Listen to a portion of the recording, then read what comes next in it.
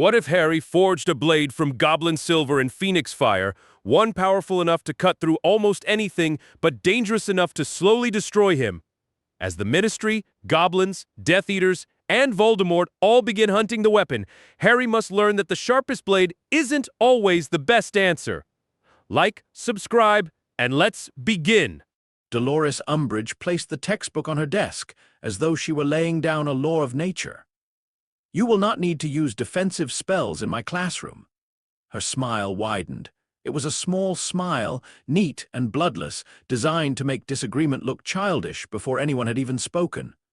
Behind her, the blackboard remained empty. No spell diagrams, no lists of countercurses, no practical exercises, only a framed collection of ministry educational decrees and a vase of pink paper flowers that shifted whenever someone breathed too close to them. Harry stared at the unopened wand beside Umbridge's hand. She carried it to class every day. She simply refused to let anyone else use theirs. Around him, pages rustled as the fifth-year Gryffindors opened defensive magical theory. Hermione's movements were sharper than necessary. Ron slouched low in his chair, glaring at the back of Seamus Finnegan's head as though imagining it belonged to someone else. Neville had placed his wand on his desk out of habit, but after one glance from Umbridge, he quietly returned it to his pocket. Harry did not move. The words carved into the back of his right hand were hidden beneath his sleeve. The pain was not. Every pulse of his heart dragged heat through the healing cuts. "I must not tell lies." Umbridge turned her round eyes toward him. "Is there a problem, Mr. Potter?" There were hundreds of problems. Voldemort had returned. Cedric Diggory was dead. The Ministry had decided that pretending otherwise was easier than preparing for war. Dumbledore would barely look at him. Sirius was trapped inside a house filled with the remains of a family that had hated him. And Harry, who had watched Voldemort rise from a cauldron and summon his followers back to him, was expected to sit quietly and read a chapter explaining why properly trained wizards rarely encountered dark magic. He could have said all of that. Instead, he looked at Umbridge's wand. "No," he said. Her smile flickered. "Good." She turned away. Harry lowered his gaze to the textbook, but he did not read a word. He had spent years reacting. A troll entered the school, and Harry reacted. The chamber opened, and Harry reacted. Sirius escaped Azkaban, and Harry reacted. Voldemort returned, and Harry reacted. Someone else always made the first move. Someone else chose the battlefield, the rules, the danger, and the cost. Harry survived what they placed in front of him, and afterward adults gathered in quiet rooms to discuss what should be done with him next. Even the Defense Association had begun as a reaction. Umbridge refused to teach them, so Hermione had created somewhere else to learn. Harry taught because his friends had asked him. He practiced because Voldemort was coming.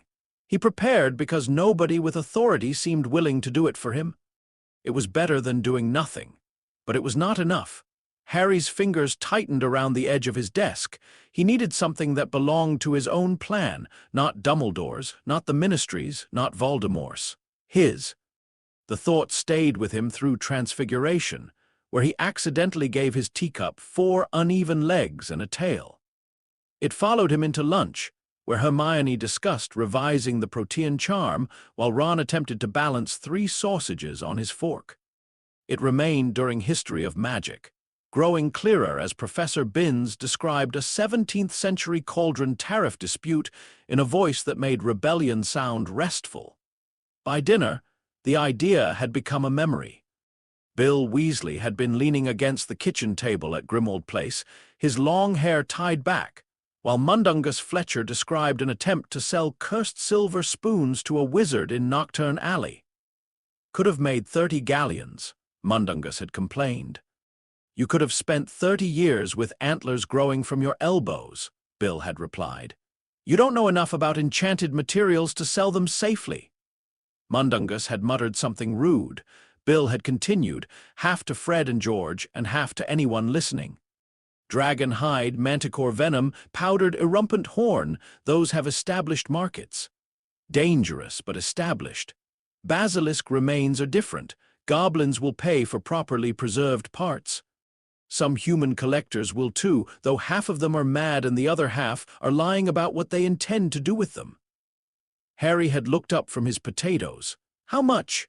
Bill had laughed, planning to slay another one. At the time, Harry had laughed with him. Now, sitting beneath the enchanted ceiling of the great hall, Harry slowly lowered his fork.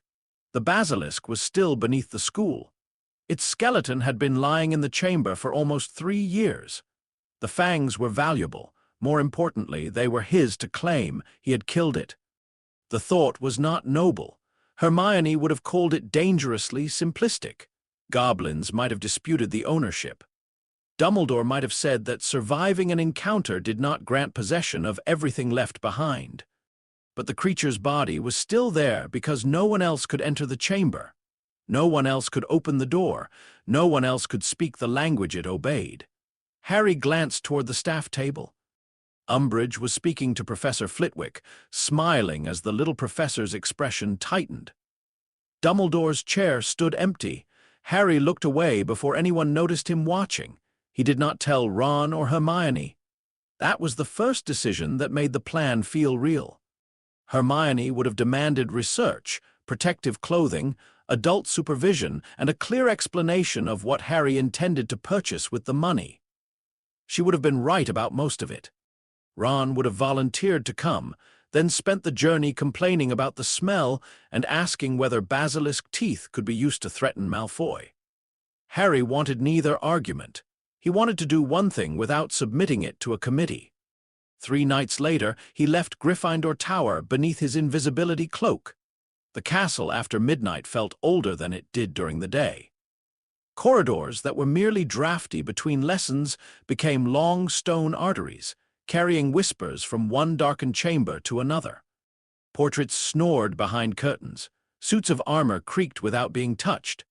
Somewhere above the 4th floor, Peeves sang a song about Umbridge and a bowl of custard until a furious portrait threatened to summon the Bloody Baron. Harry moved slowly. He carried a bag taken from the potions storeroom, 2 thick pairs of dragonhide gloves, a set of iron tongs, and 4 glass jars sealed with wax. Stealing from Snape's supplies was not ideal, but neither was handling basilisk venom with bare hands. He had also brought his wand. The fact that he might need more than that was the reason he was going. Moaning Myrtle's bathroom was empty when he entered. Moonlight shone through the tall windows, laying pale bars across the wet floor. One tap dripped steadily into a cracked basin. Harry removed the cloak and approached the sink marked with the tiny serpent. For a moment, he simply stood there. He had not returned since his 2nd year. He remembered Ginny lying pale and still on the chamber floor. He remembered Tom Riddle's face, handsome and calm, explaining how easily he had used her. He remembered the basilisk emerging from the statue's mouth, scales scraping stone. He remembered blindness, pain, and Fawkes's song cutting through the darkness. Most of all, he remembered the fang entering his arm. Harry flexed his right hand. The scar from the basilisk was faint now, nearly invisible beside the angry writing Umbridge had left across his skin. He leaned toward the sink. "Open!" The word came out as a hiss. The serpent carved into the tap shifted. Metal pipes groaned beneath the floor. The sinks moved apart, revealing the wide black mouth of the hidden passage. Harry stared into it. This had seemed like a better plan in the great hall. He placed the jars inside the bag, pulled on both pairs of gloves, and wrapped the bag's strap around his chest. Then he sat on the edge of the pipe. Lumos, his wand lit. Harry pushed himself forward. The descent was faster than he remembered. The pipe twisted beneath him, damp stones scraping against his shoes and elbows. He held his wand above his head and tried not to imagine what residue might still coat the walls. The passage dropped sharply, and his stomach rose into his throat. He landed hard among old bones. The sound traveled. Harry froze. Nothing answered. He rose, brushed filth from his robes, and followed the tunnel. The enormous snakeskin still lay across the passage, though parts of it had collapsed inward with age. Its eye sockets were empty. Dust clung to the scales. Harry stepped over it. The door to the chamber opened when he spoke. Cold air moved past him. The Chamber of Secrets waited exactly as it had been left. The stone serpents stood in their rows. Their shadows stretched across the wet floor, meeting beneath the towering face of Salazar Slytherin.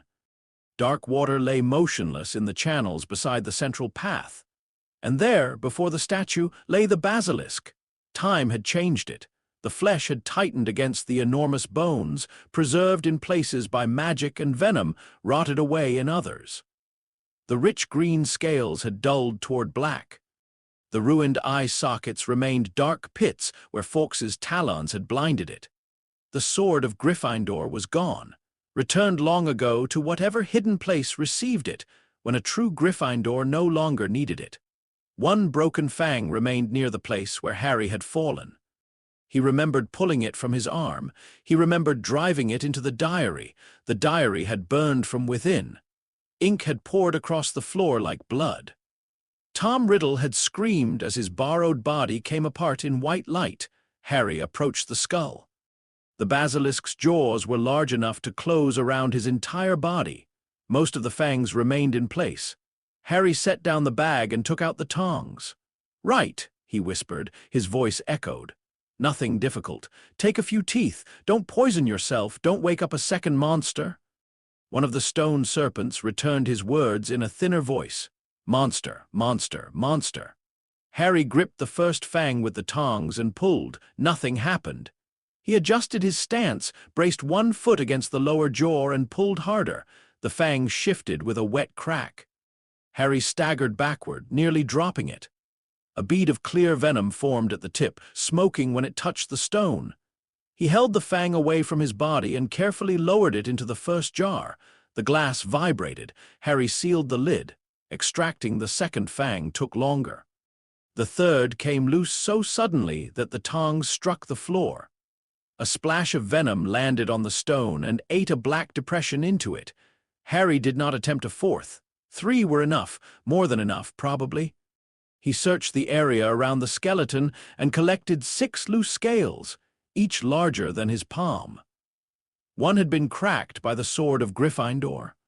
Another bore a blackened line where one of Harry's spells must have struck during the fight, though he could not remember casting anything that had mattered. He almost left it behind. Instead, he wrapped the damaged scale separately. Something about it unsettled him. The line was not merely scorched. When he touched it through the glove, his scar prickled. Harry placed it in the bag. As he secured the final jar, his wandlight passed over the basilisk's empty eye socket. For one impossible second, he thought something moved inside. Harry stepped back, raising his wand. Nothing emerged, only darkness. He told himself it had been a shadow, then he packed faster. The climb out of the chamber required assistance. Harry had prepared for that part. Dobby appeared after Harry called his name, wearing a tower of knitted hats and an expression of such delighted concern that Harry immediately felt guilty. "Harry Potter is being underneath the school again," Dobby said, looking around the chamber with wide eyes. Harry Potter is finding very dangerous places when Dobby is trying to polish trophies. "I only need help getting back to the bathroom." Dobby's gaze fell on the bag. "What is Harry Potter carrying?" "Old school property." Dobby's ears drooped. "Is old school property melting through the bag?" Harry looked down. A small smoking mark had appeared near one of the seams. Only a little. Dobby took Harry's wrist before he could object. The chamber vanished with a crack. They reappeared inside Myrtle's bathroom. Harry swayed as the room settled around him. Dobby looked severely at the bag. "Harry Potter must not carry things that melt bags. That is generally good advice. Harry Potter says this, but Harry Potter does not listen." Harry had no answer. Dobby folded his arms. Harry sighed. "I'm not planning to hurt anyone with them." It was true. The fact that he had not yet decided what he was planning made it less reassuring. Dobby studied him. House elves could produce expressions of disappointment that would have impressed Professor McGonagall. Finally, he snapped his fingers. A thick, gray pouch appeared around the damaged bag. "Dragon hide," Dobby said. "Old and ugly, but not melting. Thank you." Dobby is always helping Harry Potter. The elf glanced toward the sealed entrance. Even when Harry Potter is making Dobby wish Harry Potter was less interesting, he vanished. Harry replaced the invisibility cloak and returned to Gryffindor Tower. For 2 days, the basilisk parts remained hidden inside the bottom of his trunk beneath an old set of robes and a stack of Quidditch magazines. Harry attended lessons, completed essays, taught a Defense Association meeting, and served another detention with Umbridge. The entire time, he was conscious of the dangerous fortune beneath his bed. On the morning of the Hogsmeade visit, he woke before everyone else.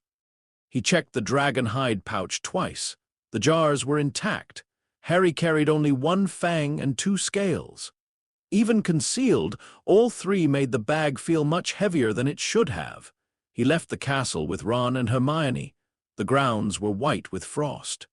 Students hurried toward the gates in groups, their breath hanging in the cold air. Filch checked names beneath Umbridge's supervision, peering into bags with open suspicion. Harry's heart beat harder as he approached. Umbridge stood beside Filch in a thick pink cloak. "Mr. Potter," she said brightly.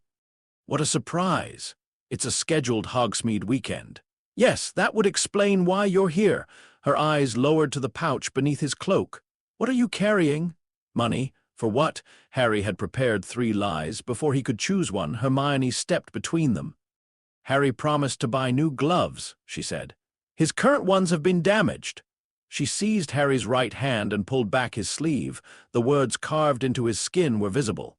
Umbridge's smile disappeared. Only for a second, Filch leaned closer, squinting. "Looks like writing." "An accident," Umbridge said. Hermione's hand tightened around Harry's wrist. "A very unusual one." Umbridge looked at her. The air between them became cold enough to rival the grounds. Then Umbridge smiled again. "You may proceed." Hermione did not release Harry until they were beyond the gates. "What is in the bag?" she whispered. "Money. You're a terrible liar. You told her the same thing." "I prevented her from searching you. That does not mean I believe you." Ron pulled his scarf higher. "Can we accuse each other somewhere warm?" Harry waited until they reached the crowded high street. "I need to do something alone." Hermione stopped. "No, I haven't told you what it is." "That usually makes it worse." "It's not dangerous." The weight of the basilisk fang pressed against Harry's side. Hermione stared at him. Ron noticed the direction of her gaze. "How dangerous is not dangerous?" "I'm selling something." "To whom?" "Gringotts." Hermione's suspicion shifted into confusion. "There isn't a Gringotts in Hogsmeade.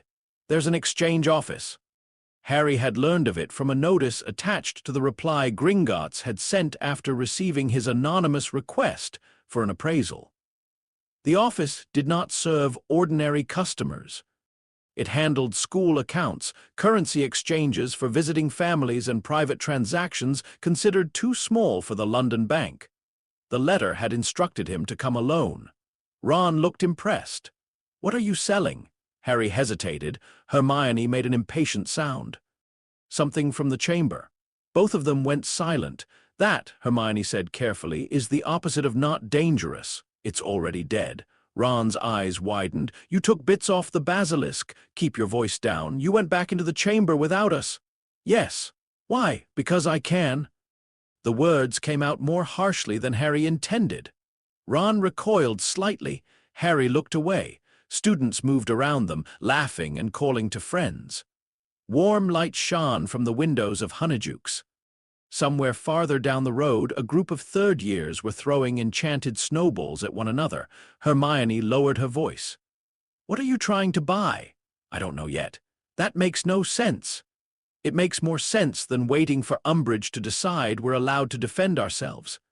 "We're already doing something about that." "The DA is for everyone else." The words silenced them again. Harry struggled to explain. "I'm teaching spells I already know. I'm helping everyone practice. But I'm still using the same wand, learning from the same books, and waiting for the same people to make the next move." "You have an excellent wand," Hermione said. "I know." "Then what are you looking for?" Harry thought of the chamber, the empty eye sockets, the venom burning holes in stone. "I'll know when I see it." Hermione looked deeply unconvinced. Ron looked worried. Neither tried to stop him. The Gringotts exchange office was located beneath a narrow shop displaying cracked scales and foreign coins. There was no sign, only a small bronze plate engraved with a hand holding a key. Harry entered alone. A witch behind the counter did not greet him. She pointed toward a door at the rear of the shop. The room beyond was windowless. A goblin sat behind a black wooden desk. He was old, even by goblin standards, with long silver hair tied at the nape of his neck and deep lines around his eyes. He wore a dark suit without ornamentation. No quill, ledger, or coin rested on the desk, only a square of folded black cloth. "Harry Potter," the goblin said. Harry stopped. His letter had not included his name. The goblin gestured to the chair. "You expected anonymity while offering remains from a basilisk killed beneath Hogwarts." Harry sat. "How did you know where it came from?" "I did not." The goblin smiled slightly. "You have now confirmed it." Harry disliked him immediately. "Who are you?" "Grimbank. Is that your name or your job?" "Yes." Harry decided not to ask again. Grimbank extended one narrow hand, the sample. Harry placed the dragon-hide pouch on the desk. Grimbank opened it without gloves. His long fingers removed one of the scales. He tilted it beneath the lamplight, studying the grain, color, and damaged edge. Then he took out the jar containing the fang. The goblin's expression did not change, but the room seemed to become quieter. "Intact venom channel," he murmured. "Minimal degradation, slain by penetrating force through the cranial cavity." "How can you tell?" "The fang remembers the death of the creature that grew it." Harry thought of the damaged scale hidden beneath his robes. "That's possible. Most materials remember. Wizards are merely accustomed to ignoring anything that does not speak loudly." Grimbank replaced the jar. "I will offer 90 galleons."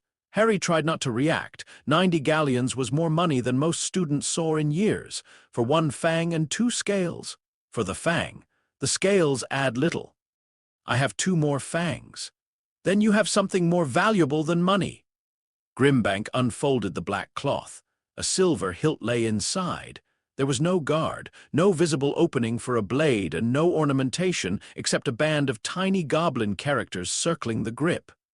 The metal was darker than ordinary silver, almost gray until it caught the light.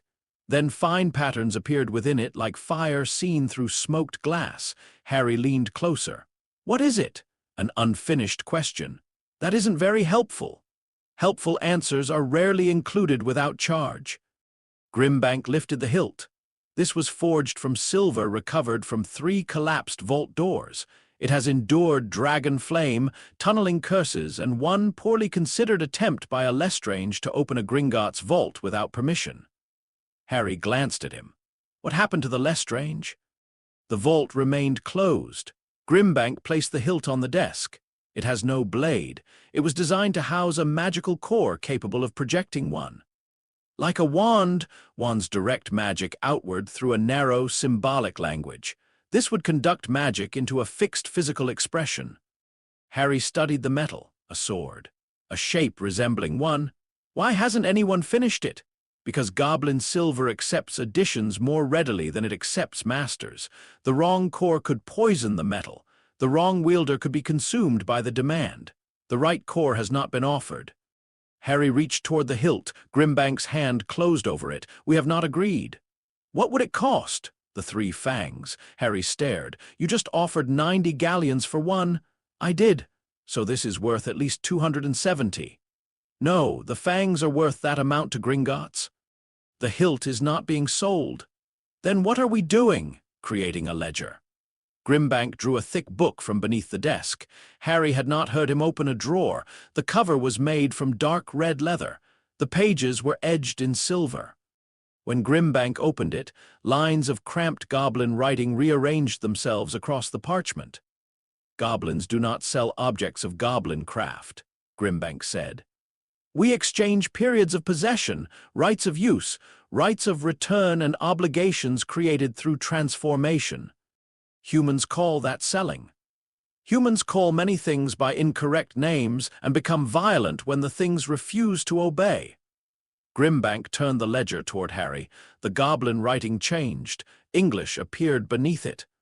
"The possessor," identified as Harry James Potter, accepts custody and lawful use of one unfinished conductive hilt of Gringotts' recognized goblin manufacture.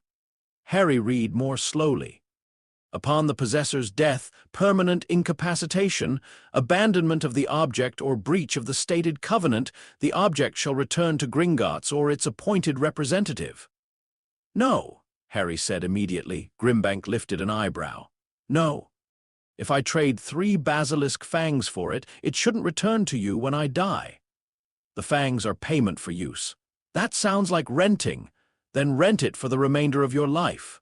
Harry almost stood, then he looked at the hilt again. It rested silently on the dark cloth, reflecting the lamplight without warmth. What else? Grimbank indicated the following lines. The possessor shall not claim authorship of the goblin-forged components. The possessor shall not knowingly employ the object against Gringotts, its recognized holdings, or a representative acting under lawful seal. Any successful joining of magical core and goblin-silver shall be entered into the Gringotts ledger within 1 lunar cycle. Gringotts retains the right to inspect, catalog, and negotiate custody of any property, magical characteristic, or retained impressions subsequently incorporated into the silver. Harry frowned. What does the last part mean? The hilt is goblin-silver. I can see that. Goblin-silver takes into itself the strengths of substances it encounters. Harry remembered the sword of Gryffindor. It absorbed basilisk venom. Grimbank's eyes sharpened. You have handled Gryffindor's sword. Once. Humans call it Gryffindor's sword because a human carried it for 1 lifetime. It was forged by Ragnarok I. He was paid for it. That is the human account. Harry thought it best not to continue. What do you mean by retained impressions? The silver may remember what it cuts, what it destroys, or what is poured through it. If it acquires a property of measurable value, Gringotts has the right to record that change. Record it or take it. Negotiate custody. That sounds like take it, only if you negotiate poorly. Harry read the contract again. There were more conditions. He could not reproduce the hilt or willingly permit another smith to study its construction. He had to notify Gringotts if it developed independent behavior, altered its physical dimensions, or began producing speech. He was forbidden from taking it through unregistered temporal displacement. Whatever that meant. One clause stated that if he used it to damage a Gringotts vault, his debt would transfer to his descendants for 7 generations. I don't have descendants. Then the clause should be easy to obey. Harry looked at the 3 empty signature lines. What happens if I don't report the core? The contract recognizes concealment as breach. And then, the hilt returns. How? Grimbank smiled without humor, reliably. Harry imagined the object vanishing from his hand in the middle of a fight. He imagined goblins appearing in his dormitory. He imagined something worse, because Grimbank clearly wanted him to. Why offer this to me? For the fangs. You already said they're worth less. I said no such thing. I said the hilt is not being sold. That isn't an answer. Grimbank folded his hands. You entered a chamber created by one of Hogwarts' founders. You killed a 1,000-year-old basilisk with a goblin-forged blade. You survived venom that should have ended your life, then used the venom to destroy an object carrying magic of unusual density. Harry's scar prickled. Grimbank watched him closely. You are now being publicly called a liar by your ministry while purchasing defensive resources without the knowledge of your guardians or headmaster. Harry's hand moved toward his wand. Grimbank did not move. You investigate your clients. We investigate risk. And what risk am I? That is what the ledger is intended to discover. Harry should have left. Hermione would have told him to leave. Bill would have warned him not to sign any goblin contract without having someone fluent in gobbledygook examine it. Dumbledore might have known what the hilt was. Sirius might have understood what it meant to accept a weapon designed by people who thought ownership continued after death, but asking them meant surrendering the decision. Harry was tired of being given only explanations after the dangerous part was over. He reread the clause concerning the core. What kind would work? Grimbank's expression became unreadable. That is not information included in the exchange. You must have some idea. Dragon heartstring would create instability. Unicorn hair would resist destructive use. Basilisk nerve would likely kill you during the first joining. Phoenix feather? For the first time, Grimbank became perfectly still. Harry did not know why he had suggested it. Perhaps because his wand contained one. Perhaps because Fawkes had saved him in the chamber. Perhaps because Phoenix fire could destroy and renew without becoming dark. Grimbank looked down at the hilt. A phoenix does not surrender what it does not wish taken, he said. If you attempt to acquire such a core by force, the hilt will be the least of your problems. But it could work. It could do many things. That isn't an answer either.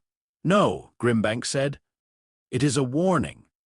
He turned the ledger. The signature line waited. Harry looked at the hilt. He thought of Umbridge's classroom. He thought of the words on his hand. He thought of Voldemort standing in the graveyard while every spell Harry knew became suddenly, horribly inadequate. Then he signed. The ink turned silver beneath his name.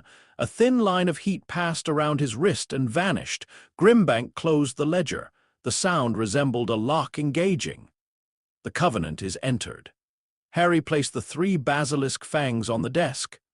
Grimbank counted them, though there was no possibility of confusion. Then he wrapped the hilt in the black cloth and handed it across. The moment Harry touched it, the silver became warm, not hot, recognizing something faint moved through the grip, like the memory of a distant impact. Stone breaking, metal screaming, fire striking a vault door and failing to pass through, Harry nearly dropped it. Grimbank watched. "Goblin-silver remembers," he said. "Take care what you teach it." Outside, Hermione and Ron were waiting beneath the awning of the abandoned shop opposite. Ron held 3 bags from Honeyjukes. Hermione held none. She looked at Harry's empty hands. "Well, I sold them. For how much?" "Not money." Hermione shut her eyes briefly. "What did you exchange them for?" Harry touched the hidden hilt beneath his cloak. Something unfinished. Ron offered him a sugar quill. "You've been talking to goblins too long." Harry did not show them the hilt, not that day. For the rest of the Hogsmeade visit, it remained against his side, heavier than its size should have allowed. Sometimes it felt warm, sometimes cold. Once, while passing an old iron gate, Harry thought he felt a faint vibration through the cloth. By the time they returned to Hogwarts, he had begun to wonder whether the exchange had been a mistake. Then Umbridge confiscated a 4th-year Ravenclaw's wand for casting a warming charm in the entrance hall. Harry stopped wondering. 3 days later, Professor McGonagall found him outside charms. "The headmaster wishes to see you." Harry's stomach tightened. "Why?" "If I knew, Potter, I would have said so." Her eyes moved briefly to his school bag.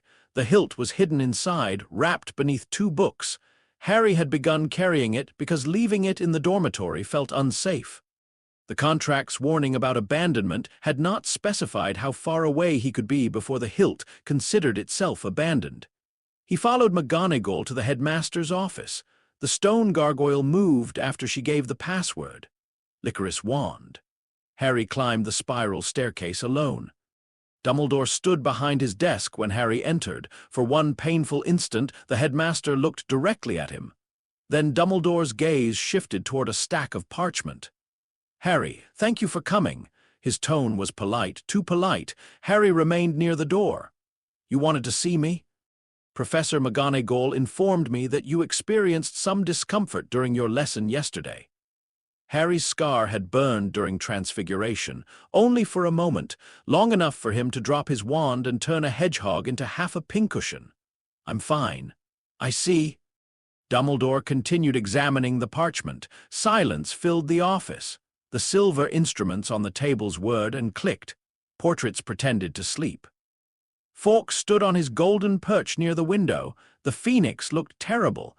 His feathers had lost their brilliant color. Patches of dull red clung unevenly to his thin body. His eyes were clouded, and each breath caused his narrow chest to tremble. Harry took a step toward him. "What's wrong with Fawkes?" Dumbledore finally looked up. "He is approaching his burning day." Harry remembered the small, featherless creature Fawkes had become after bursting into flame during Harry's 2nd year. "Is it supposed to look painful?" "Change often does." Fawkes opened one eye. A soft note left his beak. Harry felt the sound travel through him, easing a tension he had not noticed in his shoulders. Dumbledore's gaze moved toward Harry's bag, not casually. Harry felt certain the headmaster knew something was inside. Dumbledore knew everything eventually. That was part of the problem. "Has it hurt often?" Dumbledore asked. "My scar?" "Yes. Sometimes." When Harry thought of Grimbank saying the basilisk fang remembered the object Harry had destroyed. He thought of the damaged scale hidden in his trunk. He thought of Voldemort's rage passing through him during lessons. Usually when Voldemort is angry. One of the sleeping portraits inhaled sharply. Dumbledore's expression did not change. "You must inform Professor McGonagall if the pain intensifies." "Why not you?" The question escaped before Harry could stop it. Dumbledore's hand tightened around the parchment. Harry waited for an explanation, for an apology, for the headmaster to look at him for longer than a second. Instead, Dumbledore lowered his eyes. "There are matters requiring caution." Harry laughed once. There was no humor in it. "Right." Fawkes cried out. The sound was weak but sudden. Harry turned. The phoenix shuddered on the perch. One long tail feather detached from his failing plumage and drifted downward. It did not fall normally. The feather moved through the air in a slow spiral, glowing at the edges with faint golden light. It passed the perch, crossed the space between Harry and Dumbledore, and floated directly toward Harry's chest. Harry raised his hand. The feather settled across his palm. Warmth entered his skin. The office disappeared. For the briefest moment, Harry felt a tower of flame rising around him. Not burning him, passing through him. He heard wings beating inside an endless red sky. He felt exhaustion so complete it became peace, followed by the first impossible spark of beginning again. Then the vision ended. Harry stood in Dumbledore's office with the feather in his hand. Fawkes watched him. Dumbledore was staring openly now, not at Harry's scar, not at his eyes, at the feather. Harry expected him to ask for it. He expected a warning, a lecture, or one of the long explanations Dumbledore offered only after deciding how much truth Harry was allowed to receive. Dumbledore said nothing. His face had gone very still. Harry closed his fingers carefully around the feather. Did he mean to do that? Fawkes gave a soft note.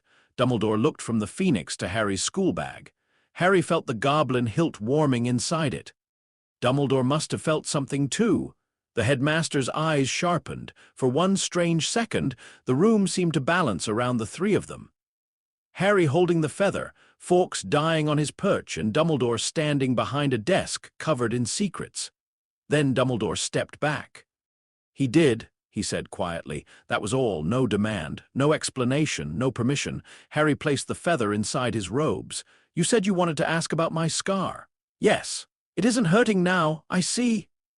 "Can I go?" Dumbledore looked as though there were 100 things he wished to say. "Of course." Harry reached the door. Behind him, Fawkes began to sing.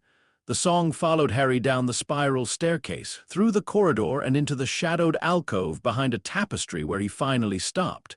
His hands were shaking. He opened his school bag. The hilt lay wrapped beneath his books. Harry removed it. Even through the black cloth, silver light shone around its shape.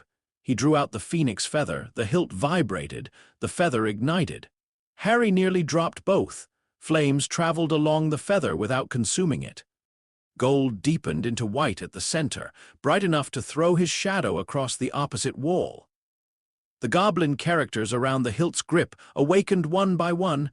Harry did not understand the words. He understood the invitation. There was a narrow seam at the base of the hilt, invisible until the feather came near it. A place for a core. A place waiting to be filled. Harry remembered Grimbank's warning. A phoenix does not surrender what it does not wish taken. Fawkes had chosen, Dumbledore had seen. And for reasons Harry did not understand, he had allowed Harry to leave. Footsteps echoed at the end of the corridor. Harry quickly separated the feather from the hilt. The fire vanished. The silver characters faded. He wrapped the hilt, hid the feather inside his robes, and continued walking. The two objects remained apart, for now. But Harry could feel the possibility between them, hot and narrow as the first spark struck against dry kindling. For the first time that year, he was no longer waiting for someone else to make the next move. Harry did not sleep.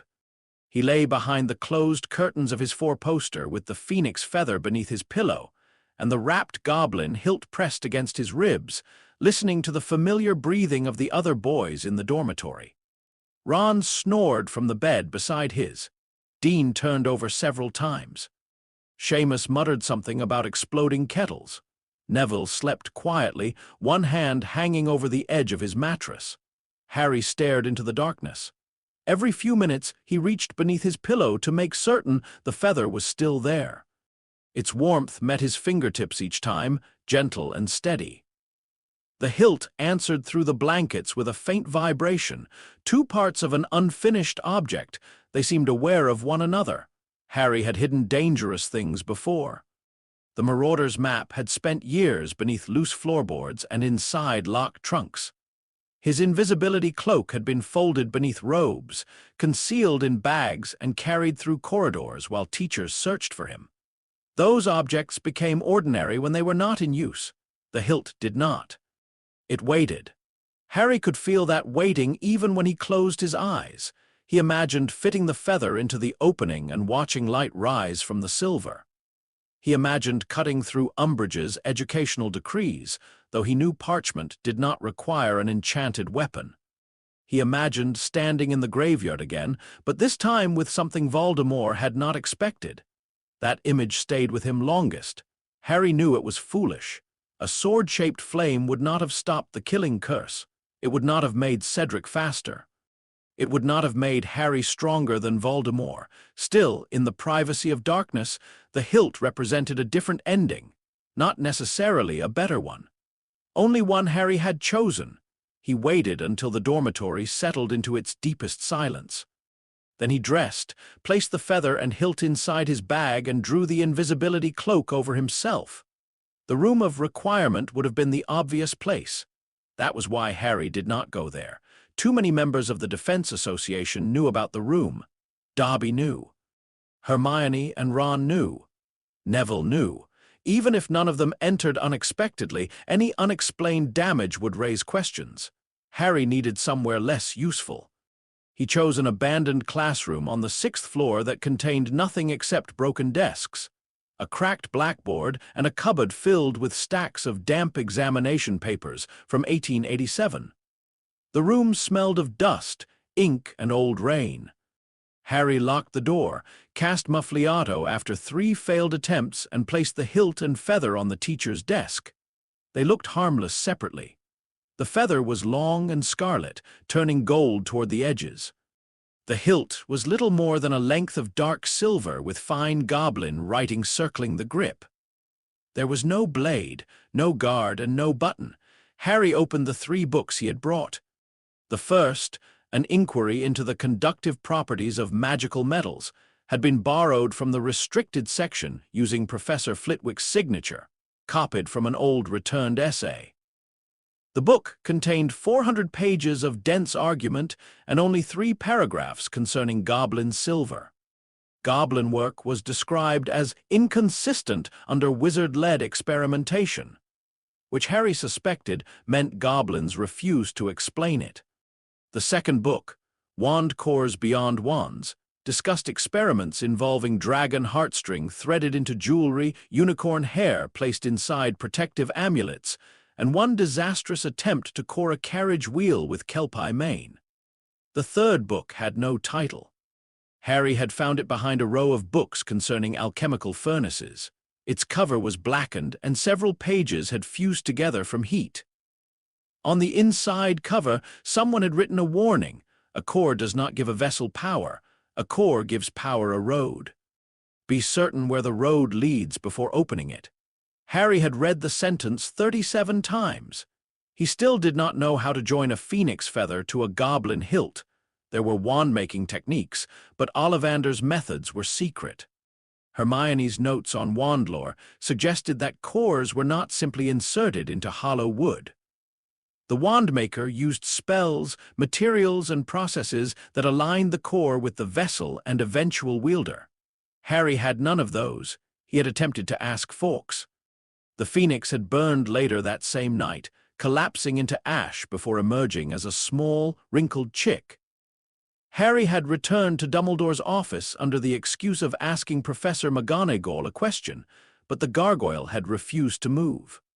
Even if he reached Fawkes, Harry doubted the phoenix would explain crafting theory. Harry rubbed his eyes. The candle on the desk had burned down by nearly an inch. He picked up the hilt. The hidden seam appeared only when the feather came close. It ran around the bottom of the grip, finer than a hair. Harry had tried twisting it, tapping it with his wand and speaking to it in Parseltongue. Nothing had worked. He held the feather above the seam again. The goblin characters brightened. One symbol repeated more strongly than the others. Harry copied it onto parchment. It resembled a flame inside an open hand. The nearest matching character in the goblin translation notes meant several things depending on context. Welcome, debt, invitation, hunger, or door. Harry disliked the final two. He turned the hilt in his hand. "What do you want?" The metal vibrated. "Helpful." Harry placed the feather against the seam. It ignited. Golden fire traveled along the plume, illuminating the abandoned room. The feather did not burn away. Its light reflected inside the dark silver, revealing layers Harry had not seen before. The hilt was not hollow. It contained hundreds of impossibly thin channels spiraling around an empty central space. They crossed and recrossed like veins, each narrower than thread. The flame-shaped character brightened. Harry raised his wand. Revelio. Nothing changed. Specialties Revelio. The silver channels flashed. Pain shot through Harry's palm. He dropped the hilt. It struck the desk and rolled to the floor. The feather's fire went out. Harry stared at his hand. A red line crossed his skin where the goblin writing had touched him. Not a cut, a mark. The hilt had reacted to his magic. Harry slowly picked it up again. The metal was warm. A core gives power a road. He looked from his wand to the hilt. Wands conducted magic from the wizard through the core and out through the wood. The hilt appeared designed to work in reverse. It did not need a separate spell to join the core. It needed magic moving through the core into the silver. Harry slid the feather toward the seam until its tip rested against the opening.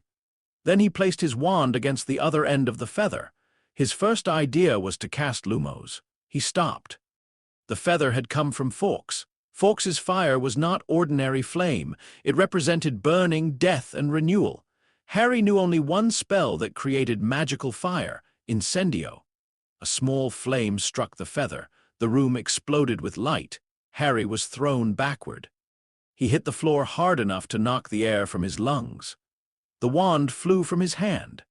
The desks around him scraped away as a circular wave of heat expanded from the teacher's table. The candles went out. The phoenix feather remained suspended above the hilt. It burned white, not yellow, not orange. White fire curled around it in tight spirals, bending inward rather than spreading outward. The hilt rose from the desk and turned upright. Harry pushed himself onto one elbow. The feather began to descend. Slowly it passed through the seam at the base of the grip. The silver opened around it without separating.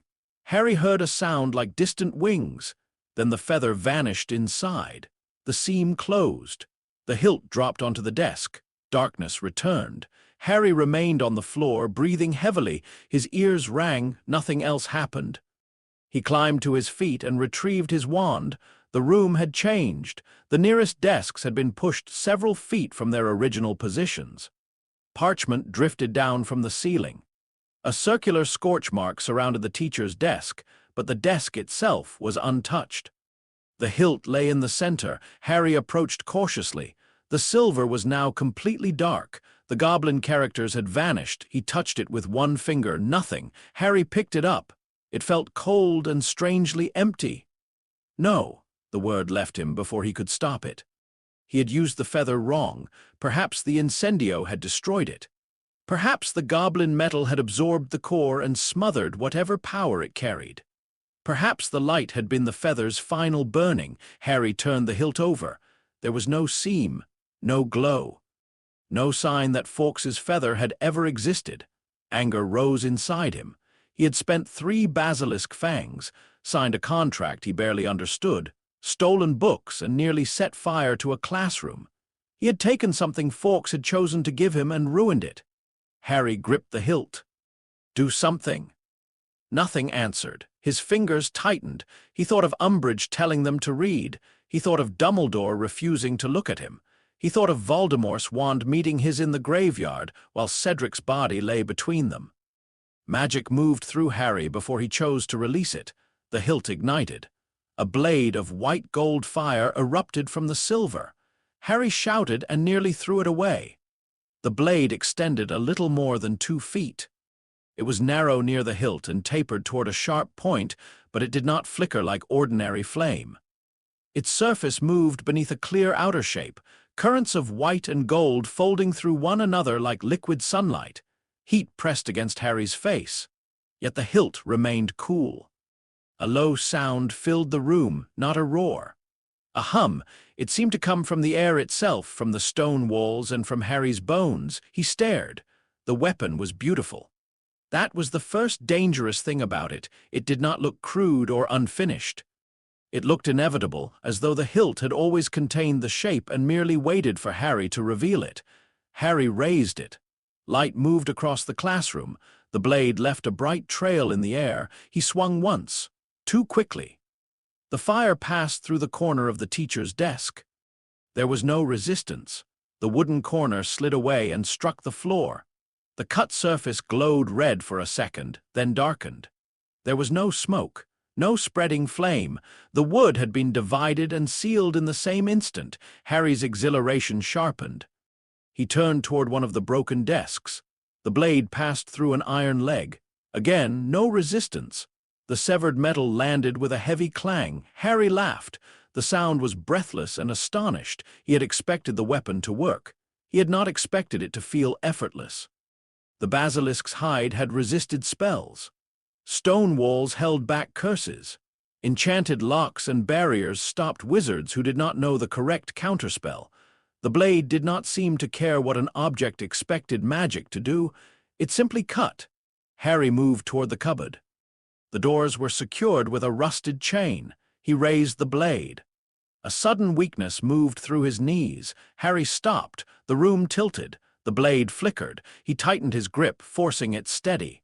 The weakness worsened. It felt as though he had run for miles without eating.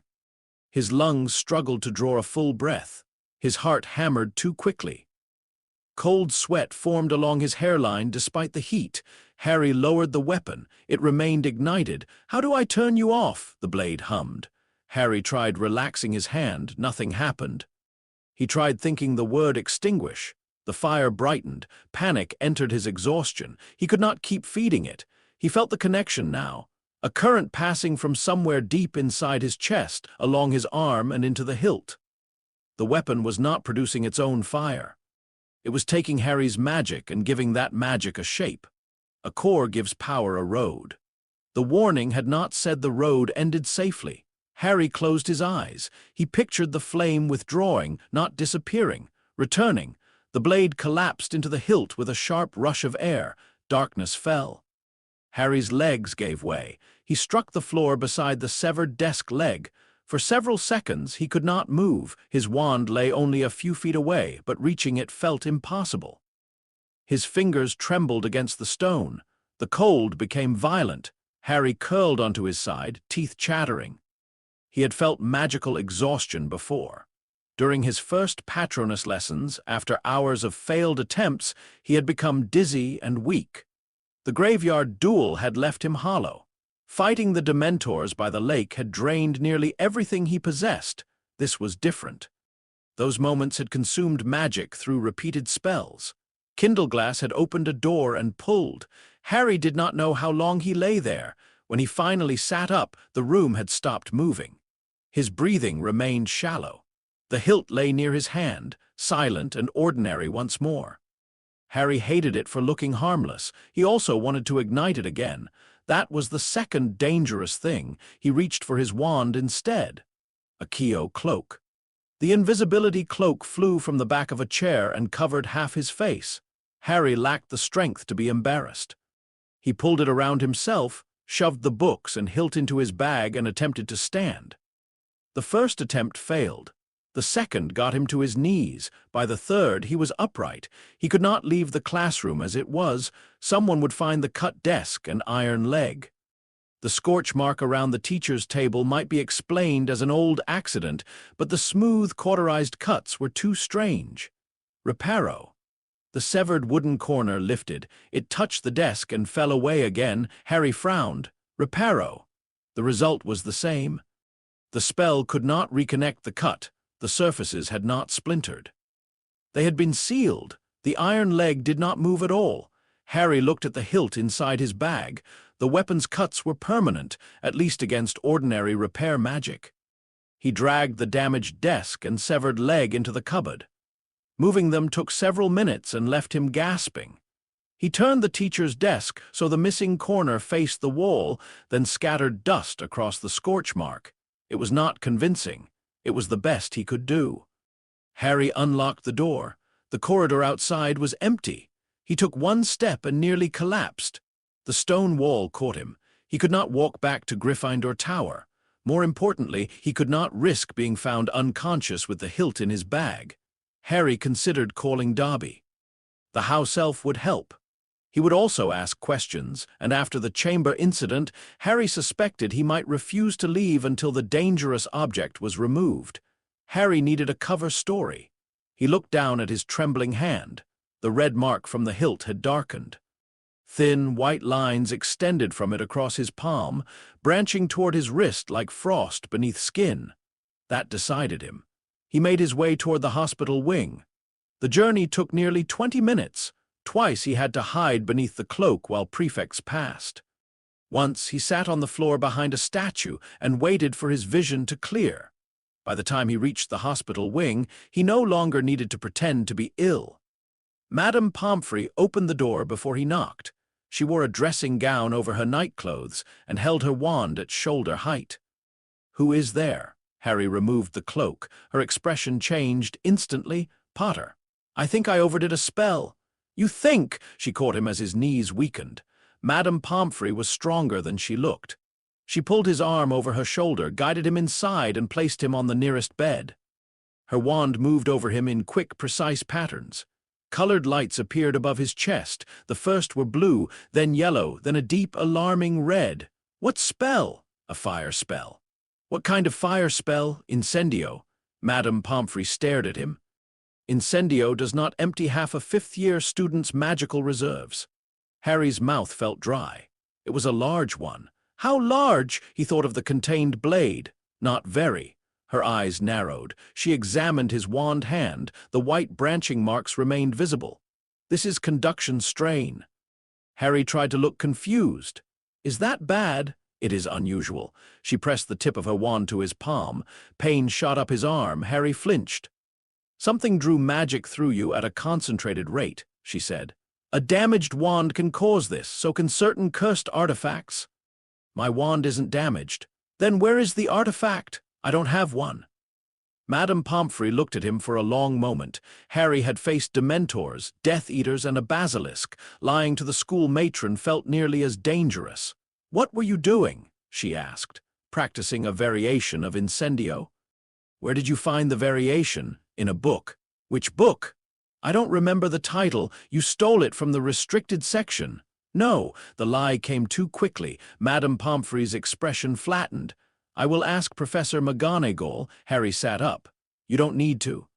She pushed him down with one finger. "You arrived shortly before 2 in the morning suffering severe magical depletion, circulatory shock, and what appears to be early-stage channel scorching.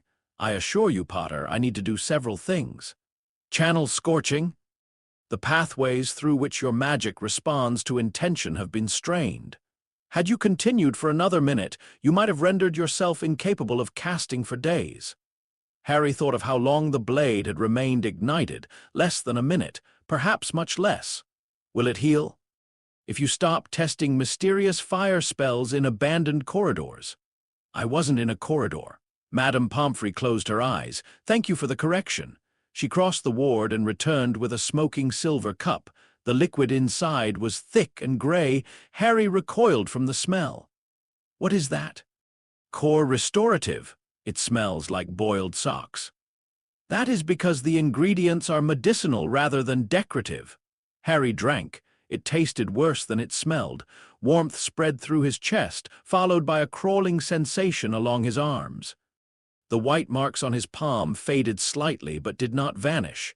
Madame Pomfrey drew the curtains around the bed. "You will remain here until morning. I have class. You will not perform magic for 24 hours. Umbridge will give me detention if I miss defense. Then I shall inform Professor Umbridge that you are medically prohibited from attending." Harry almost smiled. Madame Pomfrey saw. "Do not look pleased. You are also prohibited from attending your clandestine spell practice group tonight," Harry choked. "I don't know what you mean." "Of course not." She turned away. Harry's relief faded when he felt the hilt inside his bag beneath the bed. Madame Pomfrey had not searched it, yet. He waited until she entered her office. Then he reached down, found the wrapped weapon and pushed it beneath the mattress. The metal was warm. Harry withdrew his hand. A sensation brushed the edge of his awareness. Dry wood, rusting iron, dust. He froze. The sensation vanished. Harry touched the hilt again. For a moment, he smelled the abandoned classroom despite the clean linen and sharp potions surrounding him. He saw, not with his eyes exactly, the teacher's desk beneath the blade. He felt the grain separate. He felt the iron leg heat and divide, then something else. A faint impression of irritation, not emotion, friction. The iron had once resisted rain. The wood had carried spilled ink, scratched names, and the weight of generations of board students. The hilt held no complete memories, only fragments of contact. Harry removed his hand. Grimbank's words returned, "Take care what you teach it." Harry had taught it wood and iron. The first things Kindleglass had ever cut. He wondered whether that mattered. He hoped it did not. By morning, the shaking had stopped. Madame Pomfrey released him after breakfast with a written prohibition against spellcasting and a bottle of restorative potion he was instructed to drink every 4 hours. She did not mention Professor McGonagall. Harry suspected that meant she intended to speak to her later. Ron and Hermione were waiting outside. Hermione's face was pale with fury. Ron looked as though he had not slept. "What happened?" Ron demanded. Harry glanced down the corridor. "Not here." They followed him to an empty staircase. Hermione crossed her arms. "Madame Pomfrey said you nearly burned out your magical channels. She said they were strained. That is not better." Harry removed the black cloth from the hilt. Neither spoke. Ron stared. Hermione's anger shifted into disbelief. "That's what the goblin gave you?" Harry nodded. "It was unfinished." "Was?" Harry drew the phoenix feather's empty wrapping from his pocket. Hermione looked from it to the hilt. "No, Fawkes gave it to me." "Fawkes gave you a feather, so you put it inside an unknown goblin artifact. When you say it like that, how else should I say it?" Ron reached toward the hilt. Harry moved it away. "Don't." That stopped both of them. "It reacts to magic," Harry said. "I'm not sure whether it would react to yours." "What does it do?" Ron asked. Harry looked at Hermione. She already knew the answer would be bad. "It makes a blade." "A metal one." "Fire." Ron's expression brightened despite everything. "A fire sword?" "It isn't a sword," Hermione said automatically. "You haven't seen it." "I've seen Harry after using it." Harry rewrapped the hilt. "It works." "You collapsed," Hermione said. "It cuts through things." "You collapsed." "I know." "Do you?" Her voice rose. "You went into the chamber alone. You made a private agreement with a goblin you had never met. You hid a phoenix feather inside an artifact you did not understand, then poured enough magic into it to put yourself in the hospital wing." "I didn't pour it in. It took it." Hermione became still. "That is worse." Harry knew she was right. He hated hearing it. "It stopped when I wanted it to stop." "After how long?" "I don't know."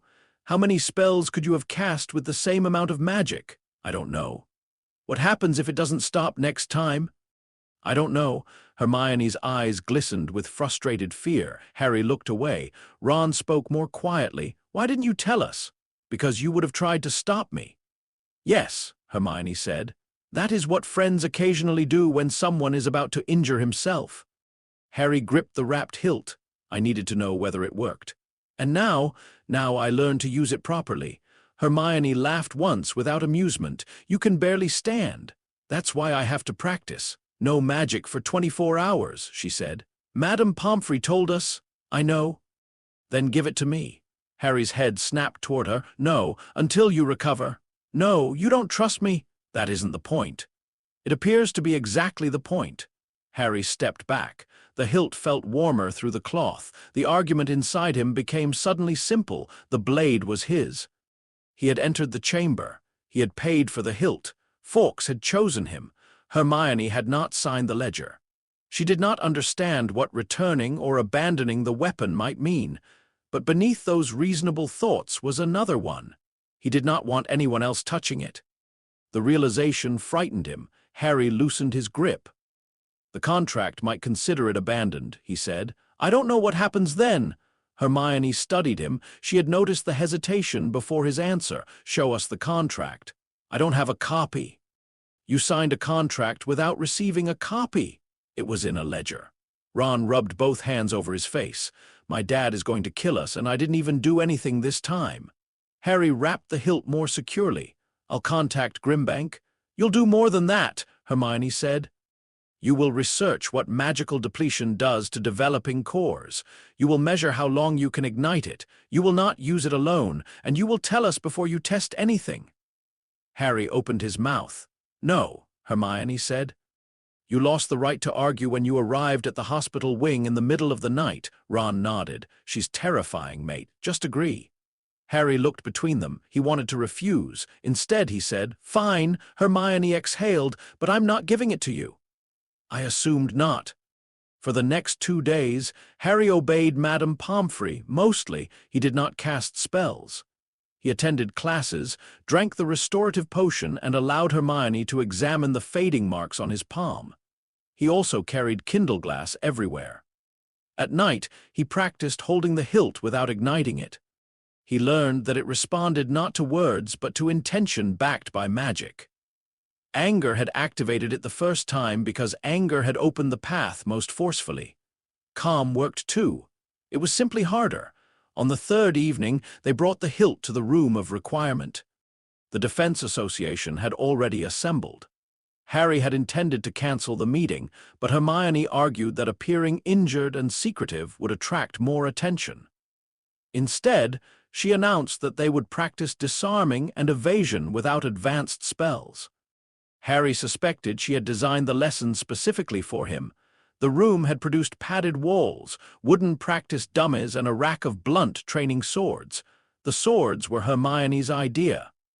"Why are we using these?" Zacharias Smith asked. "Because not every confrontation begins with a wand drawn," Hermione replied. "That sounds suspiciously like something Professor Umbridge would say." "No," Harry said. "Umbridge would tell you to read about swords." Laughter moved through the room. The tension eased. Harry demonstrated basic movement with Ron. Neither of them knew real swordsmanship, but Harry understood distance from dueling and Quidditch. Ron had experience with older brothers who considered broom handles acceptable weapons. They were clumsy. That was useful. Harry wanted everyone to see that unfamiliar tools made even competent spellcasters awkward. After 20 minutes, the group divided into pairs. Neville stood opposite Harry. He held the blunt wooden sword with both hands. "Are you sure?" Neville asked. "About what? You were in the hospital wing." "I'm fine." Hermione, standing nearby, made a doubtful noise. Harry ignored her. "First touch wins," he told Neville. "No magic."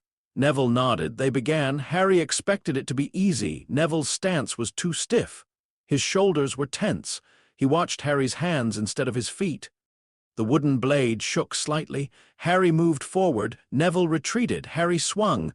Neville blocked late, stumbled, and nearly dropped his sword. Several students laughed. Neville's face reddened. Harry lowered his weapon. Again. The second attempt lasted longer. Neville still retreated, but this time he moved sideways. Harry followed, pressed forward, and forced him toward the padded wall. Harry feinted left. Neville raised his sword. Harry changed direction and touched the wooden blade against Neville's shoulder. "Point," Ron said. Neville nodded. "Again." On the third attempt, Harry noticed the wrapped hilt resting on a table near Hermione. He had brought it to test later. Just seeing it changed the wooden sword in his hand. The practice weapon felt slow, dull, unimportant. Harry imagined Kindleglass igniting. Neville's wooden blade would not stop it. Neither would the training dummy, the wall, or probably the door behind them. A single cut could end the exchange. "Harry," Neville said. Harry realized they had already begun. Neville advanced. Harry blocked hurriedly. The impact jarred his recovering hand. Neville stepped closer, crowding him. Harry attempted to bring the wooden sword around. Neville struck his wrist. Harry dropped it. The room went quiet. Neville froze. "I'm sorry." Harry stared at the sword on the floor. "You won. I hit your hand." "That was the point, but you weren't ready." "In a fight, that wouldn't matter." Neville looked uncertain. Harry retrieved the wooden sword. Again, they reset. This time Harry focused. He watched Neville's feet and shoulders. Neville moved cautiously, expecting Harry to attack. Harry waited. The hilt remained at the edge of his vision. When Neville stepped forward, Harry thought of the fire blade again. He imagined its effortless cut. His next movement was too wide. Neville ducked beneath it. The blunt sword touched Harry's ribs. "Point," Neville said, sounding surprised. Ron laughed. "Careful, Harry." Longbottom's building a streak. Harry smiled despite himself. Again. The third exchange ended even faster. Harry attacked aggressively. Neville gave ground, then deliberately caught Harry's wooden blade against his own. Instead of trying to overpower him, Neville turned his wrists and stepped aside. Harry's sword slid away. Neville's shoulder struck Harry's chest. Harry lost his balance. A moment later, he was on the floor with Neville's wooden blade resting against his robe. The room remained silent. Neville lowered the sword. "I saw Professor Flitwick show that movement during the dueling lesson." Harry sat up. "You remembered it?" Neville shrugged. "After you used it on Ron." Ron looked offended. "That happened once." "3 times, Hermione said. Harry looked toward the wrapped hilt. The weapon could have cut Neville's sword. It could have cut the floor beneath him, the wall behind him, and perhaps every protective object the room of requirement had produced. None of that would have prevented Neville from striking first. Kindleglass had not made Harry faster. Thinking about it had made him careless. Harry stood. "Everyone stop." The pairs turned. Harry held up the wooden sword. "This is why we're practicing." He pointed toward Neville. "He beat me because I assumed having the better weapon mattered more than watching what he was doing." Neville flushed. Harry continued. "If someone has a stronger spell, a rarer wand or some object you've never seen before, that doesn't mean they've already won. It might mean they expect you to panic." His eyes returned to the black-wrapped hilt. "And if you're the one holding the unusual weapon, don't assume it will fix your mistakes." Hermione's expression softened slightly. "Again?" Neville asked. Harry raised the wooden sword. Again. Neville beat him 2 more times before the meeting ended. Harry won the final exchange. Only because he stopped looking at the weapon on the table. After the others left, Ron locked the door. Hermione placed 3 measuring instruments around the practice area.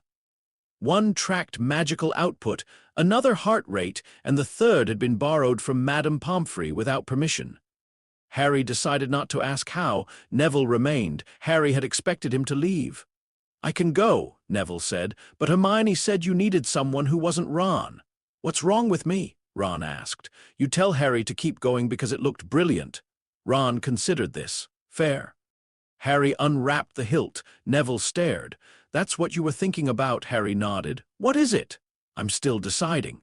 "That means he doesn't know," Hermione said. Harry gripped the hilt. "You all stay behind the line." Hermione pointed her wand at the instruments. "Maximum of 5 seconds." "I was going to try 10, 5, 8, 5, 7. Harry, fine." He faced the reinforced practice dummy. The hilt rested quietly in his hand. Harry breathed in. He did not use anger. He thought of Fawkes's song. He imagined warmth moving from his chest, through his shoulder, down his arm, and into the phoenix core. Kindleglass ignited. White gold light filled the room. Ron whispered something admiring. Neville took a step backward. Hermione watched the instruments. 1. Harry felt the draw immediately. Less violent than before, still present. 2. The blade hummed.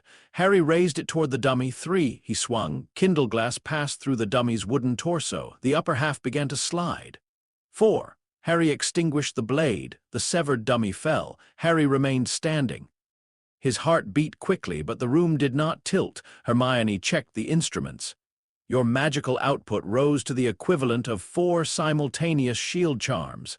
For 4 seconds? 5. You counted slowly. I did not. Ron approached the dummy. The cut surface was smooth and blackened. No blood, he said. It's wood, Hermione replied. You know what I mean. Harry did. The blade would seal living flesh the same way. No blood, no mess, only a permanent blackened line where something had been separated. The thought removed some of the weapon's beauty. Neville crouched beside the lower half of the dummy. Can it be repaired? No, Harry said. Hermione cast Reparo. Nothing happened. She tried a more advanced mending charm. The two halves touched, then separated. The damage has been stabilized, she murmured. The spell doesn't recognize it as broken. It recognizes 2 complete surfaces. Harry touched the extinguished hilt to the cut. The impression returned wood, heat, separation. Beneath it, something new had joined the earlier memory, the room of requirement, the dummy's purpose. Blunt impacts from hundreds of practice spells. Harry pulled the hilt away. What? Hermione asked. It remembers. She became very still. Explain. Harry described the sensations from the hospital wing. Hermione took the hilt carefully after he wrapped it in the black cloth. Nothing happened. No reaction? Only to you, apparently, or only after ignition. She returned it. Harry touched the silver directly. The impression of the dummy remained faint but present. The first cut had not disappeared beneath the second. The desk and iron leg were still there, layered beneath the new memory. Kindle glass was collecting them. Ron looked uncomfortable. So every time you cut something, it keeps a piece. Not a piece, Hermione said. An imprint. That sounds like a clever word for peace. Neville looked at the severed dummy. What happens when it cuts something dark? No one answered. Harry thought of Tom Riddle's diary. The sword of Gryffindor had absorbed basilisk venom and become stronger because of it. Grimbank had said goblin-silver did not ignore what it encountered. Kindle glass would retain whatever Harry taught it would. Iron, warded objects, dark magic, perhaps people. Harry closed the black cloth around the hilt. We find out before I use it against anything. Hermione looked at him. You mean we research it? Yes. You do not test it on a cursed object. No, you do not take it into the forbidden forest. No, you do not go back to Grimbank alone. Harry hesitated. Hermione pointed at him. Harry, fine. Ron leaned toward Neville. She's added contract negotiations to the DA curriculum. Hermione ignored him. Harry placed Kindle glass inside his bag. The hilt felt heavier now, not physically.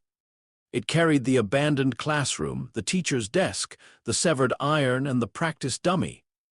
Tiny impressions, faint enough to ignore, but present, permanent. Harry had wanted something that belonged to his plan. He had imagined that meant control. Instead, he had made an object that recorded every choice he made with it. As they left the room of requirement, Neville walked beside him. You know, Neville said, you were better with the wooden sword after you stopped trying to win quickly. Harry glanced at him. Is that advice? Neville smiled awkwardly. Maybe. Harry considered the 5-second ignition, the exhaustion waiting beyond it, the permanent cuts, the quiet memories gathering inside the silver. Winning quickly had been the entire appeal, one swing through a barrier, one answer no one else possessed. One advantage Voldemort had not prepared for, but the blade did not remove danger, it compressed it. Every second of power became a debt paid from Harry's body. Every cut remained inside the metal. Every use created evidence that something new existed. Harry touched the bag. Kindle glass answered with faint warmth. 4 seconds had cost the magic of several shield charms. The first ignition had nearly emptied him. And already, Harry wanted to know whether he could endure 10. He understood then that the weapon's greatest danger was not that it might fail. It was that it worked exactly as promised. Harry returned to Gryffindor Tower with his friends around him, and the unfinished consequences of his first cuts resting silently against his side. The mark on Harry's palm faded everywhere except beneath moonlight. During the day, it looked like a pale line crossing the center of his hand, no stranger than the scars left by Quidditch or broken glass. At night, silver-white branches spread from it toward his wrist, thin as frost on a window, Hermione noticed on the third evening. They were seated in the library with 3 towers of books between them. Ron had fallen asleep over 20th century innovations in protective enchantments, his cheek pressed against a diagram of a self-sealing cauldron. Harry had been turning a page when moonlight passed through the high windows. Hermione caught his wrist. "What is that?" Harry followed her gaze. The pale branches shone against his skin. "It's lighter than it was." "That isn't what I asked." "Madame Pomfrey called it conduction strain. You told me the marks were fading. They are in sunlight." Madame Pince looked toward them. Hermione lowered her voice. "Does it hurt?" "No." "Does the hilt react when the marks appear?" Harry glanced at his schoolbag. Kindleglass rested inside, wrapped in black cloth beneath his defense textbook. He could feel its presence now without touching it. Not thoughts or words, only a faint pressure as though the weapon occupied more space in his awareness than it did in the bag. "Sometimes it gets warm." Hermione's expression sharpened. When I'm angry, when I use magic, when it's near certain materials." "What materials?" "Iron, old wood." "The practice dummy." "Things it has cut." Harry nodded. Hermione released his wrist. "That means the connection remains active even when the blade isn't ignited.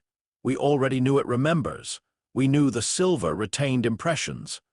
We did not know your magical channels might remain linked to those impressions." Ron snored softly. Madame Pince glared. Hermione kicked Ron beneath the table. He woke with a strangled sound and looked around. "Did something attack us?" "Only your academic discipline," Hermione said. Ron wiped ink from his cheek. "Did we find anything useful?" "We found 6 references claiming goblin-silver is temperamental, 4 suggesting phoenix feathers become unstable outside wand wood, and 1 wizard who attempted to create a phoenix-powered cooking stove." "What happened?" "He burned down his house." Ron looked at Harry's bag, promising. Harry closed the book in front of him. They had spent 3 days searching and discovered almost nothing. Goblin craft appeared in wizarding books only when something had gone wrong. Goblins did not publish their methods, and wizards who attempted to copy them usually omitted enough detail to make their accounts useless. Phoenix cores were no easier. Every source repeated the same basic facts. Phoenix feathers were rare, powerful, and difficult to master. None discussed what happened when one was placed inside goblin-silver and fed directly from a wizard's magical core. Kindleglass did not exist in any book. That had once made Harry feel triumphant. Now it felt like standing on a staircase that had never been tested while hearing cracks beneath every step. Hermione pulled a sheet of parchment toward her. "We need rules." "We have rules," Ron said. "Don't hold it when it's on. Don't let Harry hold it when he's angry. Don't use it indoors." "We tested it indoors." "That explains the first rule." Hermione ignored him. "No more than 5 seconds per ignition until Madame Pomfrey confirms the marks have healed." "She can't confirm it without asking what caused them," Harry said. "Then no more than 5 seconds until they vanish completely." Harry said nothing. Hermione looked at him. "You were going to argue." "I was considering it. You were considering being wrong."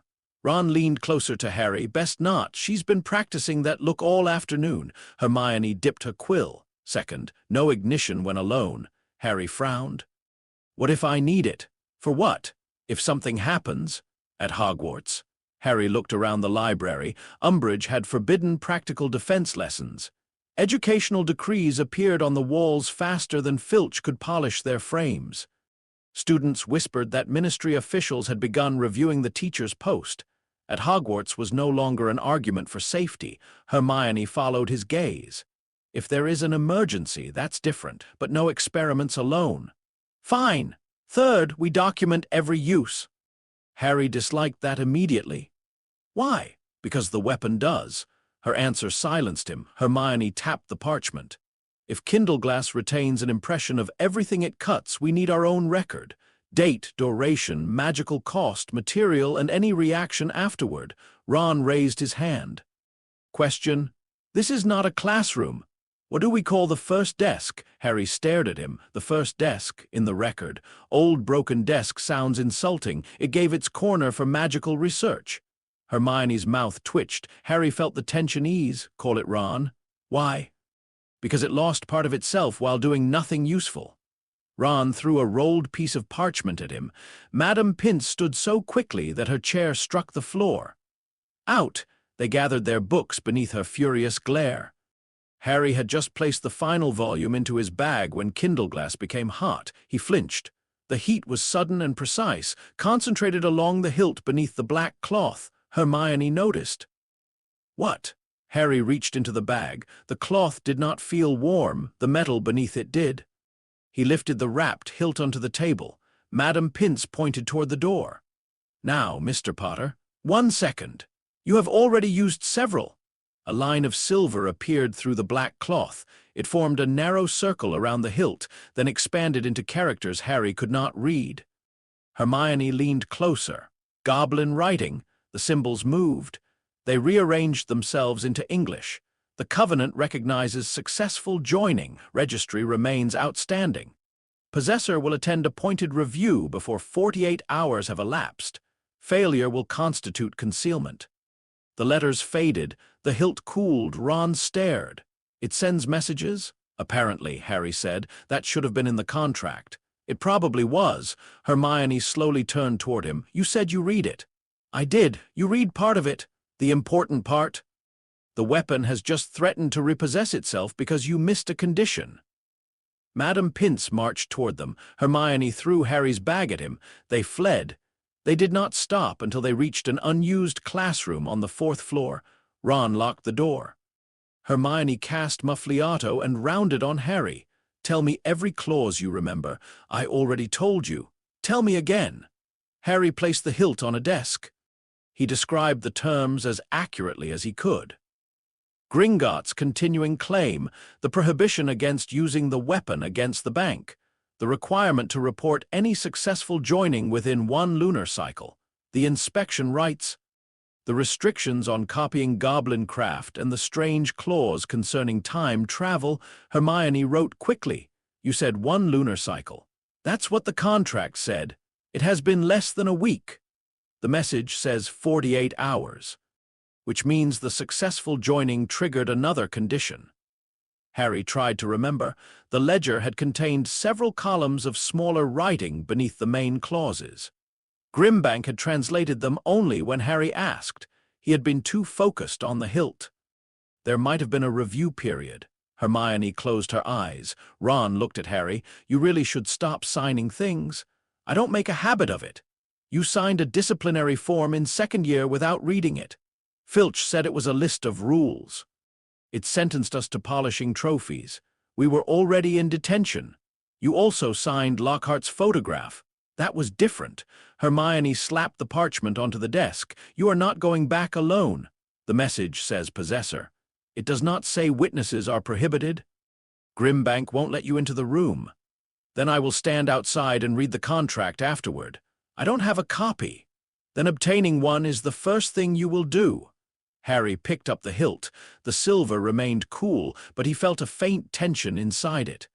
The contract was not a piece of parchment stored in a goblin office. It was part of the weapon, perhaps part of him now too.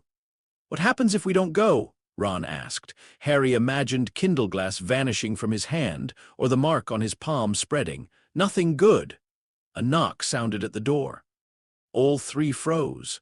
The handle moved. Ron grabbed the hilt from Harry and shoved it beneath his jumper. Hermione pointed her wand at the door. Harry placed himself between them and whoever was outside. The knocking came again.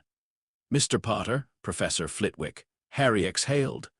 Hermione removed the Muffliato charm and opened the door. Professor Flitwick stood in the corridor carrying a stack of rolled essays. His eyes moved over their faces. Am I interrupting? No, Hermione said too quickly. Flitwick looked at Ron. Ron's jumper had developed an unnatural rectangular bulge. Mr. Weasley, are you concealing school property? No, Professor. The hilt grew warm beneath Ron's jumper. He yelped. Flitwick blinked. Ron thrust the wrapped weapon back at Harry. Hot chocolate frog. Professor Flitwick's eyebrows rose. Harry placed Kindle glass into his bag. We were discussing defense practice. I see. Flitwick continued to look at the bag. Harry wondered whether he could sense the Phoenix Core. Flitwick was a charms master and an accomplished duelist. If anyone could identify unusual magical conduction without seeing the blade, it might be him. Instead, Flitwick's expression became serious. Professor Umbridge is searching for you, Mr. Potter. Harry's stomach tightened. Why? She did not say. That meant she had enjoyed not saying it. Flitwick adjusted the essays in his arms. She has also requested access to the magical incidents register. Hermione reacted before Harry understood. The castle register? Flitwick looked at her. You are familiar with it? I've read references. Hogwarts records major disturbances to its environmental enchantments. Correct. It is primarily used to identify structural ward failures, uncontrolled magical creatures, and dangerous experimental spellwork. Harry's hand tightened around his bag strap. What counts as dangerous experimental spellwork? Flitwick studied him. Anything producing an effect the castle cannot classify. Silence followed. Professor Flitwick's gaze returned to Harry's bag. Professor Umbridge has no experience interpreting the register, he continued. She will misunderstand much of what she sees. That did not sound reassuring. Can she access it? Hermione asked. As High Inquisitor, she has requested ministry authorization. Has she received it? Flitwick's mouth tightened. Yes. Harry heard the first ignition again, the explosion of light. The desks scraping across the classroom, the blades' hum spreading through the stone. The castle had noticed. The ministry had noticed the castle noticing. Why is she looking now? Harry asked. Flitwick shifted the essays. An unclassified discharge occurred on the 6th floor several nights ago. Ron stared at the ceiling. Hermione became very still. Flitwick's voice remained carefully neutral. The register recorded Phoenix Spectrum fire conducted through forged metal. The event lasted less than 1 minute, but crossed several thresholds normally associated with advanced enchantment work. Harry's palm began to itch. What does the register say about who cast it? Nothing. Relief came too early. It identifies location, magical character, and approximate output, Flitwick said. It cannot identify a person unless the spell was tied to a registered wand. Harry's wand had cast Incendio into the feather. Was it? Flitwick's eyes sharpened. The initial spell was obscured by the resulting reaction. Hermione exhaled quietly. But, Flitwick continued, the ministry maintains its own records of unusual magical signatures. Harry's relief vanished. What kind of records? Magical objects with known dangers, restricted experimental cores, foreign artifacts, certain varieties of goblin work. Kindle glass heated against Harry's side. Flitwick glanced down. Mr. Potter, he said softly, if you have become involved in something beyond your understanding, there are professors at this school who would prefer to help before Professor Umbridge decides what she believes happened. Harry thought of telling him. Flitwick had never treated him unfairly. He had taught Harry real magic. He had supported the Defense Association indirectly by pretending not to notice students carrying concealed cushions and spell diagrams. But telling Flitwick would make the secret part of the school. The school belonged to Dumbledore. The ministry was forcing its way into every corner of it.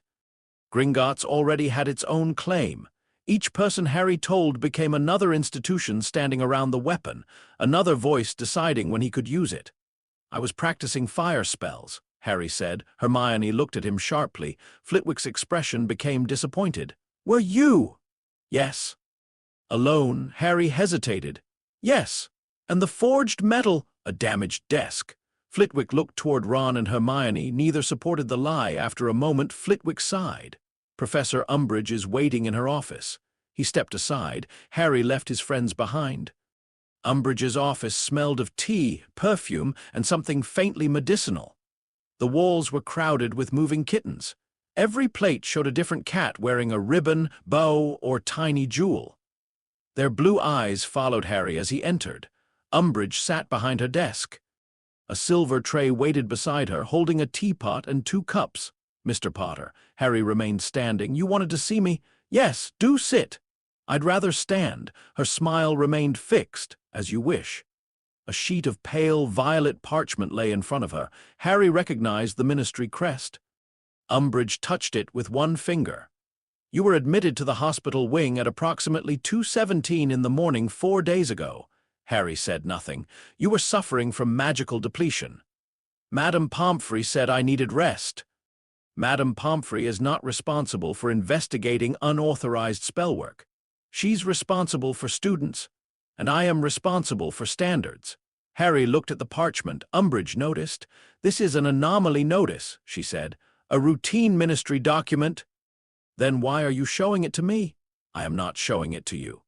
She turned the parchment slightly away. Harry had already seen several phrases: unclassified conductive event, Phoenix Affinity emission, metal retention signature, possible goblin manufacture. Umbridge folded her hands. "An unusual magical event occurred within Hogwarts shortly before your hospital admission." "I heard." "From whom?" "Students talk. Students invent. So do ministry officials." Her smile tightened. The quill inside the black box on her desk twitched. Harry's hand began to ache beneath his sleeve. "Describe the spell you were practicing," Umbridge said. "Incendio." "Incendio produces ordinary magical flame." "It was a strong one. According to this report, the event possessed a phoenix resonance." Harry shrugged. "My wand has a phoenix feather core." Umbridge's eyes brightened. Harry immediately knew he had said too much. "A most unusual core, I believe. Ollivander sold it to me, and its brother—" Harry did not answer. Umbridge leaned forward. "Your wand shares a core with the wand of he who must not be named." "That's what Dumbledore said. A convenient claim." "It wasn't convenient in the graveyard." The kittens on the walls continued batting at balls of wool. Umbridge's fingers tightened. "This school has suffered repeatedly because certain people believe rules do not apply to them. Secret chambers, forbidden forests, unauthorized clubs." Her eyes flickered toward him. Harry kept his face blank. "Now we have an unregistered magical discharge involving restricted materials." "Are phoenix feathers restricted?" "Outside registered wand manufacture, their use is controlled." Harry had not known that. Umbridge saw the surprise. "Goblins are also required to declare certain categories of conductive work when sold to wizarding citizens." The ledger had not mentioned the ministry. Grimbank would never have considered wizarding law important enough to include unless it benefited him. "Maybe a goblin was visiting the school." Harry said, "A goblin carrying phoenix fire?" "I don't know what goblins carry. Neither does the average wizard. That is why they require supervision." The hilt became hotter inside Harry's bag. Anger stirred the phoenix core. Harry forced his breathing to remain even. Umbridge watched the bag. "What are you carrying?" "Books. Place them on the desk." Harry did not move. The black quill twitched again. "You asked what I was carrying. I answered. Place your bag on the desk." Harry considered the door. It was behind him and likely locked. He considered drawing his wand. Umbridge wanted that. She wanted him angry, disobedient, and dangerous. Kindleglass pressed warmly against his side like an offered answer. 1 ignition.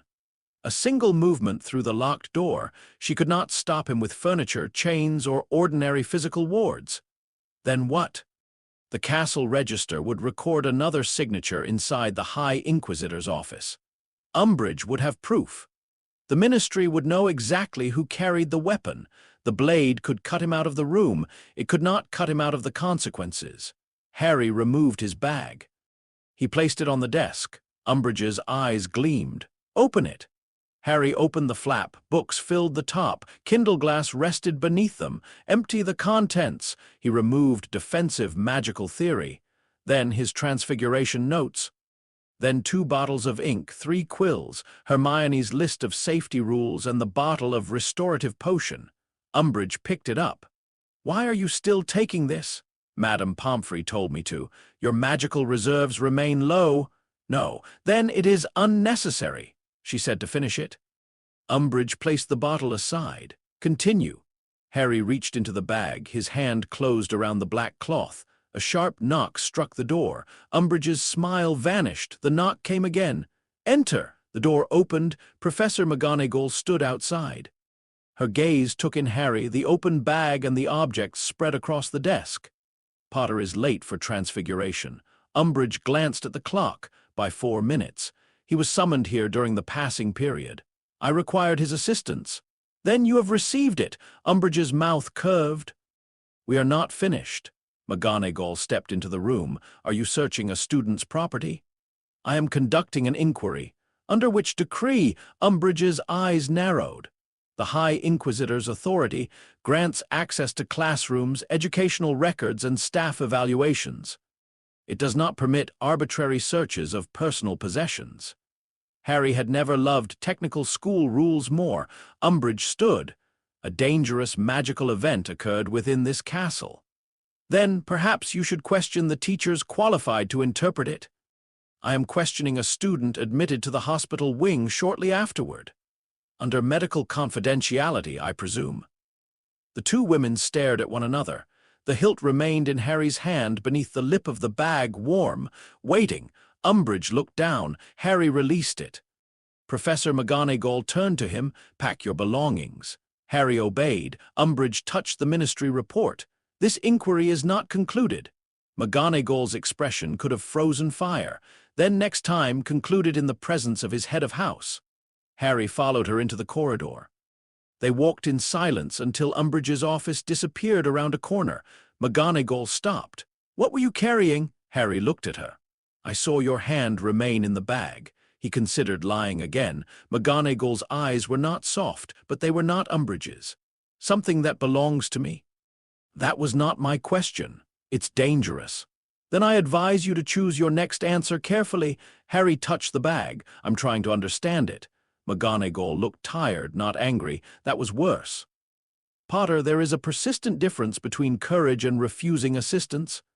You have spent several years attempting to erase it." "I didn't ask for it." "For what?" "Everyone deciding things for me."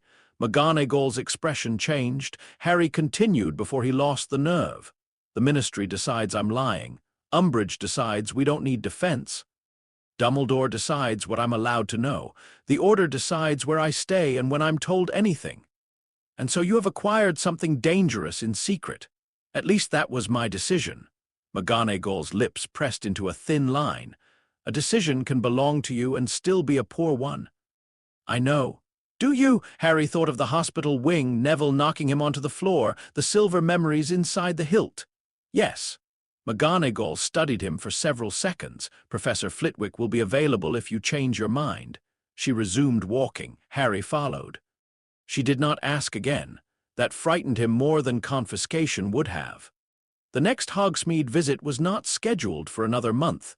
Grimbank's message allowed less than 2 days. Hermione solved the problem by writing to Bill. She did not explain the weapon. She asked only whether the Gringotts Exchange Office accepted appointments outside Hogsmeade weekends, and whether students could travel under official banking summons. Bill's reply arrived at breakfast the next morning. A formal goblin summons superseded ordinary school travel restrictions if the matter concerned an existing vault, debt, or contract. The student required permission from a head of house. McGonagall signed the form without comment. That was somehow worse, too. Harry, Ron, and Hermione traveled to Hogsmeade through the Floo connection in the deputy headmistress's office. McGonagall allowed them 2 hours. "You will remain together," she said. "The goblin might not allow them into the meeting," Harry replied. "Then they will remain outside the door." Hermione looked satisfied. Grimbank was waiting behind the same black desk. This time, a copy of the ledger rested before him. His eyes moved over Ron and Hermione. "Witnesses, friends," Harry said. "Those are less reliable. They stay. The Covenant recognizes only you." "Then they can wait outside, but I want a written copy of every term before we begin." Grimbank's eyebrows lifted. Hermione attempted not to look pleased. "Your first intelligent request," the goblin said. He passed Harry a thick roll of parchment. The contract appeared in gobbledygook and English, each clause numbered. Hermione accepted it and began reading before Grimbank could object. Ron looked at the black desk. Does everything in here insult humans? Only what has met them. Grimbank extended his hand, the hilt. Harry did not move. Inspection is part of the covenant, Grimbank said. I remember. Then comply. Harry unwrapped Kindle glass and placed it on the desk. Grimbank did not touch it immediately. He leaned closer. The goblin writing around the grip appeared, glowing faintly beneath the silver. Grimbank read it. His expression hardened. You ignited it twice. 3 times, Harry said. Grimbank looked up. Harry had ignited it first in the abandoned classroom, again for the measured test, and once more afterward for less than a second to confirm he could extinguish it immediately. The third was brief. The silver records no distinction between brief foolishness and extended foolishness. Hermione glanced at Harry. You didn't tell us about the third. It lasted less than a second. That is still an ignition. Grimbank reached for the hilt. His fingers stopped just above the metal. A thin flame appeared along the seam, white at its center. The goblin withdrew his hand. Phoenix, Harry nodded. Fawkes gave me the feather. The phoenix bound itself willingly. It gave me 1 feather. That was not my question. Harry thought of Fawkes's song and the vision of burning renewal. Yes. Grimbank's eyes moved toward the silver marks on Harry's palm. The joining used your magic. Yes. And the first ignition nearly emptied you. Harry's silence answered. Grimbank sat back. Then the hilt has chosen a direct feed. What does that mean? Hermione asked. That the Phoenix core does not store sufficient energy to maintain the projected form. The bearer supplies it. Can that be changed? Everything can be changed. Most changes are merely fatal. Ron leaned toward Harry. Helpful people, goblins. Grimbank looked at Hermione, the contract. She found the relevant section. Clause 19. Upon successful joining, the possessor must attend an assessment within 48 hours of the ledger recognizing ignition. This is separate from the 1 lunar cycle registration requirement. Harry frowned. Why have both? The assessment determines whether registration is possible. And if it isn't, the object is dismantled. Harry's hand moved toward the hilt. Kindle glass became warm. Grimbank smiled faintly. There, that response. What about it?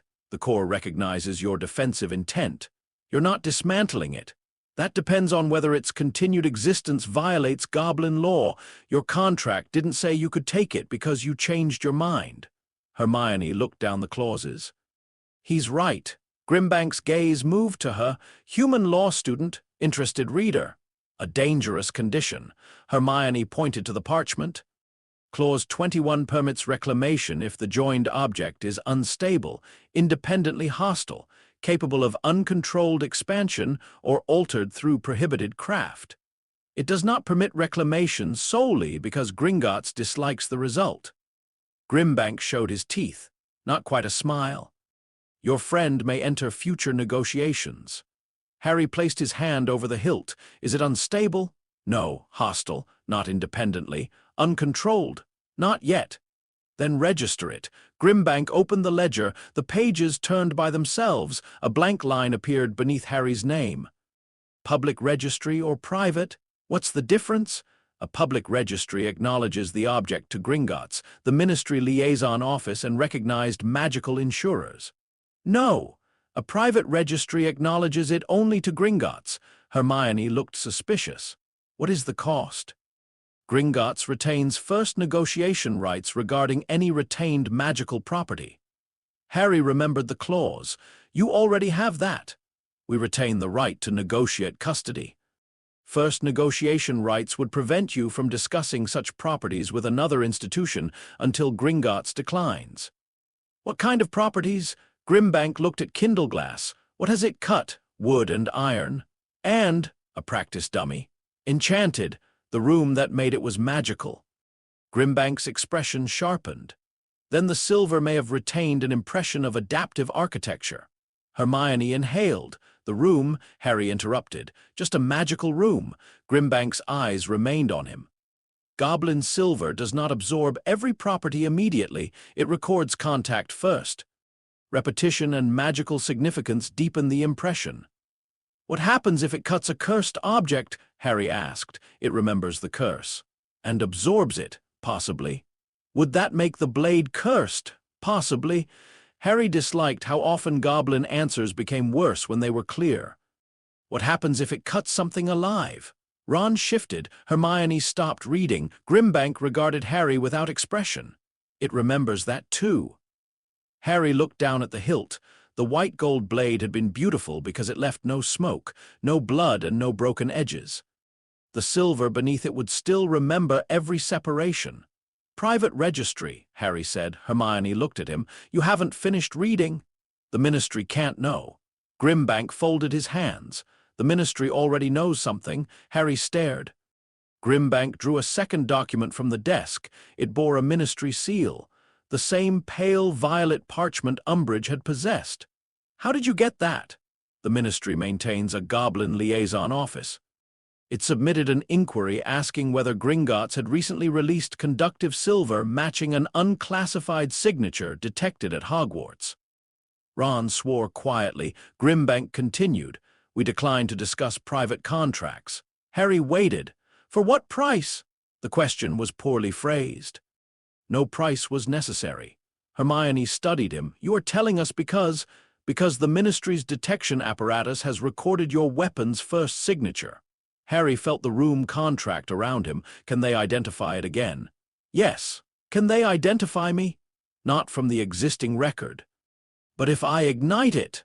"The next record will be compared to the first. Location, duration, and magical characteristics will narrow their inquiry." Hermione gripped the contract. "The castle register and Ministry system are connected." "Not directly," Grimbank said. "Hogwarts records environmental disturbance. The Ministry records restricted signatures. Your joining produced both."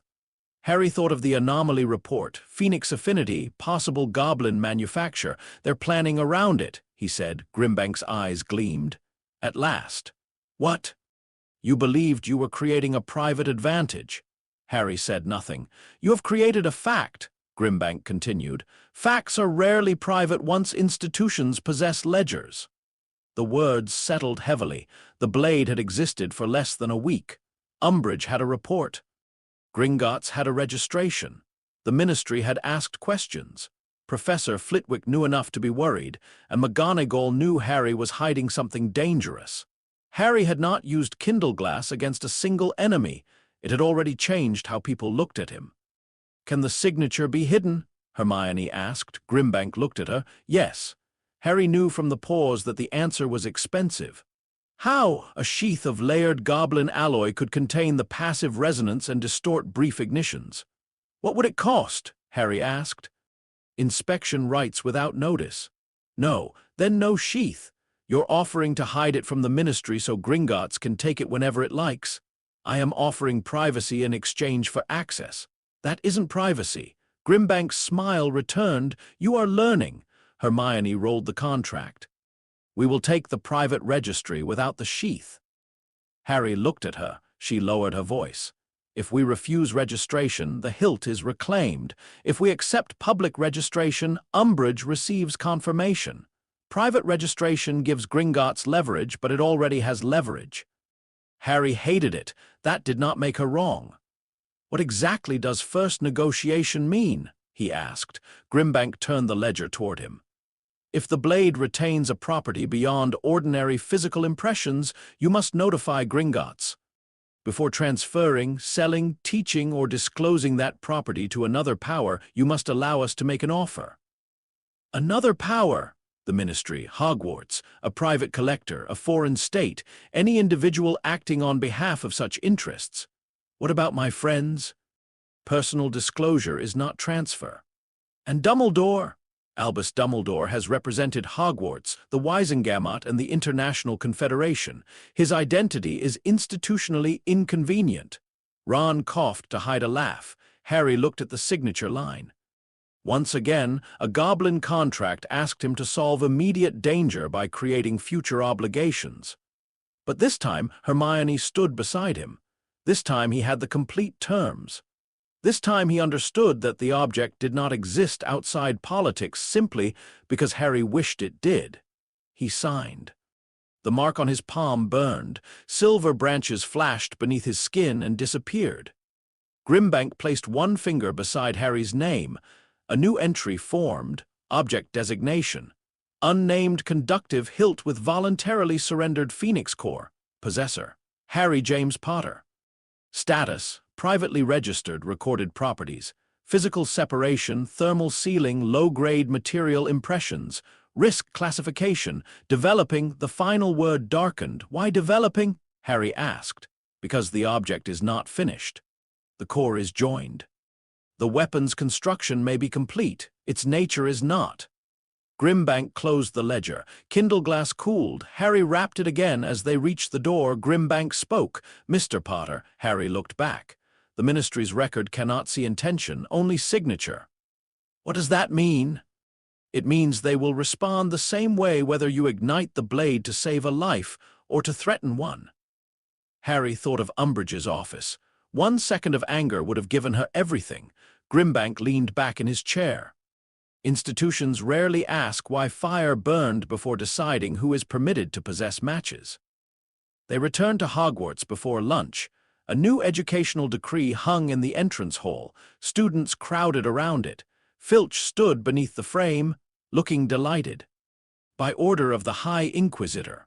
All privately owned magical implements, artifacts, devices, heirlooms, experimental instruments, and non-standard conductive objects brought within Hogwarts School of Witchcraft and Wizardry are subject to inspection upon reasonable suspicion of risk to student safety.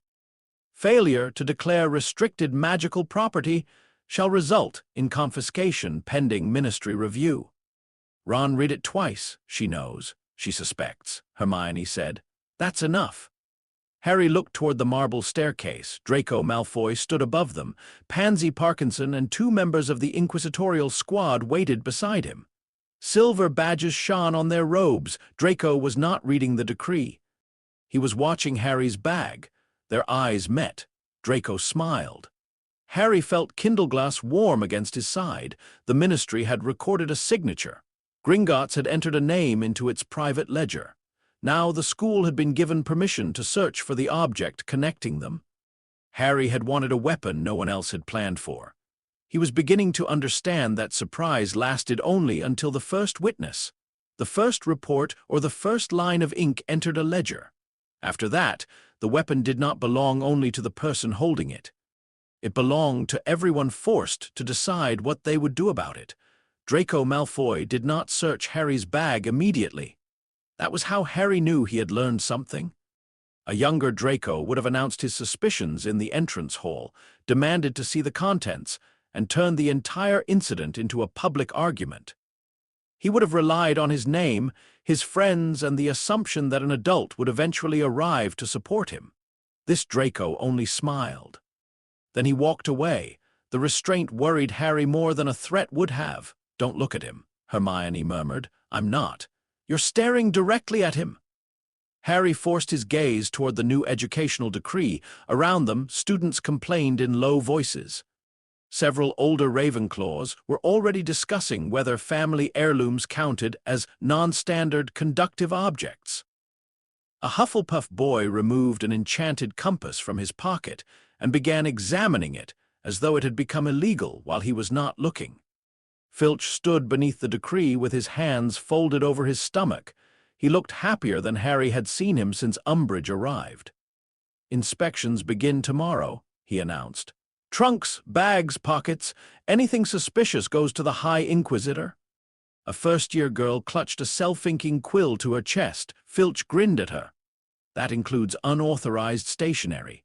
The girl hurried away. Ron watched her go. "This school is being conquered by office supplies." Hermione pulled Harry toward the staircase. "We need to move it." "Where?" "The room of requirement." "No." She stopped. Students flowed around them. "Why not?"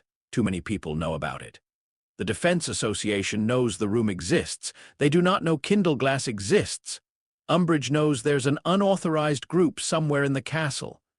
If she searches the room, she finds both. The room cannot be found by someone who doesn't know what to ask for. Dobby found it. House elves understand Hogwarts differently. Malfoy's family has house elves. Ron frowned. "Not anymore. That we know about." Hermione lowered her voice. Your dormitory is worse. The decree gives them permission to inspect student possessions. The decree gives Umbridge permission to claim she has permission. That distinction will be very comforting after she confiscates the hilt. Kindleglass rested inside Harry's school bag. The black cloth concealed the silver, but not the awareness of it. Since the private registration, the weapon's presence had become clearer. Harry felt the faint heat when ministry badges came near. He felt the weight of its accumulated impressions whenever he passed iron railings or old wooden doors. The castle was filled with both. Walking through Hogwarts with Kindleglass felt like carrying a compass whose needle pointed in every direction at once.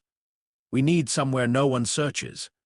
Ron said, "Does that place exist anymore?" Harry asked. Ron looked toward the ceiling. Hagrid's hut. Umbridge is already watching Hagrid, Hermione said. The owlery, too exposed. Forbidden Forest? No, both Harry and Hermione said. Ron sighed. I'm contributing. They reached the second-floor corridor. Ahead, Draco leaned against a suit of armor with Pansy Parkinson and Warrington beside him. All three wore inquisitorial squad badges. He had reached the corridor before them. That was not accidental. Draco pushed away from the armor. Potter. Harry kept walking. Draco stepped into his path. Students slowed. That was the first part of the trap. Draco wanted witnesses. Move, Harry said. Inspection. Draco tapped the silver badge on his chest. Harry looked at it. The badge had been badly polished. One edge still showed marks from where Filch had attached the pin. Does that come with instructions? Harry asked. Or do you just point at it whenever you want attention? Pansy laughed. Not because the remark was funny, because Draco expected her to. Draco's smile remained. Your bag. No. The High Inquisitor's decree authorizes inspection of suspicious property. What's suspicious? You are. Several students laughed quietly. Draco enjoyed that. So you're inspecting me? Harry asked. Your bag. You said I'm suspicious. Stop playing games. I haven't started. Draco stepped closer. His eyes moved toward the bag strap across Harry's chest. Kindleglass warmed. Harry felt the Phoenix Core respond to his pulse. Draco noticed nothing. Not yet. Hermione moved beside Harry. The decree says inspection upon reasonable suspicion of risk to student safety. I know what it says, Granger. What specific risk do you suspect? Draco glanced at her. That Potter is carrying an undeclared magical artifact. Based on what evidence? Ministry business. Then the ministry should inspect it. The inquisitorial squad acts with Professor Umbridge's authority. Professor Umbridge's authority is not unlimited. Draco's expression sharpened. That's not what her decree says. Her decree also doesn't define inspection procedure, evidentiary standard, witness requirements, or the handling of private property after confiscation. Ron stared at Hermione. You memorized the problems with it? I only needed to read it once. Draco looked around. More students had stopped. He had wanted an audience when he embarrassed Harry. Now that audience was listening to Hermione dismantle his authority. Draco changed tactics. He pointed at Harry's bag. Open it voluntarily, and this ends. Harry considered the wording, voluntarily. Draco knew he could not simply take it in front of this many students without risking an argument about procedure. The squad had power because Umbridge supported them, not because any established school rule had been rewritten clearly enough to survive scrutiny. Harry could refuse. Draco would report him. Umbridge would summon him again, this time with a decree designed specifically to close McGonagall's objection. Every refusal bought hours, not safety. Harry removed the bag. Hermione caught his arm. What are you doing? Ending it. Draco smiled. Harry placed the bag on the floor. Kindleglass rested beneath his books. Draco knelt. Harry watched his hands. The corridor became quiet. Draco opened the flap. He removed defensive magical theory, Harry's transfiguration notes, 2 quills, a half-eaten packet of Drubal's best-blowing gum, and the final bottle of restorative potion. Then his hand entered the bag. Harry felt it pass within inches of the wrapped hilt. Draco frowned. He searched again. His arm disappeared nearly to the elbow. Nothing. Harry did not let himself breathe. Draco turned the bag upside down. A few crumbs fell out. The hilt did not, because it was no longer inside. 3 seconds before setting the bag down, Harry had dropped Kindle glass through a torn section of the inner lining and into the sleeve of his robe. The hilt now rested along his forearm, held in place by a strap cut from the dragon-hide pouch Dobby had given him. Hermione had sewn it there during breakfast. She had complained throughout the entire process. Draco stared into the empty bag. Harry held out his hand. Finished, Draco rose. His face had lost some color. Pansy leaned closer. He must have hidden it somewhere else. Hidden what? Harry asked. Draco handed back the bag. This doesn't prove anything. It proves I'm carrying books. You moved it. When Draco had no answer, he looked at Hermione and Ron. Search them. Warrington stepped forward. Ron drew his wand. The movement was immediate, so was the reaction. Students backed away. Several pulled their own wands. A Hufflepuff prefect pushed through the crowd. What's happening? The squad is attempting an inspection, Pansy said. Of all 3 of them, they're concealing restricted property. The prefect looked at Ron's wand. Put that away. Ron did not. Harry touched his shoulder. Not here. Ron lowered the wand but kept it in his hand. Draco looked at Harry's sleeves. Harry saw the moment he guessed. Raise your arms. No, Draco reached for Harry's wrist. Kindle glass became hot. The mark on Harry's palm flashed beneath moonless daylight. Harry twisted away. Draco's fingers caught the robe. Fabric tore. The dragon-hide strap became visible. Draco smiled. There. Harry's heart slammed once. Kindle glass rested beneath the remaining cloth. One more pull would expose it. Hermione spoke loudly. Did Professor Umbridge authorize physical searches of students? Draco ignored her. He grabbed Harry's sleeve again. Harry's hand closed around the hilt. He did not ignite it. He only drew enough of it free for the dark silver to catch the corridor light. Draco stopped. Everyone nearest them stopped. The hilt had no blade. It still looked unmistakably dangerous. Goblin characters moved around the grip like thin embers beneath ash. Harry held it low, not pointed at Draco, not raised, simply visible. Draco's eyes widened. He recovered quickly. What is that? You wanted to find it. Hand it over. No, Draco drew his wand. Warrington followed. Pansy stepped back. Harry felt the weapon's invitation. The path was easy now. Magic waited behind his ribs, ready to pour into the Phoenix core. One thought, one ignition. Draco's wand would become 2 pieces before he finished his first spell. The stone wall behind him would offer no more resistance. The crowd would finally understand why Umbridge had issued the decree. Harry's fingers tightened. Kindle glass warmed. The blade wanted nothing. It possessed no hunger or intention of its own. That made the temptation entirely Harry's. He looked past Draco. Professor Flitwick stood at the far end of the corridor. Harry did not know when he had arrived. The charms professor had not drawn his wand. He was watching Harry's hand, not Draco. Harry understood. If he ignited Kindle glass, Flitwick would have to act, not because Harry was wrong to defend himself. Because the fire would cross every threshold the Ministry Register had already recorded. A public ignition before dozens of witnesses would end the secret immediately. Kindle glass could win the corridor. Harry would lose everything beyond it. He relaxed his grip. The hilt cooled. Draco mistook restraint for fear. "Give it to me," he said again. Harry looked at the inquisitorial squad badge, then at Draco's wand. "You can take it." Hermione turned sharply. Draco hesitated. He had expected resistance. Harry extended the hilt. The black-silver metal rested across his open palm. Draco did not touch it. "Go on," Harry said. The corridor waited. Draco's eyes moved over the goblin writing. He knew enough about old families and valuable objects to recognize goblin work. Perhaps not its exact conditions, but its reputation. His father would have taught him that goblin agreements were dangerous. "Is it cursed?" Pansy whispered. "No," Harry said. Draco looked at him. "You're lying." "Then don't take it." "You said I could." "I said you can try." That was the bluff. Harry did not know what Kindle glass would do if Draco touched it. The hilt had grown hot when Ron held it unexpectedly. It had refused Grimbank's inspection until the goblin withdrew. The Phoenix core was bound to Harry's magic, and the contract named Harry as possessor. It might do nothing. It might burn Draco.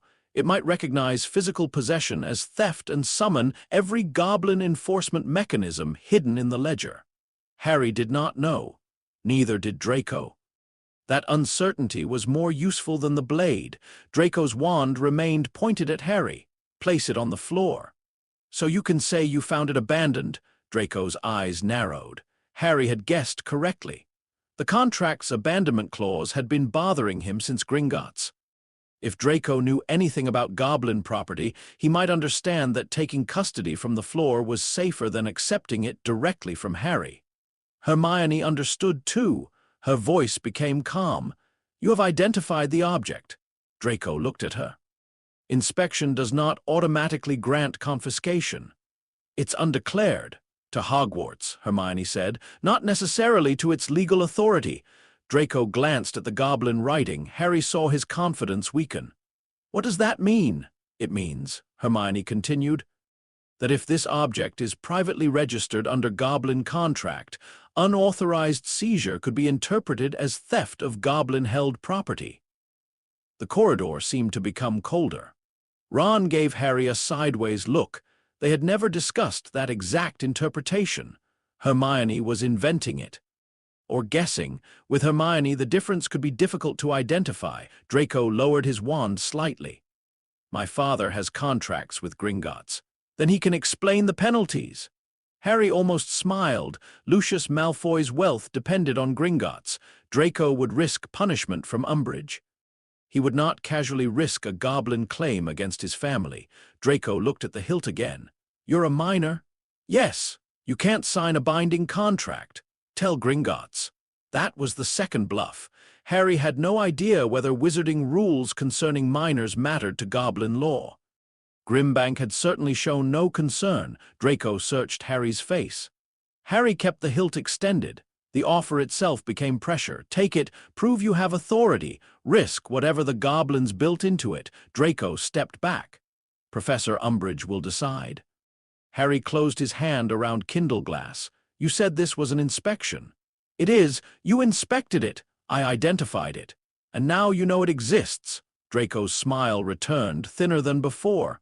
That's enough. He turned. Professor Flitwick remained at the end of the corridor. Draco's steps slowed. Flitwick approached. His gaze moved over the students, the drawn wands and Harry's torn sleeve. What occurred? Potter threatened us with an undeclared weapon, Draco said. No, Hermione replied. Draco attempted to seize a privately registered goblin artifact. I did not attempt to seize it. You ordered him to hand it over, as an inspection. You completed the inspection before drawing your wand. Flitwick looked at Harry. Did you ignite the object? No. The professor's eyes remained on him. Harry held the hilt where he could see it, no blade. No fire. Did you threaten Mr. Malfoy? I told him he could take it. Ron coughed. Flitwick's eyebrows rose. Draco pointed at the hilt. That thing is why the Ministry issued the decree. Is it? Flitwick asked. Draco faltered. The report described goblin metal and phoenix fire. Mr. Potter's object is not currently producing phoenix fire. He could activate it. So could you activate your wand? That's different. Because your weapon is familiar, Draco flushed. Flitwick turned toward Harry. Put it away. Harry returned Kindleglass to the sleeve strap. Flitwick examined the torn robe. Mr. Malfoy, did you damage his clothing? He refused inspection. That is not an answer. Draco glanced at the watching students. Yes. 10 points from Slytherin.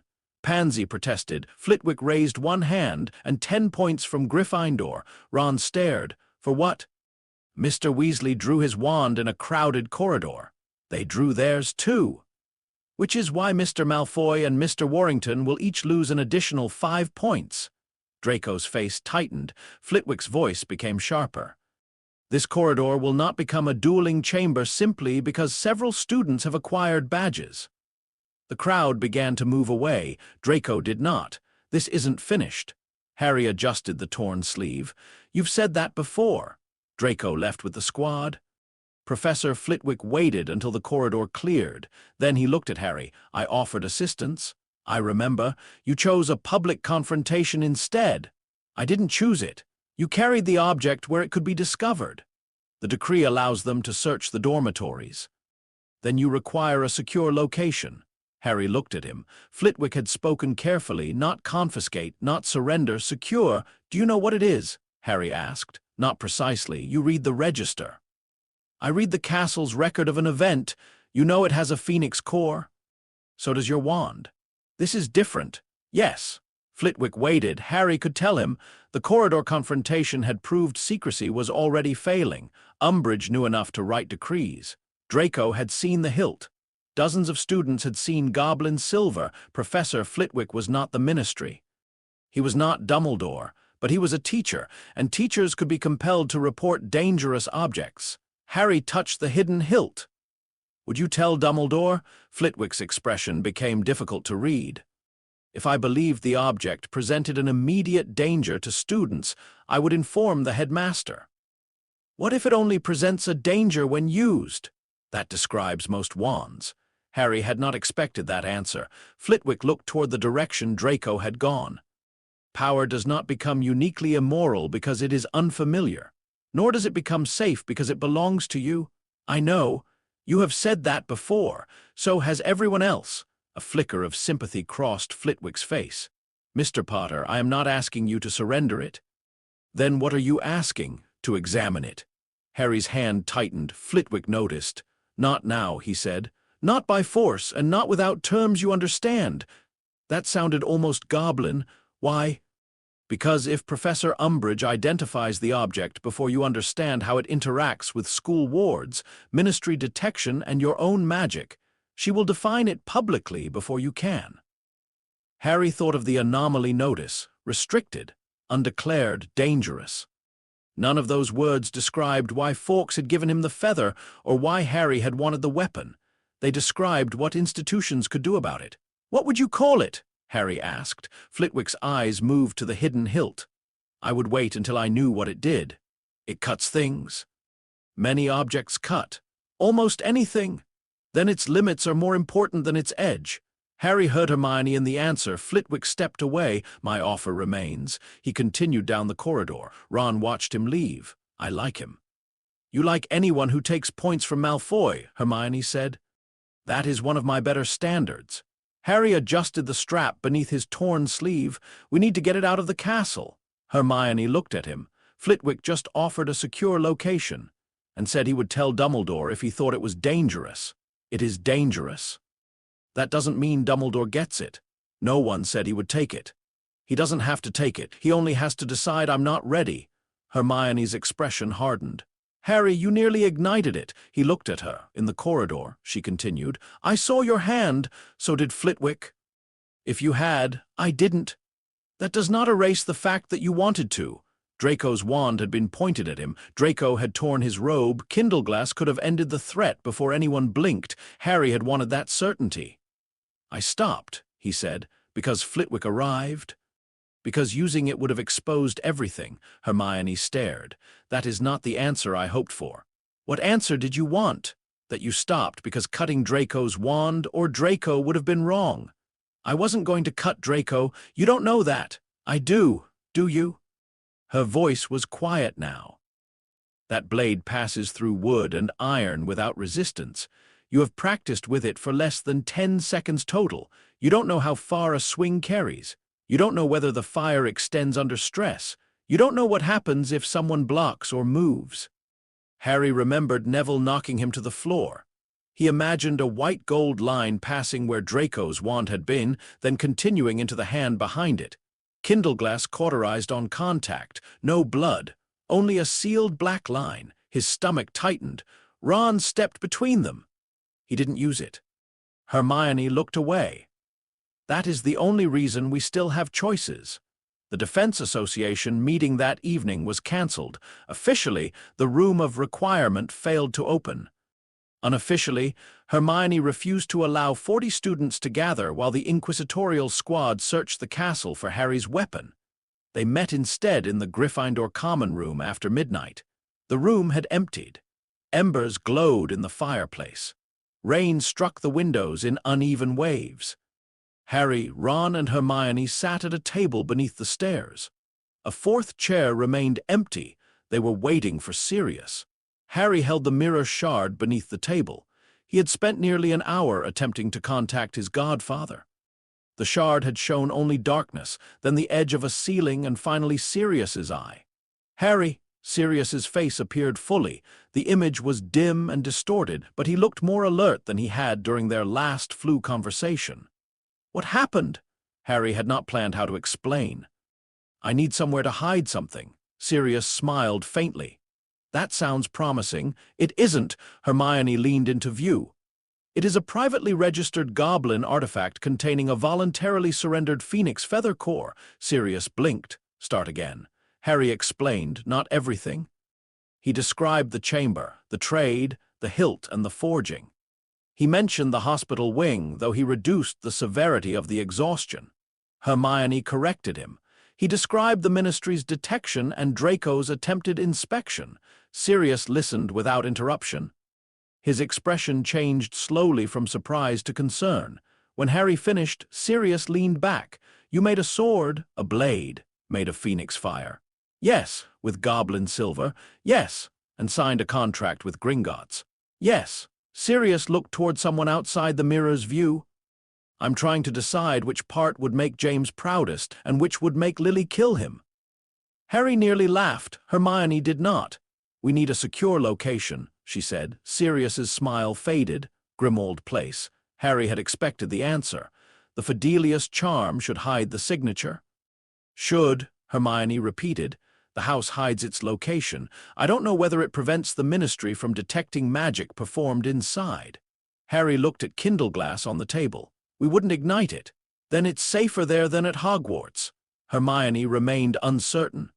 How do we move it? Sirius considered. Portkey, Umbridge monitors travel, Ron said. Owl, Harry looked horrified. We're not tying it to Hedwig. How self, Sirius said. Harry thought of Dobby. He'll ask questions. Then answer them. I can't ask him to steal it from school. It belongs to you. Under goblin custody, Hermione said. Sirius frowned. That sounds less like ownership every time you explain it. Harry touched the hilt. A faint impression of the torn robe passed through the silver. Draco's hand had not touched the blade, but the weapon had been near the confrontation. It remembered heat, tension, and Harry's unspent magic. Dobby can take it, Harry said. Hermione looked at him. You're certain the contract allows temporary custody? No. Then check. They unrolled the copied contract. The parchment covered nearly half the table. Hermione found the section on transfer. Temporary conveyance is permitted when performed by a bonded or freely acting agent acting solely under the possessor's instruction, provided the agent neither claims ownership nor attempts activation. Ron leaned over her shoulder. Does Dobby count as bonded? He isn't bonded to Harry. Freely acting, then. Harry looked at the mirror. Sirius, can you keep it hidden? Of course. From the order too, Sirius became still. Hermione stared at Harry. You can't ask that. Why not? Because Grimmauld Place is Order headquarters. It's Sirius's house. Sirius's mouth twisted. That depends who you ask. Harry continued. If Moody sees it, he'll tell Dumbledore. If Mrs. Weasley sees it, she'll send it back or lock it away. She might be right, Hermione said. Harry ignored her. Sirius looked tired now. Harry, I can hide it in my room. But if Dumbledore directly asks whether you've sent me a dangerous magical object, I'm not promising to lie. Harry felt betrayed before reminding himself Sirius had not agreed to become a Volt. Would you tell him without being asked? No. That's enough. Hermione shook her head. It isn't. Then what do you suggest, Professor Flitwick? No. He understands magical conduction. He understands dueling. He already knows enough to protect you. He also works for Dumbledore. So does Professor McGonagall. She stopped Umbridge from searching you. That doesn't mean I give them the weapon. You don't have to give it to them. Flitwick asked to examine it under terms. Harry looked at the mirror. Sirius had gone quiet. What do you think? Harry asked. That you're asking the wrong question. Harry frowned. Sirius leaned closer. You're asking who gets to keep it. You should be asking who benefits from knowing where it is. Hermione sat back. Sirius continued. At Hogwarts, Umbridge benefits. She can search for it, catch you with it, and use it as proof that Dumbledore's students are dangerous. Harry nodded slowly. At Grimmauld Place, Sirius said, the Order benefits if they find it. They gain a weapon they'll want to study, control, or protect. And Flitwick, he gains knowledge, maybe enough to help you, maybe enough to decide you shouldn't have it. Harry looked at Kindleglass. And if I keep carrying it? Malfoy benefits, Sirius said. He doesn't need to take it. He only needs to provoke you into showing everyone what it does. The corridor returned to Harry's mind. Draco's wand, the crowd, Flitwick watching. Draco had not truly expected to win a fight. He had expected Harry to create evidence. The weapon was strongest when ignited. That also made Harry easiest to define: dangerous, unstable, armed. The blade's edge was not Draco's target. Harry's decision to draw it was. "What would you do?" Harry asked. Sirius smiled bitterly. "At 15. I'd carry it openly, challenge Malfoy to say something, and probably lose it within a week." Ron snorted. Sirius's expression softened. "That is why you should not do what I would have done." The mirror dimmed briefly. "Hide it somewhere Umbridge can't reach, but not somewhere you can't retrieve it. And make sure at least one person understands what happens if it goes wrong." Harry glanced at Hermione. She met his eyes. "Flitwick," she said. Harry did not agree, not yet, but he no longer refused immediately. They contacted Dobby. The house elf appeared wearing a knitted hat shaped like a pumpkin and 6 mismatched socks. His eyes went directly to Kindleglass. "Harry Potter has made the melting thing worse." "It isn't melting anything." Dobby pointed at the torn sleeve. "Harry Potter's clothes disagree. Malfoy did that." Dobby's expression became murderous for half a second. Harry quickly continued. "I need you to take this somewhere safe." Dobby approached the table. The hilt warmed. He stopped. "Does the silver know Dobby?" "I don't think so." "Dobby thinks the silver knows it is being moved." Hermione held the contract. "You would be acting as Harry's freely consenting agent." Dobby looked delighted. "Dobby is being official." "Yes, more official than nasty badge students." "Much more," Ron said. Dobby straightened. "What must Agent Dobby do?" Harry wrapped Kindleglass in the black cloth. "Take it to Grimmauld Place. Give it directly to Sirius. Don't unwrap it. Don't touch the metal. Don't let anyone else see." Dobby's ears lowered. "Is Harry Potter giving away his weapon?" "No, only hiding it." The hilt became hotter. Harry felt resistance through the cloth, not from a mind, from the contract. Possession, custody, movement. The mark on his palm brightened. Hermione found another clause. "You must state the duration and purpose." Harry looked at Dobby. "Take Kindleglass to Sirius Black for secure storage until I request its return. You are carrying it only for transport and may not claim, activate, alter, or surrender it to anyone else." The heat vanished. Dobby accepted the bundle. His hands did not touch the silver. A thin line of goblin writing appeared across the black cloth. "Agent recognized." Ron stared. "Everything about this weapon has paperwork." Dobby tucked it carefully beneath one arm. "Dobby will protect Harry Potter's fire sword." "Don't call it that where anyone can hear." "Dobby will protect Harry Potter's completely ordinary wrapped object." He vanished. Harry's arm felt suddenly empty. The absence was immediate. He had carried Kindleglass for days. Its warmth, weight, and quiet impressions had become part of every movement. Without it, his sleeve hung loose. The mark on his palm faded. Harry flexed his hand. He expected relief. Instead, he felt exposed. Ron noticed. "It's safer." "I know. You don't look convinced."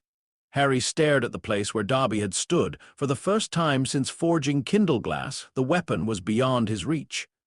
No blade waited beneath his sleeve. No hidden answer rested in his bag. If Draco appeared now, Harry would have only his wand, his friends, and whatever plan he could create before the confrontation ended. That should have felt normal.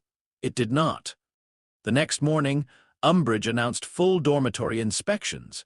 The Gryffindor common room erupted. Filch opened trunks, while 2 members of the inquisitorial squad recorded every object he removed. Seamus lost 3 enchanted fireworks. Dean's Muggle radio was confiscated for possible unauthorized communication. Neville was questioned for 10 minutes about a collection of dried plant cuttings. Harry stood beside his bed while Draco searched his trunk. Draco lifted robes, books, and Quidditch equipment. He examined the false bottom. Harry had removed everything important hours earlier. Draco looked beneath the mattress. Nothing. He opened Hedwig's cage. She snapped at him. He withdrew his hand quickly. "Where is it?" Harry leaned against the bedpost. "Where's what?" "The goblin hilt. You inspected it yesterday?" "I know you still have it." "That sounds like a personal problem." Draco closed the trunk. "You moved it out of the castle." Harry said nothing. Draco smiled slowly. "That violates the decree." "The decree governs objects brought within Hogwarts. It doesn't forbid removing them." Draco's smile vanished. Hermione had noticed the wording. Harry had memorized it. "You think you're clever?" "No, I think Umbridge writes bad laws." Warrington finished searching Ron's trunk and held up a pair of maroon socks. "These are suspicious." "They're from my mum," Ron said, "so be careful." Draco stepped closer to Harry. "You'll bring it back." "Why?" "Because you wanted it." Harry's answer died. Draco saw. "That's what I thought." He lowered his voice. "You made something powerful, Potter. You won't leave it hidden forever." Harry felt the empty sleeve. Draco continued. "You'll carry it again. You'll show it to someone. You'll use it when you're angry." He glanced at Harry's scarred hand. "And I'll be there." Draco walked away. Harry remained beside the open trunk. The dormitory filled with complaints as the squad moved to the next room. Ron approached. "He's bluffing." "No," Harry said. Draco understood him better than Harry wanted, not completely, but enough. Draco did not need to find Kindleglass. He only needed to wait for Harry to believe he needed it. Hermione joined them. "You did the right thing."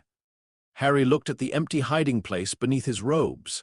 "Did I?" "They found nothing." "That isn't the same as winning." "No," Hermione said. "It's better."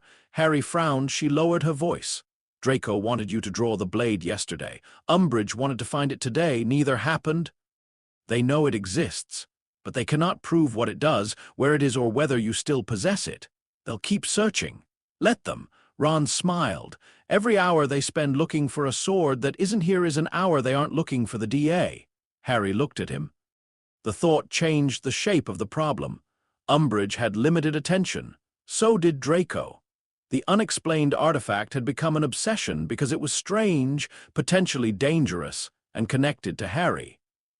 As long as they hunted Kindleglass, they were not examining other secrets as closely. The weapon's visibility could be useful even while the weapon itself remained hidden.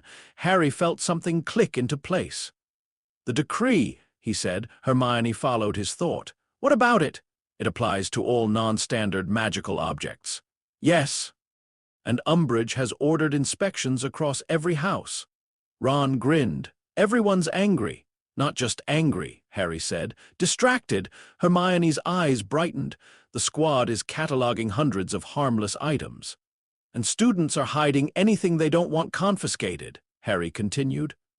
"They're creating false compartments, moving things between dormitories, and using secret passages." Ron laughed. "Umbridge made the whole school practice concealment." Harry looked toward the stairs. The next Defense Association meeting had been too risky when the squad focused only on them. Now, every corridor carried students avoiding inspection. Every hidden passage was being used. Every suspicious movement could be explained by confiscated sweets, family heirlooms, or contraband radios. Umbridge had widened the search so far that she had weakened it. Kindleglass had created the decree had created cover. Harry had not swung the blade once. "Tonight," he said. Hermione understood. Not in the room of requirement." "Where?" Harry smiled. "Everywhere." They divided the Defense Association into groups of 4. Each group received a different classroom, passage, or unused alcove. Meetings began at staggered times. Students practiced simple defensive movements, shield timing, and silent communication rather than spells powerful enough to trigger the register. No single gathering looked important. No single student carried a complete list. The Protean charm on Hermione's coins communicated only a time and one of 6 coded locations. The inquisitorial squad caught 3 students that night. All 3 were carrying contraband sweets. They missed every defense group. Harry moved between them beneath the invisibility cloak, carrying only his wand. He corrected Neville's shield stance in an unused stairwell. He helped Luna teach 2 Ravenclaws how to break eye contact before a spell. He watched Ginny disarm Michael Corner in an empty classroom and reminded them both not to celebrate loudly. The training was slower than a single meeting, messier, harder to control. It was also nearly impossible to destroy with one raid. By midnight, 40 students had practiced defense across 9 separate locations. Umbridge's inspection policy had spread them farther than Hermione's original plan ever had. Harry returned to Gryffindor Tower exhausted but satisfied. He sat near the dying fire and examined his empty hand. He had spent the day without Kindleglass. Draco had searched his belongings. Umbridge had turned the castle upside down. Harry had trained the Defense Association anyway. The blade could cut almost anything physical. It could not create trust. It could not organize 40 frightened students. It could not make Draco hesitate unless Harry understood what Draco feared. It could not turn Umbridge's decree against her unless Hermione noticed the weakness in its wording. And Ron recognized the distraction it created. Kindleglass had not been useless. Its existence had changed the board. But Harry had moved the pieces. The mirror shard warmed in his pocket. Harry raised it. Sirius appeared. Delivery arrived. "Is it safe?" "As safe as anything in this house." "Did anyone see?" Creature saw Dobby. Harry groaned. Sirius continued. "Creature sees everything and explains nothing clearly. We may be fine." Harry leaned closer. "Where is it?" "In a locked compartment beneath the floor of my room. Can anyone open it?" "Me." "Probably Dumbledore, possibly Moody, definitely Creature if sufficiently annoyed." "That isn't reassuring." "It's Grimmauld Place. Reassurance isn't one of the available features." Harry smiled faintly. Sirius studied him. "You miss it." Harry did not answer. "You've had it for less than a week." "It's mine." "Yes." The simple agreement made Harry defensive. Sirius continued. "That doesn't mean missing it is harmless." Harry looked at his palm. The silver mark had almost disappeared. "I didn't use it. I heard." "How?" Dobby gave a detailed report. Harry closed his eyes. "What did he say?" "That Draco Malfoy attempted to steal Harry Potter's magnificent fire weapon. Harry Potter bravely resisted, and Hermione Granger defeated the evil legal system with reading." "That's mostly accurate," Ron called from the stairs. Sirius laughed. Then his expression became serious. "You won without it." Harry glanced toward the dark window. "I didn't win. Malfoy didn't get it. Umbridge didn't find it. Your club is still meeting." Harry had not told Sirius the final part. He wondered how Dobby knew house elves understood castles differently. "You won," Sirius repeated. "You just didn't get the satisfying version." Harry thought of the blade igniting in the corridor, Draco's expression if the white gold fire had appeared, the silence of the crowd, the certainty of holding something no one else could stop. That would have felt satisfying. It also would have ended with the Ministry receiving witnesses, Umbridge receiving proof, and Flitwick forced to intervene. Harry had drawn the hilt as a bluff. The threat had mattered because he did not fulfill it. "I'm meeting Flitwick," Harry said. Sirius raised an eyebrow. "Hermione finally wore you down?" "No," Hermione called from across the room. "Yes." Harry ignored her. He offered to examine it under terms. "And I need to know what the castle can detect. I need to know what happens when someone else touches it, and I need training." "With the blade?" "With swords." Sirius nodded slowly. "That sounds sensible. It feels terrible. Most sensible things do at 15. Harry looked into the mirror. "I'm not giving it to Dumbledore." "I know." "I'm not letting Flitwick decide whether I can keep it." "Then decide your terms before you enter the room." Harry thought of Grimbank, the ledger, the copied contract Hermione had forced him to obtain. Terms did not always mean surrendering control. Sometimes they were the only way to define it. The next morning, Harry approached Professor Flitwick after charms. Students filed out around him. Flitwick looked up from a pile of cushions they had been levitating. "Mr. Potter, I accept your offer." Flitwick became still, under conditions. The professor's mouth curved slightly. "Of course. You don't touch Kindleglass without permission." "Kindleglass?" Harry had named it the night before. Kindle for the first spark, glass for the clean, bright edge that looked fragile and was not. The weapon. Flitwick considered the name appropriate. You don't tell Dumbledore unless you believe someone is in immediate danger. Flitwick's expression sharpened. I will not conceal an ongoing threat to students. Immediate danger, Harry repeated. Not possible danger, not unusual magic, something actually going wrong. Flitwick thought for a moment. Agreed, with the understanding that I determine what constitutes immediate danger. Harry disliked that. He also knew no competent professor would surrender that responsibility. You don't report it to the ministry. Agreed. You don't try to confiscate it. Agreed, unless immediate danger requires temporary intervention. Temporary. Temporary, Harry nodded. In return, I show you the hilt, explain what I know and follow your safety instructions during testing. Flitwick climbed onto his chair so their eyes were closer to level. And training? I need to know how not to cut off my own hand. That is an excellent beginning. Can you teach me? I can teach you distance, footwork, restraint, and why a blade that cuts through everything may encourage very poor habits. Harry thought of Neville. I've started learning that. Flitwick looked pleased. Bring it tomorrow evening, classroom 11. It's outside Hogwarts. Then retrieve it only for the appointment and remove it afterward. Harry stared. You don't want it stored here. No. Why? Flitwick began sorting the cushions. Because Professor Umbridge is searching for it. That didn't stop you offering help. Helping you does not require helping her find it. Harry stood silently. Flitwick had understood the board before Harry explained it. The professor glanced up. Mr. Potter, keeping a dangerous object away from Dolores Umbridge is not the same as believing the object is safe. I know. This time, Flitwick said, I think you may. Harry left the classroom. For the rest of the day, Draco watched him. Umbridge searched. Filch confiscated objects. Kindleglass remained hidden beyond their reach. Its absence continued to shape every choice they made. That night, Harry stood at a window overlooking the dark grounds. He imagined the blade locked beneath Sirius's floorboards. He imagined the silver remembering wood, iron, and the brief heat of a confrontation that never became a fight. Kindleglass was sharper than any weapon Harry had ever held.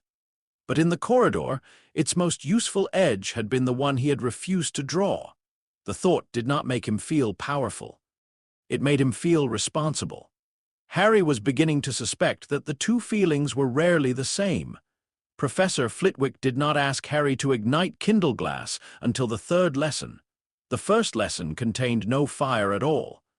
Harry spent nearly 2 hours walking along painted lines on the floor of classroom 11 while holding a wooden practice sword.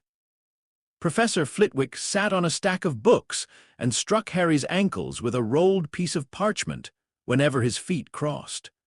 By the end of the lesson, Harry's patience hurt more than his legs.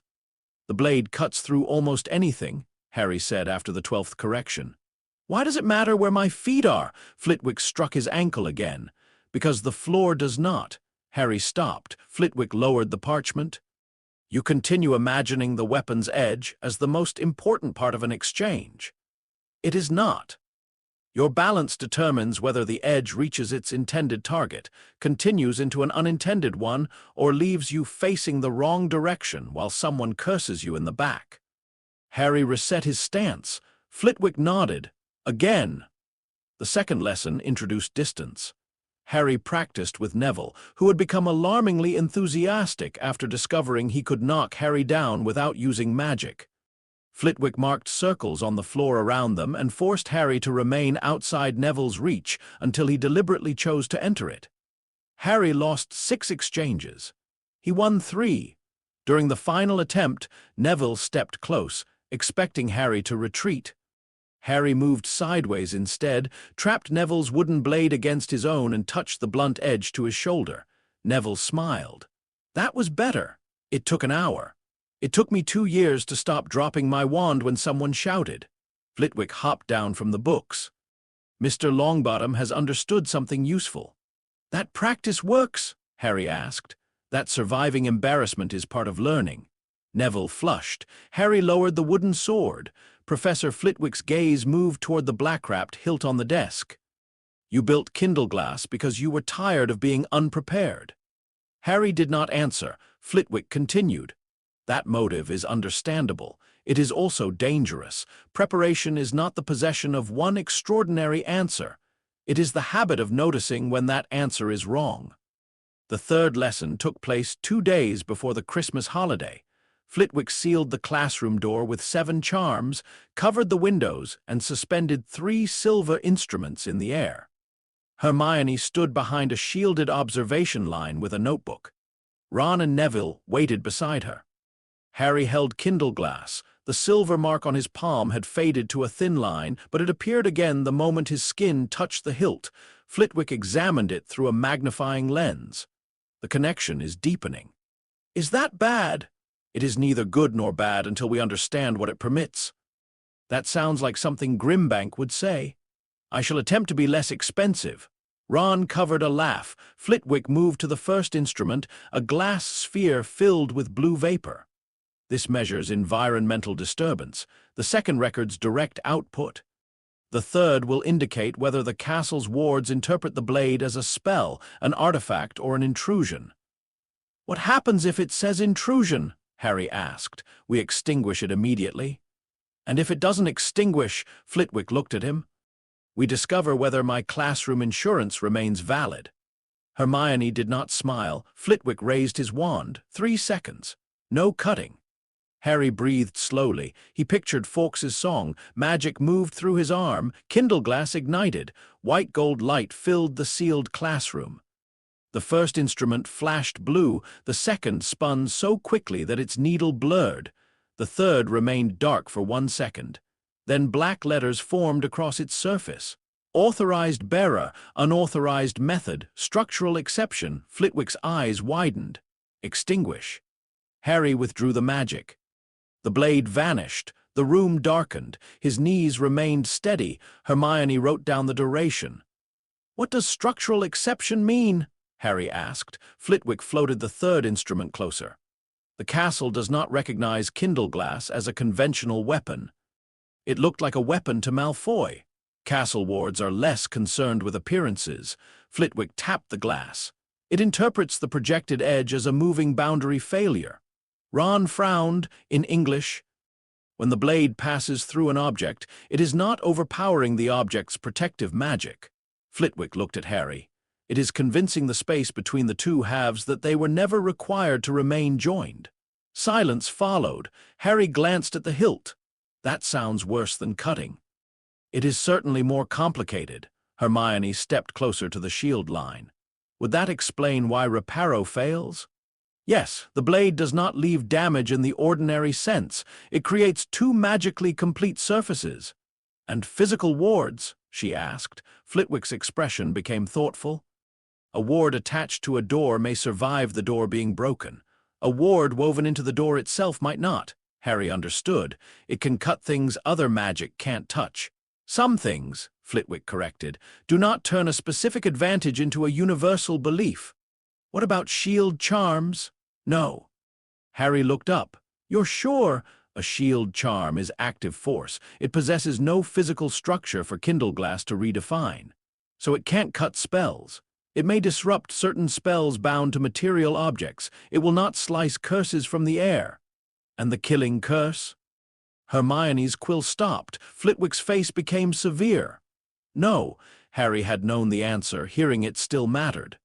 No object you carry should ever convince you otherwise, Flitwick said. If the killing curse is cast at you, you evade, obstruct the caster's line of sight with a solid object or prevent the spell from being cast. You do not attempt to parry it. Harry nodded. Flitwick's gaze remained on him. Say it. Kindleglass cannot block the killing curse. Again. It cannot block the killing curse. Ron shifted uncomfortably. Flitwick lowered the instrument. Good. The lesson ended with one more ignition. 4 seconds. Harry cut a strip of ordinary cloth, a thin iron rod and a wooden block reinforced with a basic hardening charm. Kindleglass passed through all 3.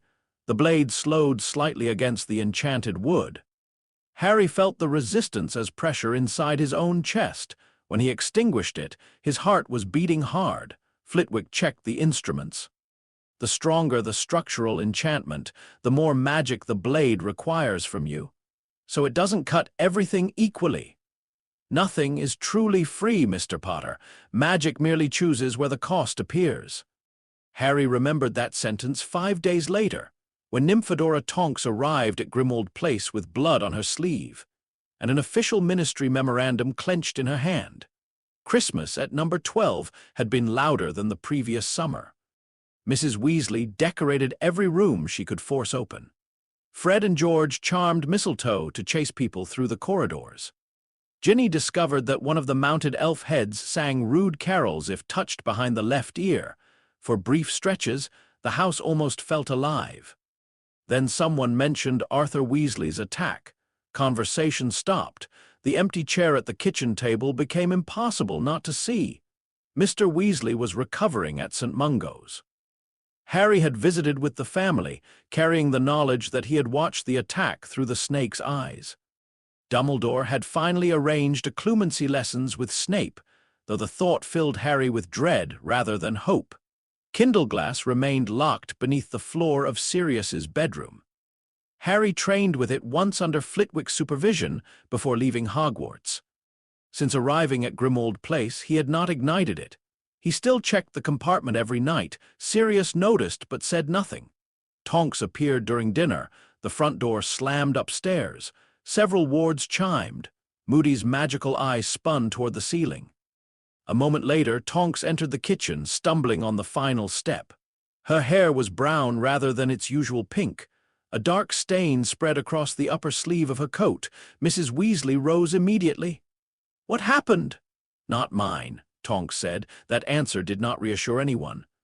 Kingsley entered behind her, moving with controlled urgency. His robes were torn near the collar, but he appeared uninjured. He placed a folded parchment on the kitchen table. "We have a breach." Sirius closed the door.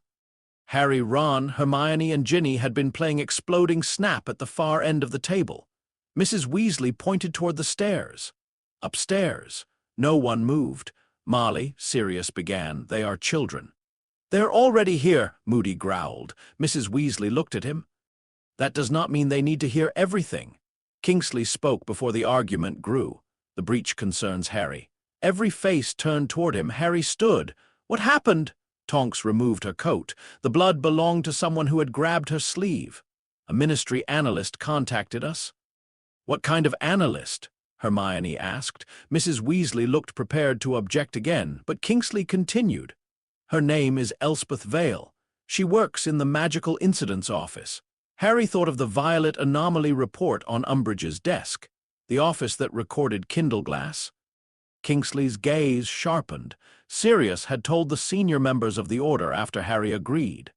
Flitwick's examination had made further secrecy within the Order impossible, though Harry had insisted that the weapon remain under Sirius's custody. "Yes," Kingsley said. Vale processed the first report from Hogwarts. "What does she want?" "Protection." Kingsley opened the memorandum. The original anomaly report was altered after she filed it. Location data was narrowed, internal access restrictions were removed, and a copy was routed to an unregistered office. "Umbridge?" Ron asked. "No," Tonks said. "Someone above her." Harry's scar prickled. Death Eaters. Moody struck the floor once with his wooden leg. Sympathizers, at least. Kingsley indicated the memorandum. Vale followed the access trail. 3 ministry employees opened the report without authorization. One was placed under the Imperious Curse 2 weeks later. One has disappeared. "And the third?" Sirius asked. "Elspeth Vale." The kitchen became quiet. Tonks sat down heavily. "She sent a request through one of our dead drops. Said she had copies of the access records and the edited report. We arranged an extraction from a ministry archive annex." "The blood?" Mrs. Weasley asked, her escort. Tonks's expression hardened. "He didn't make it." Ginny looked away. Harry stared at the memorandum. "Where is Vale now?" "Still inside the annex," Kingsley said. "Why didn't you bring her?" "Because Augustus Rookwood arrived before we reached the secure room." Moody swore. Harry knew the name. Rookwood had been an unspeakable. He had passed information to Voldemort during the First War and been exposed through Karkaroff's testimony. If Voldemort's return had freed or recalled him, then the Death Eaters had someone who understood the Ministry's deepest wards. "A lieutenant," Sirius said quietly. more dangerous than most. Moody replied, Rookwood doesn't duel for pride. He studies the room and kills whatever holds the plan together. Tonks rubbed her injured shoulder. He collapsed 2 floors of access wards between us and Vale. The archive sealed itself. He's inside with her. Why hasn't he killed her? Hermione asked. Because he wants the records, Kingsley said. Vale hid them somewhere in the annex. Rookwood needs her alive until she tells him where. Sirius looked at Moody. We go now. Mrs. Weasley caught his arm. You are not leaving this house. Sirius, Kingsley warned. The location may be watched. It's an order operation. It's also bait. Sirius's jaw tightened. Harry looked at Tonks. You said the archive sealed itself, she nodded. Ministry annexes use emergency compartmentalization. Physical doors, corridor plates, and internal ward frames lock together. We can break the outer barriers, but each one takes time. Harry's hand moved toward the ceiling, toward Sirius's room. Kindleglass could cut physical wards. Flitwick had confirmed it. Kingsley saw his expression. No, you haven't heard what I'm going to say. I have. It can cut structural enchantments. Moody's magical eye fixed on Harry. Can it? Some. Tested, under Flitwick's supervision. Mrs. Weasley looked at Sirius. You let him test it. At Hogwarts, Sirius said, with a professor. That does not make this better. Harry stepped closer to the memorandum. If Rookwood is behind a ward physically bound to the archive doors, Kindleglass can make an opening. And empty you doing it, Hermione said. Harry glanced at her. She had seen the instruments. She knew stronger enchantments increased the cost. Kingsley folded the memorandum.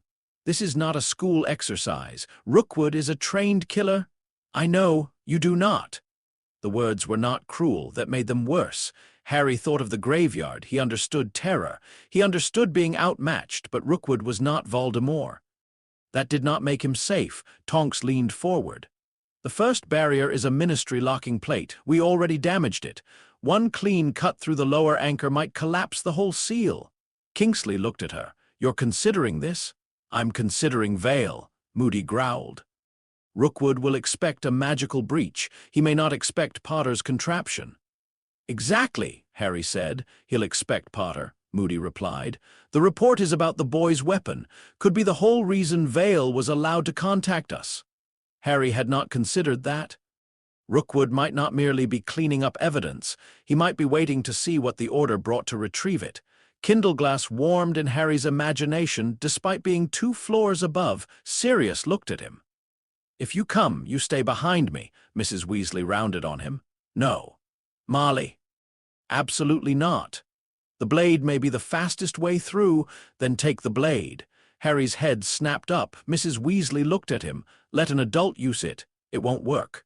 How do you know? The core is bound to me. We haven't tested another wielder, Hermione said. Harry stared at her. She continued more gently. But Grimbank's inspection suggested it rejects other hands. Moody's eye rotated. Rejects how? Heat, Harry said. Maybe more. Useful flaw. It isn't a flaw. Anything only one person can operate is a flaw when that person is 15. Harry clenched his jaw. Kingsley looked around the table. We do not have time for a full debate, he pointed to Harry. You enter only as far as the first barrier. You cut the anchor if Tonks confirms it is structurally bound. Then you return through the portkey with Sirius. I can help after that. No. If there are more barriers? No. Kingsley's calm did not change. You are not joining the engagement. You are carrying a specialized tool to one controlled point. Harry knew that was the only version they might permit. He nodded. Mrs. Weasley did not. Sirius squeezed her shoulder. I'll bring him back. People keep saying that as though it controls anything. Her voice broke slightly. Sirius's hand fell. Arthur's empty chair stood between them. Harry looked away. 10 minutes later, Kindleglass rested beneath Harry's coat. Sirius had unlocked the floor compartment without comment. The moment Harry touched the hilt, warmth traveled through his hand. The silver marks reappeared across his palm. Moody inspected the weapon with 3 separate devices. It's broadcasting. Passive resonance, Hermione said. Means broadcasting. Gringotts offered a sheath, Harry replied, and you refused. They wanted inspection rights without notice. Moody gave a humorless grunt. Goblins. The mission team gathered in the drawing room: Kingsley, Tonks, Moody, Sirius, Harry. Lupin remained behind to secure Grimmauld Place and prevent Mrs. Weasley from physically stopping the departure. Hermione stood beside Harry with a small bottle of core restorative. "This will not repair channel damage," she whispered. "I know. It may keep you conscious." "I know. 3 seconds if possible. 5 maximum. The anchor may take longer. Then stop and leave Veil inside." Hermione's expression tightened. "Do not make me answer that." Harry placed the bottle in his pocket. Ron handed him his wand. Harry had left it on the table while strapping Kindleglass to his arm. "Try using the normal weapon first." Harry took it. Ginny stood behind Ron, pale and angry. "Don't be stupid." "I'll try. That wasn't convincing." Moody activated the portkey. The drawing room vanished. Harry landed on one knee in darkness. The smell reached him first: dust, metal, and burned parchment. A blue emergency light pulsed along the ceiling of a narrow corridor. Filing cabinets lined both walls. Their brass labels had blackened. Papers drifted through the air despite the absence of wind. The Ministry Archive Annex had been built beneath an abandoned London records office. No public entrance connected to the magical levels. Employees arrived through controlled flue gates and portkeys. Tonight, the gates were dead. Tonks pointed forward. At the far end of the corridor, a metal door had folded into the surrounding walls. Silver lines crossed its surface in a grid. Each line disappeared into the floor and ceiling. "The first seal," she whispered. Harry felt Kindleglass react, not heat, pressure. The weapon recognized the iron in the cabinets, the wood within the walls, and the magical tension stretched across the door. Moody raised one hand. They stopped. His magical eye rotated beneath the scarred lid. No movement beyond the door. "Rookwood can hide from magical sight," Kingsley said. "Not completely." Moody limped toward the barrier. He placed a brass instrument against the lowest silver line. The instrument shattered. "Unspeakable construction," he growled. "Spatial anchor." Tonks looked at Harry. Flitwick was right. "About what?" "It isn't only holding the door shut. It's telling the corridor that no opening exists." Harry touched the hilt. Kindleglass had created 2 complete surfaces when it cut the practice dummy.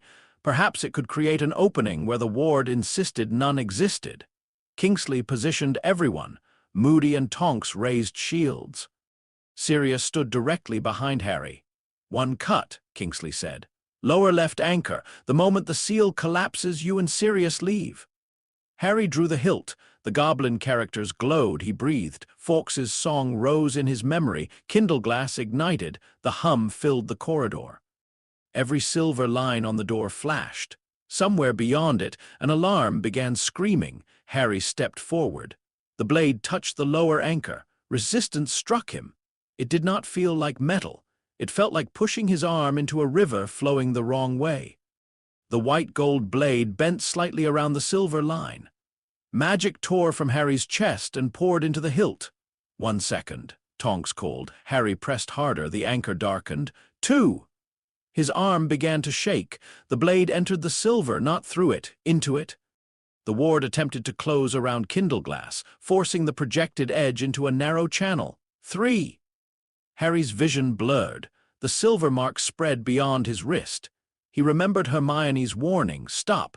The anchor was half severed. If he withdrew, the ward might repair itself. If he continued, the cost would rise. "Harry," Sirius said. 4. Harry changed his footing. Flitwick's painted lines returned to him. "Do not cross your feet." He lowered his center of balance and drew the blade sideways, using his whole body instead of his arm. The anchor split. The silver grid shattered into lines of white light. The door unfolded. A curse flew through the opening. Moody's shield intercepted it. The impact hurled him into a filing cabinet. "Move!" Kingsley shouted. Sirius grabbed Harry's coat. A second curse struck the ceiling. Stone rained down. Tonks entered through the breach. Kingsley followed. Harry attempted to step backward. A woman screamed beyond the door. Not Tonks, Veil. Then a black chain shot from the darkness. It wrapped around Sirius's ankle. Sirius fell. The chain tightened and pulled him through the opening. Harry caught his wrist. The portkey slipped from Sirius's hand and rolled beneath a cabinet. "Let go!" Sirius shouted. Harry did not. The chain dragged both of them into the archive chamber. The room beyond was circular and much larger than the corridor. Shelves rose toward a domed ceiling. Thousands of sealed record boxes floated in ordered columns. At the center, Elspeth Vale was bound to a metal chair. A man stood behind her. Augustus Rookwood looked nothing like Bellatrix Lestrange. There was no wild laughter, no theatrical cruelty. He wore dark ministry robes buttoned neatly to the throat. His hair was graying at the temples. His expression was calm, almost bored. His wand pointed at Vale's neck. His other hand controlled the chain attached to Sirius. Tonks lay near a fallen shelf, conscious but trapped beneath bands of black brass metal. Kingsley and Moody were separated by a transparent wall that had risen from the floor. Rookwood's eyes settled on Kindleglass. Interest replaced boredom. So the report was accurate. Harry attempted to extinguish the blade. It flickered, but remained active. The severed anchor had caught something inside it. A line of silver magic stretched from the blade back toward the broken doorway. Rookwood had attached the ward to Kindleglass during the cut. The weapon was still feeding the seal. Harry's magic continued draining. "Release him," Sirius said. Rookwood looked at the chain around his ankle. "You entered my room. This isn't your room. Every controlled space belongs to the person who understands its exits." He flicked his wand. The chain pulled Sirius away from Harry. Harry lost his grip. Sirius rolled, drew his wand, and fired. Rookwood turned slightly.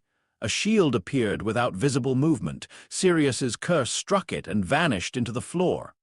Rookwood returned a silent spell. Sirius blocked. The impact drove him backward. Rookwood did not pursue. He looked at Harry again. "The metal remembers," he said. Harry's chest tightened. "How do you know?" "I read better reports than your professors." Rookwood moved his wand. The silver line connecting Kindleglass to the broken ward brightened. Pain shot through Harry's arm. The blade lengthened by several inches. Magic poured out of him. Harry dropped to one knee. "It feeds directly from the bearer," Rookwood observed. "I wondered whether the phoenix acted as a reservoir." Sirius fired again. Rookwood blocked without looking. "You let Vale contact the order," Harry said. "Yes, you wanted the blade." "I wanted to know whether it existed." Rookwood's gaze moved over the white gold edge. "Possession is a later question." Harry tried to extinguish it. The blade flickered. The silver tether held. He remembered Flitwick's explanation. The stronger the structural enchantment, the more magic Kindleglass required. Rookwood was using the archive ward to keep the blade active, not controlling Kindleglass, controlling the thing it was cutting. Harry's greatest advantage had become an open drain. Rookwood raised his wand. A red curse struck Harry's chest. Sirius's shield charm intercepted it a hand's width from Harry. The force still threw Harry onto his back. Kindleglass carved a bright line through the stone floor. The floor separated cleanly. One of the floating shelves tilted. Record boxes began raining down. "Harry, turn it off," Sirius shouted. "I can't." Rookwood watched Harry attempt to rise. "No improvement in reflexes," he said. "No physical reinforcement. Good." Harry hated how quickly the man understood. Rookwood had seen the blade for less than a minute and was already separating what it did from what Harry wished it did. The Death Eater stepped around Vale's chair. "You brought an answer to a door," he gestured toward the chamber, "and mistook it for an answer to me." A curse struck the floor beside Harry. Stone burst upward. Harry rolled. The blade passed through a metal shelf support. The entire column of records collapsed. Harry felt the cut enter Kindleglass, iron, paper, ministry preservation charms. 100 faint impressions flooded the silver at once. Names, dates, incidents, not readable memories, only pressure and fragments. The blade's hum changed. Rookwood heard it. His eyes narrowed. Harry forced himself to his feet. He could not duel while Kindleglass remained active. Every movement risked cutting the room, Vale, or one of his allies. He also could not drop the hilt. The contract might interpret abandonment. More importantly, the blade would remain connected to his magic. Tonks struggled beneath the black brass restraints. Her wand lay inches beyond her fingers. Harry saw the bands more clearly now. They were not ropes. 4 metal loops had emerged from the floor and closed around her arms, waist, and legs. Silver writing moved along them, another structural restraint. Kindle glass could cut it. Harry looked at Sirius. Sirius understood his glance. No. Harry looked toward Tonks again. Rookwood followed his gaze. That would be expensive. Harry raised the blade.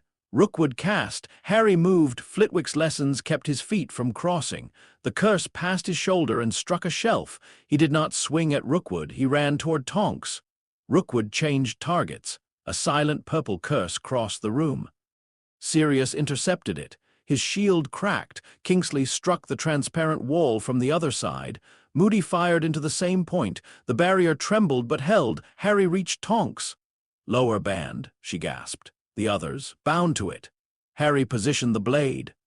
The black brass restraint reacted before contact. Its silver writing turned red.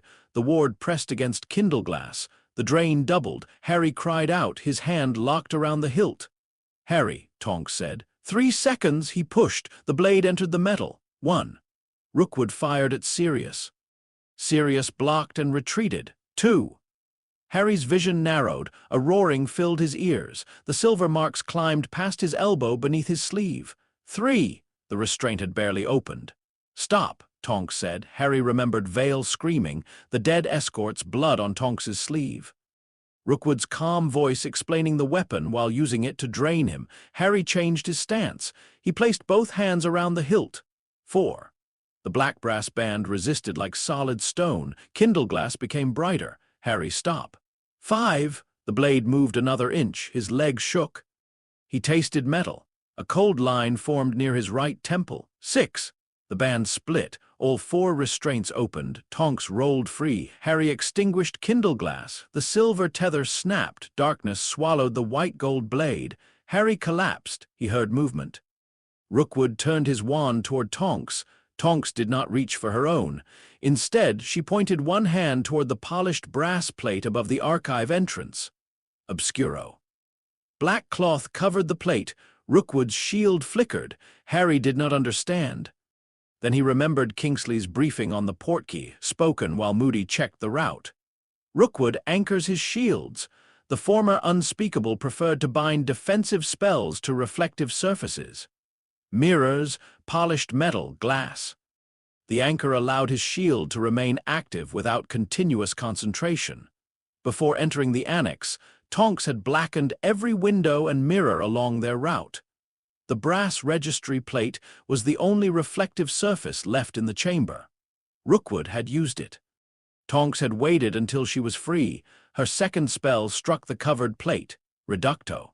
The brass shattered. Rookwood's shield collapsed. Sirius fired. Rookwood twisted aside. The curse caught his shoulder and spun him. At the same instant, Kingsley and Moody broke through the transparent wall. Kingsley's binding spell crossed the room. Rookwood blocked it with an ordinary shield, but the effort forced him backward, toward the broken archive door. Tonks seized her wand. She cast at the floor behind him. The stone turned to black ice. Rookwood's foot slipped. For the first time, his calm expression broke. Sirius's next curse struck his wand arm. The wand flew from his hand. Moody's spell hit the chain around Sirius's ankle and shattered it. Rookwood fell. Kingsley moved forward to bind him. Rookwood reached inside his robes. "Down!" Moody shouted. Black smoke filled the chamber. Harry felt Sirius cover him. The smoke carried a pressure like a portkey activating in every direction at once. Shelves shook. Loose parchment spiraled upward. Then the smoke vanished. Rookwood was gone. Kingsley stood where he had fallen, wand raised. Tonks swore. Moody's magical eye spun wildly. Emergency displacement charm. "He's outside the annex." "Can you track him?" Sirius asked. "Not through 3 collapsed wards." Elspeth Vale began laughing. The sound was thin and close to panic. "He left," she whispered. "He actually left." Tonks reached her and cut the ordinary ropes around her wrists. "Where are the records?" Vale looked at Harry. Her eyes moved to the extinguished hilt in his hand. "In the chair." Kingsley examined the metal seat. Vale kicked the lower frame. A narrow drawer opened beneath it. Inside were 6 crystal strips covered in moving ministry numbers. Rookwood had stood beside the evidence for the entire encounter. He had never found it. Tonks took the strips. Mission accomplished. Harry attempted to sit up. The room tilted. Sirius caught him. Easy. I'm fine. You're a terrible liar. Harry looked at Kindleglass. The hilt was dark. New impressions crowded inside it. Ministry iron, preservation charms, the spatial anchor, the black brass restraints. Something from Rookwood's ward clung deeper than the rest. A cold geometric pressure that made the metal field divided into invisible rooms. Harry rapped the hilt. His fingers would not close properly. Sirius noticed. Can you feel your hand?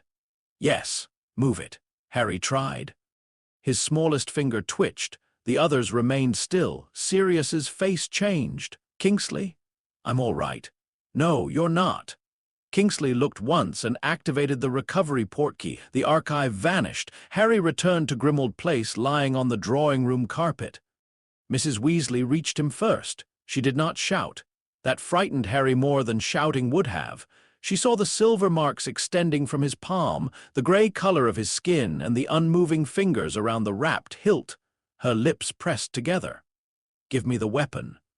Harry's hand tightened reflexively. Pain shot up his arm. Mrs. Weasley closed her eyes. Harry, he can't release it properly, Sirius said. Then help him. Sirius knelt and placed his hand over Harry's. Safe storage, he said, under your authority until you request its return. The contract mark flashed. Harry's fingers loosened. Sirius removed Kindleglass. The moment the hilt left Harry's hand, cold spread through his body. Madame Pomfrey arrived through the flue 15 minutes later. Someone had contacted Hogwarts without asking Harry.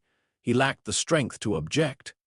She examined his hand, arm and chest while everyone except Sirius and Mrs. Weasley waited outside. The diagnostic lights above him turned red, then violet. Madame Pomfrey's expression became grim. How long? Harry looked at Sirius. How long what? The sustained magical conduction. The first cut was 4 seconds, Sirius said. The second was 6 or 7. And the blade remained active between them. Harry remembered Rookwood's tether. Yes. How long? I don't know, Sirius answered. Perhaps 40 seconds. Madame Pomfrey stared at him. Harry attempted to sit. She pushed him down. You were warned. I had to free Tonks. You were warned that continued use could damage your casting pathways. I know. Do not say that to me again. Her voice cracked like a whip. If you knew, you would understand that intention does not protect the body from consequence. She moved her wand along Harry's arm. The silver lines brightened beneath the skin. Your right side channels are partially burned. You will not cast with that hand until I clear you. How long? Days, if you are fortunate. And if I'm not? Weeks. Harry looked toward the door. Kindleglass was beneath Sirius's floor again. Rookwood had seen it. He had studied it in the middle of the fight. No improved reflexes, no reinforcement, direct feed. Rookwood would tell Voldemort. Or someone close enough that it made no difference. Madame Pomfrey examined Harry's face. Her wand paused near his temple. What? She conjured a mirror. A narrow white streak ran through Harry's black hair above his right ear. It was not large, only a few strands. It had not been there before. Magical pigment loss, Madame Pomfrey said. The follicles were exposed to severe channel heat. Will it change back? Possibly. Her tone meant she did not know. Mrs. Weasley turned away. Harry lowered the mirror. The streak looked almost silver in the light, a visible cost. Something he could not hide beneath a sleeve. Madame Pomfrey gave him a potion and ordered bed rest. Harry slept for 14 hours. When he woke, Sirius sat beside the bed. The room was dark except for a single lamp. Rain touched the windows. Harry tried to move his right hand. 2 fingers responded. That's better, Sirius said. Harry looked at him. Vale, safe. The records. Kingsley has them. Rookwood, gone. Harry closed his eyes. He saw everything. Yes, he knows how Kindleglass works. He knows some of it. He figured out more in 1 minute than I did in a week. Sirius leaned forward. That is what experience looks like. Harry hated the answer. I should have attacked him. No, if I'd gone straight for him, he would have killed you. The words were quiet. Harry looked at Sirius. You didn't see how he watched you, Sirius continued. He wasn't afraid of the blade. He was measuring it. I could have cut his shield anchor. You didn't know where it was. Tonks did. Because Kingsley gave her the information before we entered. Harry remembered the black cloth covering the brass plate. Tonks had not defeated Rookwood by casting harder. She had known the habit supporting his shield. She won the fight, Harry said. We all got out. Vale and the records came with us. That's the win. I only opened doors. You opened the first seal and freed Tonks. Then collapsed. Yes, Harry looked at his hand. Kindleglass was useless against him. No, it couldn't cut his shield. It couldn't stop his curses. He used it against me. All true. Sirius's voice hardened. And without it, Tonks stays bound, Vale stays trapped, and Rookwood leaves with the records. Harry said nothing. The blade mattered, Sirius continued. It simply did not make you the most important person in the room. That hurt because it was true. Harry had built Kindleglass to escape helplessness. In the archive, he had possessed the rarest weapon there. Rookwood had still controlled the room. Tonks's preparation broke his shield. Sirius's spells forced him backward. Kingsley and Moody closed the trap. Harry had cut a restraint. One narrow structural use, one opening. Someone else had turned it into victory. Harry looked towards Sirius's bedroom floor. Where is it? Locked away. I need to examine what it retained. No, Sirius, you cannot hold your wand. I can hold the hilt with my left hand. No. The refusal was immediate. Harry's anger rose. The mark on his right palm flashed weakly. Sirius noticed. So does it. Harry looked down. The weapon is tied to you now, Sirius said. Maybe only magically, maybe more. But every time you become frightened or angry, you reach for it before deciding whether it can help. It did help, and nearly cost you your hand. It didn't. Not this time. Harry turned his face away. Rain continued striking the glass. After a moment, Sirius spoke more quietly. Rookwood escaped. I know. He'll report the blade. I know. The Order will want to discuss what happens next, meaning Dumbledore, meaning everyone. Harry's jaw tightened. Sirius sighed. You wanted the choice to belong to you. It does. Yes. But the consequences belong to everyone standing near you when you make it. Harry thought of Tonks trapped in black brass, Sirius shielding him, Mrs. Weasley waiting in the drawing room, the dead escort whose blood had stained Tonks's sleeve. Kindleglass remembered what it cut. Harry's friends remembered what it cost. Neither ledger belonged only to him anymore. Did I make it worse? Harry asked. Sirius took time before answering. You made something powerful visible to dangerous people. That sounds like yes. You also saved someone the Ministry would have allowed to disappear. Harry looked at him. Both things can be true. Dumbledore would have said something like that. From Sirius, it felt less like a lesson and more like an admission. Harry flexed his hand again. 3 fingers moved. The white streak near his temple caught the lamp's reflection. Rookwood had learned that Kindleglass could not block active magic. He had learned that Harry lacked the training to threaten him directly. He had learned that the blade consumed Harry's strength, and that a sufficiently complex ward could turn that cost against him. The secret was no longer merely that Harry possessed a strange weapon. Now an experienced Death Eater knew its limits. Kindleglass had not made Harry unbeatable. It had made him worth studying. Somewhere outside Grimmauld Place, Augustus Rookwood was almost certainly explaining the weapon to people who would prepare for its next appearance. Harry lay back against the pillow. For the first time since Fawkes's feather had entered the hilt, he did not wonder how much stronger the blade might become. He wondered how much stronger his enemies would become because they knew it existed. Dumbledore arrived at Grimmauld Place 2 days after the archive mission. Harry knew he had entered the house before anyone came to tell him. The wards changed. It was not a sound exactly, though the old pipes groaned and several portraits stopped muttering at once. It was a feeling of pressure settling over the building, as though number 12 had recognized someone whose presence carried its own authority. Harry was sitting at the long kitchen table, attempting to close his right hand around a spoon. His thumb moved properly. His first 2 fingers obeyed if he concentrated. The last 2 remained slow and numb. Madame Pomfrey had ordered him not to use a wand with either hand, arguing that magic did not flow through the body in neat, have simply because a wizard possessed 2 arms. She had permitted basic exercises, lifting small objects, flexing the fingers, tracing circles on the table, but no spellcasting. Harry hated the exercises. They made the injury feel real in a way pain did not. Pain could be ignored. A spoon slipping from his hand could not. It struck the table. Sirius looked up from the newspaper. Again, I'm fine. Then you're dropping cutlery for dramatic effect. Harry picked up the spoon with his left hand.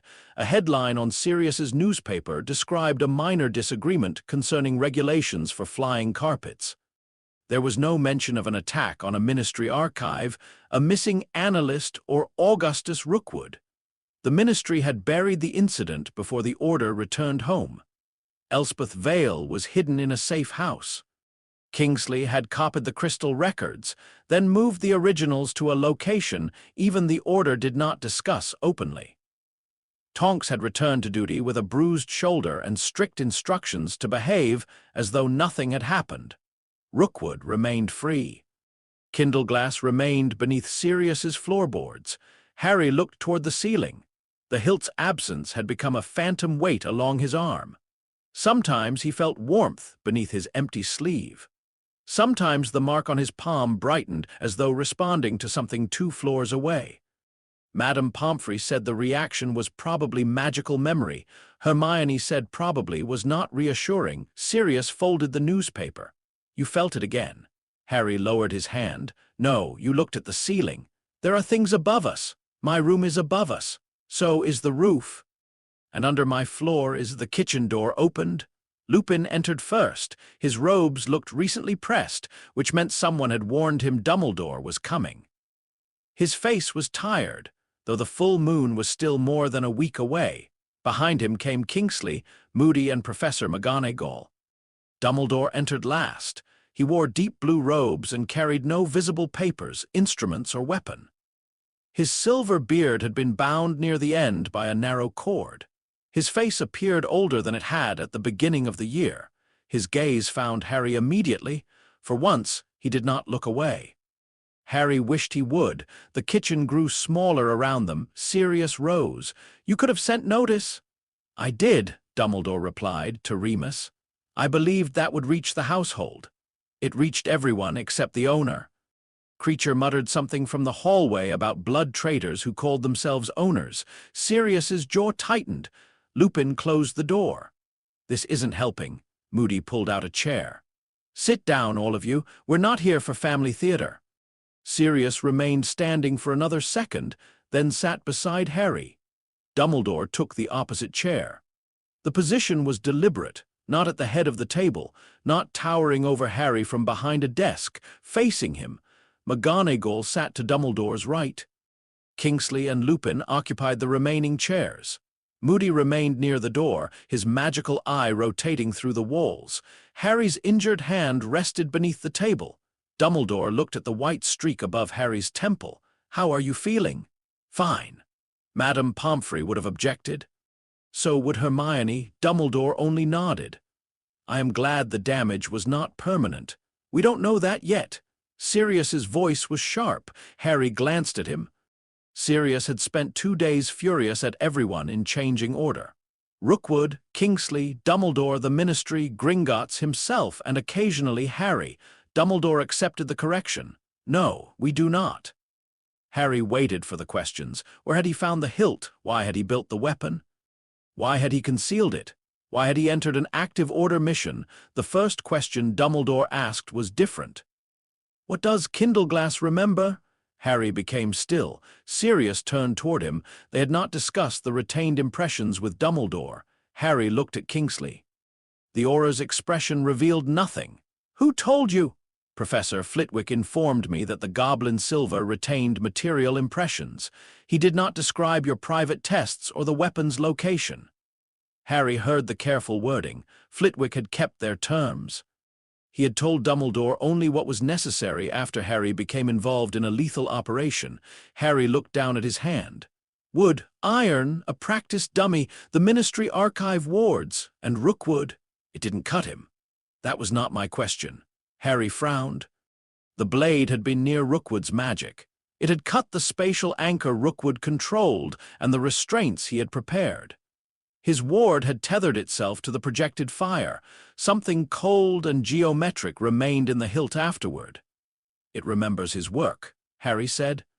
Dumbledore's eyes sharpened. How clearly? Not like a memory. More like pressure, shapes, the feeling of rooms being divided. Hermione had called it structural residue when Harry described it. Dumbledore looked toward Kingsley. The aura leaned forward. Rookwood spent years in the Department of Mysteries developing compartmentalization systems. His ward architecture has a recognizable pattern.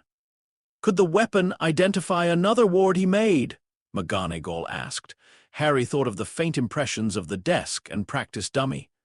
If it was similar enough. Or it could react unpredictably, Lupin said. Yes, Sirius folded his arms, which is why no one is touching it until Harry recovers. Moody's magical eye stopped spinning. That's not your decision alone. It's in my house. It's under a goblin contract, bound to Harry and now connected to Death Eater Wardcraft. Your floorboards are not the most relevant authority. Sirius's chair scraped backward. Harry put his left hand on Sirius's arm. It was enough to stop him. Dumbledore watched them. We will not take Kindleglass from you, Harry. Harry looked across the table. The answer had come too quickly. You've already discussed it. Yes, with everyone except me. With members of the Order responsible for the archive operation. That's still everyone except me. Dumbledore's expression tightened. You were unconscious. I'm not now. No. The kitchen fell quiet. Harry had imagined this conversation since the first night in the abandoned classroom. He had expected Dumbledore to speak gently, explain that Harry did not understand what he had created, and ask him to surrender the hilt for the greater good. If Dumbledore demanded it, Harry could refuse. That would be simple. Instead, the headmaster had promised not to take it. Harry did not trust the relief that followed. Why not? He asked. McGonagall looked surprised. Dumbledore did not. Because it is bound to you by more than possession. Attempting to separate you permanently may cause damage we do not understand. That isn't the only reason. No. Dumbledore folded his hands upon the table. The decision to create Kindleglass was yours.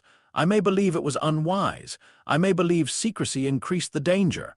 Neither belief grants me ownership of your choices. Sirius leaned back slightly. Harry stared. Months of distance, unanswered questions and decisions made behind closed doors pressed against Dumbledore's words. You decide everything else. McGonagall inhaled. Dumbledore did not look away. More than I should. The admission angered Harry more than denial might have. You knew about the feather. Yes. You knew what I had in my bag, I suspected, and you let me leave. Yes. Why? Fawkes's failing body returned to Harry's mind, the feather drifting into his hand, Dumbledore watching the hilt warm inside his schoolbag. Dumbledore's eyes seemed suddenly very tired, because Fawkes chose. That didn't stop you from knowing it was dangerous. No. Then why didn't you warn me? I believed a direct warning would cause you to conceal the object more carefully rather than abandon the attempt. Sirius gave a humorless laugh. He's got you there. Harry glared at him. Sirius lifted both hands. Dumbledore continued. I also believed Professor Flitwick or the Goblin contract would force you to confront the limits of the object before you attempted to use it against a true enemy. You believed wrong. Yes. There was no defense in the answer. Harry looked away. A blackened patch remained on the kitchen wall from one of Fred and George's early experiments. Someone had covered part of it with a Christmas garland. You could have spoken to me, Harry said. I should have. Before Rookwood? Yes, before I put myself in the hospital wing. Dumbledore's eyes moved to Harry's hand. Yes. The anger had nowhere easy to go. Harry had wanted Dumbledore to admit fault for months. Now that he had, it did not repair anything. Moody struck the floor with his wooden leg. This is useful for feelings, but Rookwood isn't waiting for us to finish them. McGonagall's eyes flashed. Alastair. He saw the weapon. He saw the boy's limits. By now, every Death Eater worth worrying about knows Potter carries goblin-silver powered by Phoenix fire. Not every Death Eater, Lupin said. Then the important ones. Kingsley placed a crystal strip on the table. It was one of the copied Ministry records. Moving numbers passed across its surface. Vale's evidence confirms the anomaly report was routed through Rookwood's former access network. He did not stumble onto Kindleglass. Someone asked him to investigate it. Voldemort, Harry said. No one flinched at the name except McGonagall, and even her reaction was small. Possibly, Dumbledore replied, though I suspect Rookwood was acting before reporting upward. Why? Because he did not attempt to kill you immediately. Harry remembered the curse Rookwood had fired at his chest. He tried. He tested Sirius's response and your blade's defensive use. Had he wished only to kill you, he would have begun with methods designed to deny escape rather than observe reaction. Sirius's expression darkened. That's comforting. It is not meant to be. Dumbledore's gaze returned to Harry. Rookwood wished to learn whether Kindleglass changed the balance of power. It doesn't, Harry said. The words came bitterly. It cuts doors. It cut a door no one else could open quickly, Kingsley said. That matters, Tonks beat Rookwood. With information, Moody said. Which is how professionals tend to beat each other. Harry flexed his right hand beneath the table. One finger failed to respond. Dumbledore watched the movement. Kindleglass has not made you powerful enough to defeat Voldemort. I know. It has made you important enough for Voldemort's followers to account for. Harry said nothing. Dumbledore leaned forward slightly. That distinction may be more dangerous. The room seemed to narrow around the words. Before the blade, Dumbledore continued. Your enemies planned around the prophecy, your connection to Voldemort and your importance to those who love you. They understood your wand, your education, and your likely protections. Harry thought of Privet Drive, the Order's Guard, the Ministry's smear campaign. Now, Dumbledore said, you possess a tool capable of violating certain assumptions upon which secure places depend. A vault door, a prison barrier, a ward anchor, a physical object protected by magic because its designers believed separation impossible. Kindleglass did not threaten Voldemort in a duel. It threatened doors Voldemort expected to remain closed. The thought was colder. Rookwood will not prepare to fight the blade, Dumbledore said. He will prepare the room around it. He will create false barriers to drain you, place innocents near likely cuts, rely on active magic rather than material protection, and force you to choose between using Kindleglass and preserving your strength. That was exactly what Rookwood had done after seeing the blade once. Harry looked at the white streak reflected faintly in the polished kettle, so I can't use it. That is not what I said. It's what everyone means. No, Dumbledore replied. I mean you cannot allow the existence of one answer to decide which questions you ask. Professor Flitwick had said something similar. Preparation was not possession of an extraordinary answer. Harry's frustration rose. Everyone keeps telling me what it isn't. Dumbledore nodded. Then let us speak of what it is. Harry waited. It is a political fact. The words sounded strange in the kitchen. Not a weapon, not a sword. A fact, Dumbledore continued. The Ministry sees an unregistered threat to its authority. Gringotts sees goblin craft changing beyond its supervision. The Order sees an advantage paired with a severe cost. Rookwood sees a new variable to study. Voldemort, when he learns enough, will see either a tool to acquire or a danger to neutralize. And what do you see? Dumbledore looked at him. A 15-year-old boy who has made himself legible to every power broker in Britain. Harry frowned. Legible? They know how to place pressure upon you? The answer was quiet. The Ministry threatens confiscation. Gringotts invokes contract. Your enemies create emergencies where the blade appears necessary. Your allies appeal to responsibility. Each learns that Kindleglass matters to you and uses that knowledge to shape your choices. Harry thought of Draco telling him he would bring the hilt back because he wanted it. Rookwood creating a door only Kindleglass could open. Grimbank offering privacy in exchange for access.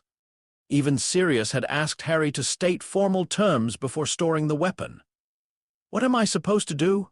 Harry asked. Dumbledore's gaze did not leave him, become harder to read. Moody grunted approvingly. Dumbledore continued, "Do not draw the blade merely because someone creates a problem shaped like its edge. Do not conceal it in the same place twice. Do not allow your enemies to assume that threatening the weapon will provoke you into using it. That sounds like never trusting anyone." "No. It means choosing relationships before emergencies force choices upon you." Harry looked around the table. Sirius, Lupin, McGonagall, Kingsley, even Moody. Relationships built before the archive mission had saved him. Tonks's knowledge, Sirius's shield, Kingsley's planning, Hermione's restrictions. Flitwick's training, Kindleglass had opened the restraint. The people around it had created the victory. A cold pulse passed through Harry's right palm. He looked toward the ceiling again. This time everyone noticed. "Bring it down," Dumbledore said. Sirius's chair moved. "No," Harry turned. "Sirius, you can't hold a spoon properly. I'm not igniting it. You don't know what it retained. That's why we need to examine it." Not with Dumbledore. The headmaster did not react. Harry did. He said he won't take it. "And you believe him?" Harry looked at Dumbledore. "I believe he won't take it today." The words hurt to say. Dumbledore accepted them. "That is enough for today." Sirius stood. "I'll get it." When he returned, Kindleglass was inside a narrow wooden box wrapped in black cloth and secured by a silver chain. He placed it on the table. The chain bore Sirius's family crest. Harry touched it with his left hand. The mark on his right palm flashed. The lock opened. Sirius looked surprised. "I didn't do that." "The contract recognized Harry's authority," Dumbledore said. Harry unwrapped the hilt. Kindleglass looked different. The goblin-silver had darkened around the center of the grip. Thin black lines divided the metal into irregular sections, like cracks beneath glass. White light moved deep within them. McGonagall leaned closer. "Was that present before?" "No," Harry said. Dumbledore did not touch it. "Rookwood's ward." Harry rested 2 fingers against the silver. The impressions struck harder than before. Wood and iron came first, then the practice dummy. The Ministry archive followed. Shelves, preservation spells, the spatial anchor resisting the blade. Beneath them was the black brass restraint. And beneath that rooms, not actual rooms, the idea of separation. A corridor becoming inaccessible because a line had been drawn through its structure. A door no longer leading where it had led, space folding itself into compartments around a central command. Harry pulled his hand away. The kitchen returned. "What did you see?" Lupin asked. "Rookwood's system." Dumbledore's eyes sharpened. "Could you reproduce it?" "No." "Could Kindleglass?" Harry looked at the black lines in the silver. "I don't know." Moody reached toward the hilt. It became hot. He stopped. "Still rejects inspection." "Not inspection," Harry said. "Uninvited contact. Same problem." Dumbledore studied the weapon. Goblin-silver retains what strengthens it. Grimbank said this silver doesn't discriminate. Then we must assume the ward has not merely left a memory. Harry's stomach tightened. It absorbed part of it. Possibly. Sirius swore. Lupin looked toward the ceiling, as though expecting the house to divide itself into sealed chambers. "What would that mean?" Dumbledore's expression remained grave. "If the impression deepens, Kindleglass may begin reacting to structures as Rookwood's wards did. It might recognize anchors more easily." "That sounds useful," Moody said, "or it may attempt to impose separation where Harry does not intend it." Harry looked down at the hilt. The blade had no mind. No intention, but it remembered methods. If fed enough magic, perhaps those methods would become properties. Grimbank's contract required notice. First negotiation rights regarding retained magical property. Harry wrapped the hilt again. "We have to tell Gringotts." Sirius looked at him. "Do we?" "It's in the contract." "Contracts can be challenged." "By whom?" Sirius had no answer. Dumbledore did. Goblin craft lore is not recognized in full by the Ministry, but Gringotts can enforce its agreements through access, finance, and the object itself. Refusing notice would create another adversary. "They're already treating Harry like a thief," Sirius said. "They are treating him like a participant in a bargain he accepted." "He was 15. He remains 15. Harry struck the table with his left hand. Stop. The adults fell silent. It's my contract. Sirius's jaw tightened. Harry continued. I signed it without understanding everything. Hermione made sure that didn't happen again, but I signed the private registry after reading it. You were under pressure, Sirius said. I'm always under pressure. That was the problem. If pressure made every decision invalid, Harry would never be allowed to choose anything. He looked at Kindleglass. Grimbank has the right to be told if the silver retains a magical property. We tell him. Dumbledore inclined his head. And then we negotiate. The answer surprised everyone except Harry. Grimbank had told him the silver might remember curses. He had offered privacy for access. He had warned Harry that the Ministry's detection system could not distinguish motive. The goblin had not been kind. He had been honest when honesty created leverage. Harry could work with that. He looked toward Kingsley. What was in Vale's records? Names and access chains. Anything connected to Gringotts? Kingsley hesitated. That was enough. What? 2 Ministry officials used Rookwood's network to request information from the Goblin Liaison Office. About Kindleglass, about recent changes to Vault security standards. Moody's eyes stopped spinning, preparation for a breach. Dumbledore looked at Kingsley. You did not mention this? We confirmed it this morning. Harry understood. Rookwood had seen Kindleglass cut Ministry architecture. The Death Eaters might not want the blade only as a weapon. They wanted to know whether the same structural weakness existed in Gringotts. Grimbank needs the records, Harry said. Kingsley frowned. They are Ministry evidence. The Ministry is compromised. That does not make Gringotts harmless. No, it makes them interested. Harry looked around the table. Rookwood knows how the blade interacts with wards. Someone in the Ministry is asking about Gringotts' security. The goblins think Kindleglass is partly their property. Sirius's expression changed as he followed the thought. You make the weapon their problem too. It already is. Dumbledore watched Harry carefully. What do you propose? Gringotts gets the access records connected to the liaison office. Kingsley's face hardened. Copies. Fine, copies. They get to inspect the retained impression under my terms. Sirius opened his mouth. Harry continued. In return, they help identify Rookwood's ward pattern, provide a way to carry Kindleglass without broadcasting its passive signature, and agree that no inspection happens without notice. Moody gave a low sound of approval. The sheath. They wanted unlimited access before. Hermione would have reminded him. Harry remembered. This time we have something they need. Dumbledore's eyes glinted. Leverage, not steal. The words came from Harry before he consciously chose them. Sirius leaned back. For the first time since the meeting began, he smiled. James would have hated how sensible that sounded. McGonagall's mouth tightened. James was capable of sensible decisions. Name 2. This is not the time. It might take a while. Lupin hid a smile. The tension loosened slightly. Dumbledore stood. Grimbank will not meet openly with the Order. He'll meet Harry, Kingsley said. Sirius's smile vanished. Not alone. No, Harry agreed. Hermione comes. McGonagall raised an eyebrow. Miss Granger. She reads contracts. That may be the strongest qualification anyone in this room possesses, Lupin said. The meeting with Grimbank took place the following evening inside a private Gringotts chamber beneath Diagon Alley. The bank refused to allow Dumbledore, Moody, or Kingsley below the public lobby. Sirius was permitted only after signing a statement acknowledging that his family's prior Vault disputes granted him no standing in the current negotiation. He signed with unnecessary violence. Hermione sat beside Harry with 3 copies of the original contract, 4 pages of proposed amendments, and a bottle of ink. Grimbank sat across from them. 2 other goblins stood behind him. One wore white metal rings around both hands. The other carried a narrow stone tablet covered in moving symbols. Kindleglass rested inside its wooden box at the center of the table. Grimbank did not greet them.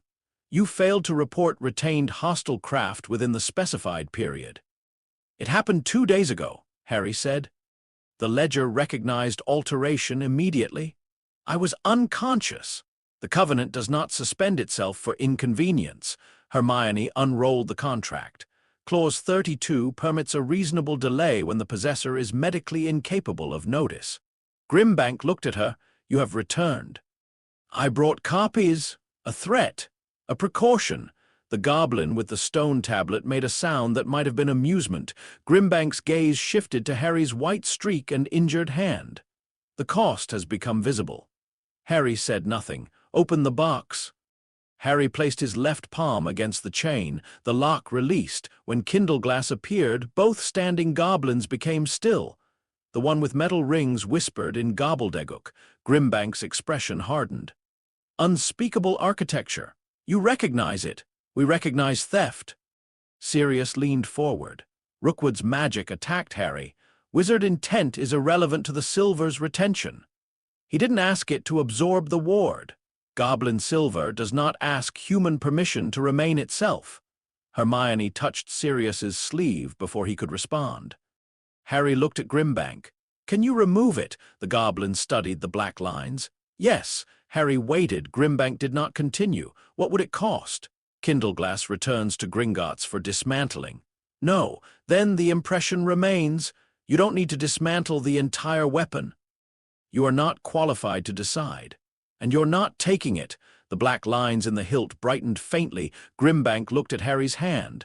The weapon agrees with possession. It doesn't agree with anything. Good, you have learned one lesson.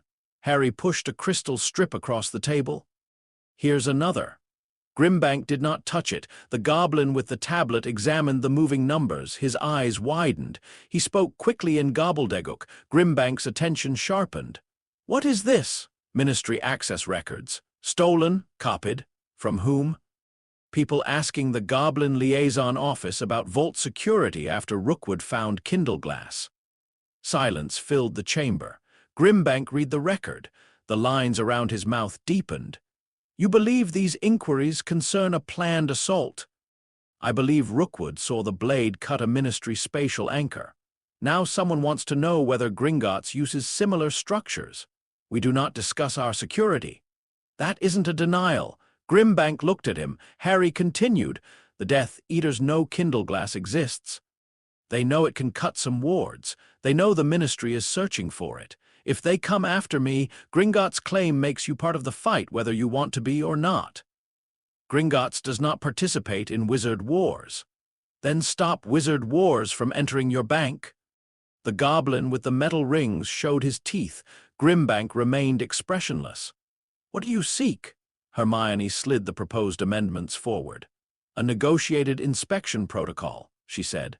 No unannounced access. Harry or a designated representative must be present. No removal, dismantling, or alteration without his consent unless the object becomes independently hostile. Already covered. The current language permits Gringotts to determine hostility without external review, because wizards are not qualified to judge goblin craft. Then a panel of 3. Hermione replied. 1 goblin smith, 1 representative selected by Harry, and 1 neutral magical craft specialist agreed upon by both parties. Grimbank read the amendment, Professor Flitwick.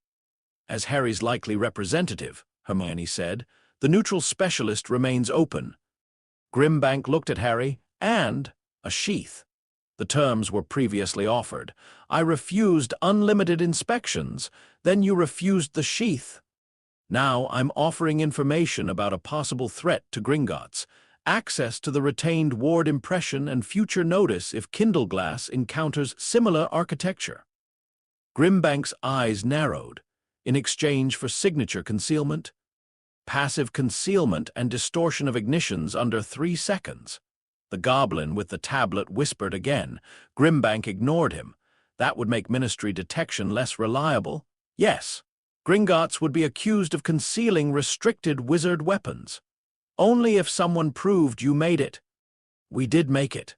You made an unfinished hilt. Fawkes and I changed it. Grimbank's gaze became cold. Harry did not look away. The distinction was dangerous. It was also the center of their disagreement. Grimbank believed goblin craft remained goblin property through every transformation. Harry believed the Phoenix core and his magic had created something new. Neither position would disappear because the other disliked it. Harry touched the white streak near his temple. Kindleglass nearly burned out my hand. Rookwood used your silver's ability against me. If you want first negotiation rights over what it becomes, then help make sure I survive long enough to negotiate. For the first time, Grimbank's expression changed without calculation, respect, perhaps, or recognition. You argue from mutual risk.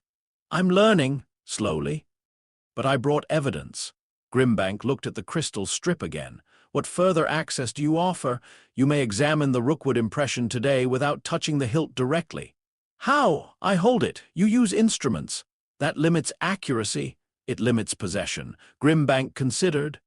And if we identify a threat to Gringotts, you share what you learn about the ward structure. Security knowledge cannot leave the bank. Then share only what concerns Kindleglass. Hermione added a description of recognized dangers, triggers, and likely interactions. No vault plans or internal architecture. Grimbank's long fingers tapped the table. Sirius remained silent. Harry knew how difficult that was for him. Finally, Grimbank spoke. Gringotts will provide a passive containment sheath. It will obscure dormant resonance and scatter brief activation records across a wider location radius. Under 3 seconds, Harry asked. Under 2. 3. 2. 2.5. Grimbank stared. Hermione's quill hovered. Agreed, the goblin said. Harry nearly smiled. Inspections require 72 hours' notice, Hermione continued. 24. 48. Agreed. No removal without panel review, unless independently hostile, with immediate notification and temporary containment only. Grimbank spoke with the goblins behind him. Their argument in gobbledygook lasted several minutes. The one with metal rings objected most strongly. The tablet-bearer appeared more interested in the ministry record than the contract. At last, Grimbank turned back. Agreed. Hermione began writing the amendments. Harry added one more condition. If Gringotts learns of an attempt to seize Kindleglass, target me through the contract or reproduce its signature, you tell me. Grimbank's face hardened. Gringotts does not serve as a wizard intelligence service. No, but you protect your property. Sirius looked at Harry. Grimbank followed the logic. If a threat concerns the registered hilt or its retained properties, notice will be given. And if Gringotts is attacked using Rookwood's architecture, you contact me. Why? Because Kindleglass may recognize it? That would place you inside a goblin security incident. You said this isn't a wizard war. Grimbank showed his teeth. Agreed. The amendment entered the ledger. Silver light moved across Harry's palm. The mark did not burn this time. It settled, not a chain tightening. A line connecting two parties who had finally admitted they needed something from each other. The goblin with metal rings produced a long, narrow sheath from beneath the table. It was made of overlapping plates the color of smoke. No seam showed where the plates joined. A ring of dark red metal circled the opening. Harry slid the unignited hilt inside. The phantom pressure vanished. For the first time since the forging, Kindleglass disappeared completely from his magical awareness. Harry inhaled sharply. What? Sirius asked. I can't feel it. Grimbank watched him. The sheath does not separate the bond. It contains expression. Harry removed the hilt. Warmth returned immediately. He replaced it. Silence. The relief was so sudden that Harry had to look away. He had not realized how constantly the weapon pressed against his thoughts until it stopped. Grimbank opened the ledger. One matter remains. Harry's relief faded. What? The object requires formal designation. It has one. Kindleglass is a bearer's name. It's the name. Gringotts records craft lineage. Hermione looked interested. What would Goblin Custom call it? Grimbank examined the silver through the open box. Silver of broken thresholds, core of freely given renewal, first bearer marked by retained flame. Ron would have hated the length, Harry said. Kindleglass.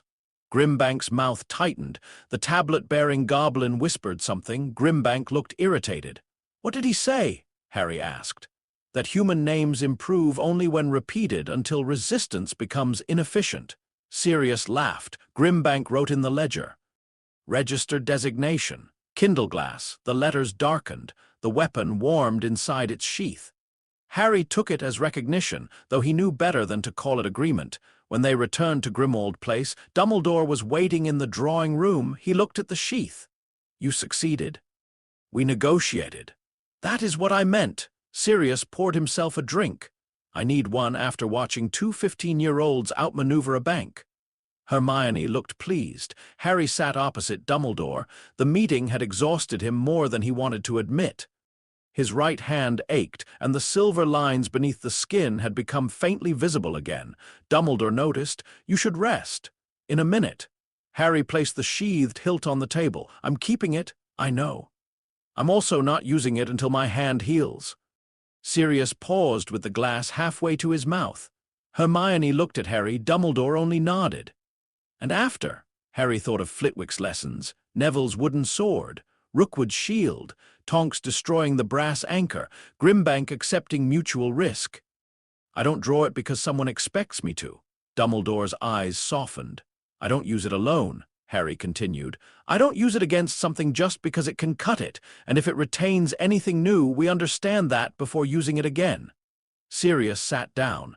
"Those sound like rules." "They are." "Yours?" Harry looked at him. "Yes."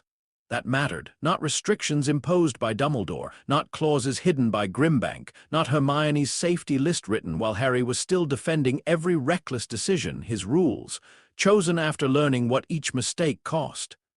Dumbledore looked at the sheathed weapon. "Kindleglass will continue to change. So will the people planning around it. And you," Harry flexed his injured hand. The smallest finger finally moved, hopefully faster. Dumbledore smiled, only slightly. It did not repair the months of silence between them.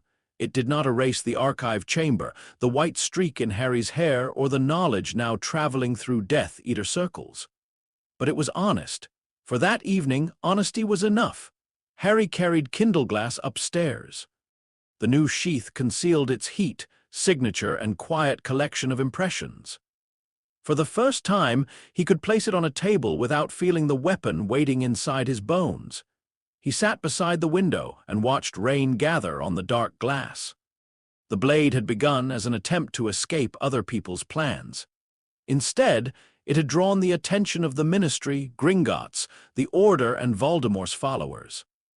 Every institution had tried to define it according to what they feared or desired. A restricted artifact, goblin property. An Order asset, a Death Eater target. Dumbledore had called it a political fact. Harry understood now. Kindleglass did not make him safer. It made ignoring him more difficult. That was not the same as power, but neither was it helplessness. Downstairs, Dumbledore and Sirius began arguing over Order security.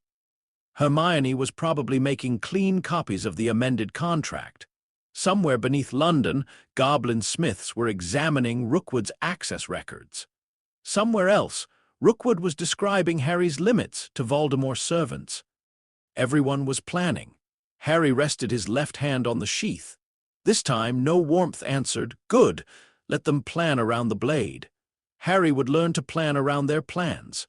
Madame Pomfrey cleared Harry to use his wand again on the first Monday after the Christmas holiday.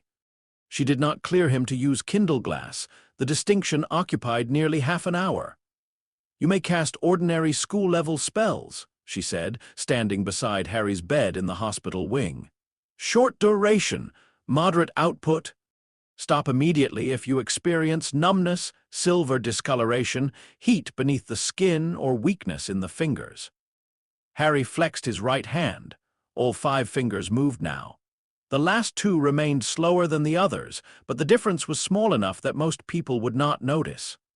"And the blade," Madame Pomfrey's mouth tightened. "No, you haven't examined it. I have examined you. It doesn't always drain the same amount, which makes it more dangerous, not less." Harry looked toward Professor Flitwick. The charms professor stood at the foot of the bed, holding 3 rolls of parchment and a brass measuring instrument shaped like a pocket watch. Hermione waited beside him with her notebook.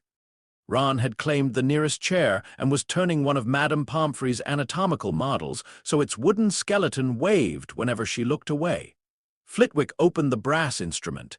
Its needle moved when pointed at Harry's chest. "Your surface channels have healed," he said. "The deeper pathways remain sensitive." "How sensitive?" Flitwick looked toward Madame Pomfrey. She folded her arms. "You have regained ordinary magical function because ordinary spells distribute strain across several pathways. Kindleglass does not. It creates a direct route from your core to your right arm." Harry touched the silver line across his palm. It remained invisible in daylight unless the hilt was removed from its sheath. "So I use my left hand." "No," Madame Pomfrey said, "but the connection does not end at your wrist." She tapped the center of his chest with one finger. "Magic is not water in separate pipes, Potter. You cannot protect an injured pathway by moving a dangerous object to the other hand." Ron stopped playing with the skeleton. Hermione's quill moved quickly. Harry looked at Flitwick. "What does your instrument say?" "That one brief ignition is unlikely to cause permanent harm." Madame Pomfrey turned toward him. "Phileas," I said unlikely. "You also once described falling from a chandelier as unlikely." "It was. You were standing on it." Flitwick closed the instrument. "A sustained ignition remains unacceptable." "How long?" "Under 2 seconds." Harry stared. "That's barely enough time to draw it." "Then do not draw it unless you already know exactly what must be done." Madame Pomfrey placed both hands on the bed frame. "Another depletion event like the archive could permanently damage your ability to cast. Not for days, not for weeks. Permanently." The hospital wing became very quiet. Harry had known the risk. He had heard warnings before the archive and felt the numbness afterward. Yet part of him had continued treating recovery as a matter of time. Rest, potion, practice, then everything returned to normal. Madame Pomfrey had removed that hope in one sentence. "How permanent?" Ron asked. "No one can measure it precisely," she said. "He might lose strength in one category of magic. He might lose fine control. He might become unable to use a wand without pain." Harry looked at his right hand, his wand hand. Kindleglass's first ignition had nearly emptied him. The archive had left silver burns beneath his skin and a white streak in his hair. He had thought those were warnings of what might happen later. They were already damage. Hermione closed her notebook. "Then he doesn't ignite it." Harry looked at her. "Unless someone's life depends on it." "No." "What if? No hypothetical situations." "That's not your decision." "It should be your decision." The anger in her voice faded as quickly as it appeared. Hermione glanced at the white streak above his temple. "You made rules." Harry remembered the drawing room at Grimmauld Place. "I don't draw it because someone expects me to. I don't use it alone. I don't use it against something merely because it can cut it." He had made those rules after Rookwood escaped. They mattered most when breaking them felt reasonable. Harry slid off the bed. "Fine." Madame Pomfrey raised an eyebrow. "Fine. I won't ignite it. Until—" Harry looked at the sheathed hilt on the table beside Hermione. "Until there's no other answer." Madame Pomfrey appeared dissatisfied. Flitwick appeared thoughtful. Hermione looked frightened. Ron stopped the wooden skeleton from waving. No one asked who would decide when no other answer remained. Kindleglass returned to Hogwarts inside the goblin containment sheath. Umbridge's inspections had become less aggressive during the holiday. The official explanation claimed the High Inquisitor had successfully reduced the number of dangerous artifacts within the school. The unofficial explanation was that she had found nothing connected to Harry and could not continue searching every trunk without turning even the most obedient students against her. That did not mean she had stopped. It meant she had changed methods. The inquisitorial squad grew from 12 students to 20. New silver badges replaced the roughly made versions Filch had distributed before Christmas. The new ones were smaller, polished to a mirror-like shine and engraved with the Ministry crest. Draco Malfoy wore his as though it were a military decoration. He stood near the great hall doors on Harry's first morning back, checking the bags of younger students while Pansy Parkinson recorded names. Harry walked past without slowing. Kindleglass rested against his ribs inside the sheath. The goblin alloy concealed its passive magical pressure completely. Harry could not feel the hilt. Ministry wards could not detect it. According to Grimbank, an ignition shorter than 2.5 seconds would scatter the recorded location across several hundred yards. Harry had no intention of testing that claim. As he passed Draco, something clicked beneath the sheath. Harry stopped. The sound was so faint he almost mistook it for the buckle on his bag. Draco looked up. "Problem, Potter?" Harry continued walking. No, Kindleglass clicked again. Not a sound this time, a sensation. 4 straight lines intersecting around an empty center. Harry's steps slowed. The impression vanished once he moved beyond Draco. Hermione noticed. "What happened?" "Nothing." Ron looked over his shoulder. "Malfoy's staring at us." "He usually is." Harry did not explain until they reached an unused corridor near the library. Hermione checked for listeners. Ron leaned against the wall. "What did it do?" Harry touched the containment sheath. Kindleglass reacted. Hermione looked back toward the Great Hall. "To Draco?" "I don't know." "To his wand?" "No, I've been near his wand before." "What did you feel?" "Lines, like Rookwood's wards, but smaller." Hermione became still. "The badge." Ron frowned. "You think Malfoy's badge is dark?" "Not necessarily," Hermione said. "Rookwood's work was originally ministry magic. He used it as a Death Eater, after developing it as an unspeakable." Harry removed the sheathed hilt from beneath his robes. The smoke-colored plates remained silent. "I only felt it when I passed him." Hermione held out her hand. Harry gave her the sheath. She felt nothing. "Take the hilt out." She said, "No, don't ignite it." "I know." Harry released the locking ring. The sheath opened. Kindleglass slid into his hand. The silver mark across his palm appeared immediately. Thin, white branches extended toward his wrist, then stopped. The black lines left by Rookwood's ward remained visible around the grip. Hermione watched them. "Anything?" "Only the usual impressions." "Move closer to the corner." Draco and Pansy's voices echoed faintly from the entrance hall. Harry took several steps. The black lines shifted, not physically. The pattern beneath the silver rotated, aligning toward the corridor leading back to the Great Hall. Harry felt the 4 intersecting lines again, a frame, a central absence, a surface waiting to reflect something passing before it. He stopped. "It's stronger." Hermione looked excited despite herself. "It recognizes the architecture." Kindleglass didn't cut the badge. "It doesn't need to have cut it." Grimbank said it remembers what it cuts or what it's near. Hermione nodded, and Rookwood tethered his ward directly to the blade. "That impression is deeper than the others." Ron looked between them, "So the sword can smell similar magic." "Not smell," Hermione said. "Feel." "Not exactly." "Then I'm going with smell." Harry returned Kindleglass to its sheath. The sensation vanished instantly, even if it recognizes the badge. He said, "That doesn't tell us what the badge does." Hermione's eyes had taken on the expression she usually wore immediately before turning a simple concern into several nights of research. "No," she said, "but it gives us a question no one else knows to ask." They stole an inquisitorial squad badge that afternoon. Ron objected to the word stole. "We borrowed it from someone who shouldn't have it." "You removed it from Warrington's robes while he was wearing them," Hermione said. "He wasn't using it. He was asleep." "Exactly." Warrington had fallen asleep in the library over a potions essay. Ron distracted Madame Pince by dropping a stack of books near the restricted section. Harry used the invisibility cloak. Hermione stood watch and complained before, during, and after the operation. The badge rested on a table inside classroom 11. Professor Flitwick had sealed the door. He examined the polished silver surface through 3 lenses. "Not silver," he said. Ron sat on a desk. "It looks silver." "Silver-plated brass." Flitwick touched the edge with a narrow glass rod. Blue sparks moved across the ministry crest. Standard identification charm. A loyalty marker connected to the High Inquisitor's authority. "Meaning?" Harry asked. "The badge confirms membership in the squad and allows certain school wards to recognize the wearer as acting under Professor Umbridge's permission." "That's all?" Ron asked. Flitwick turned the badge over. "No." Hermione leaned closer. A second pattern appeared under the glass rod. 4 thin lines crossed beneath the pin. Each line contained writing too small to read.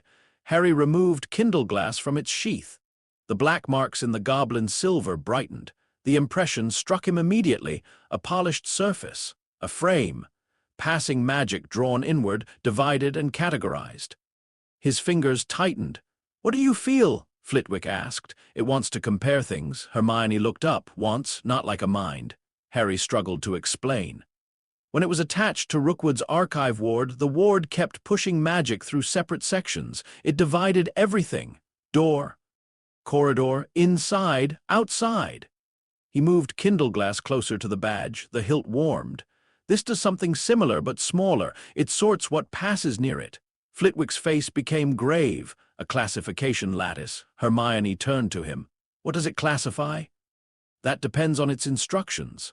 Flitwick cast a revealing charm. Nothing happened. He tried another. The badge flashed and displayed only the ministry crest. "It is designed to appear shallow under ordinary examination." "Can you open it?" Harry asked. "Possibly." "Without alerting Umbridge?"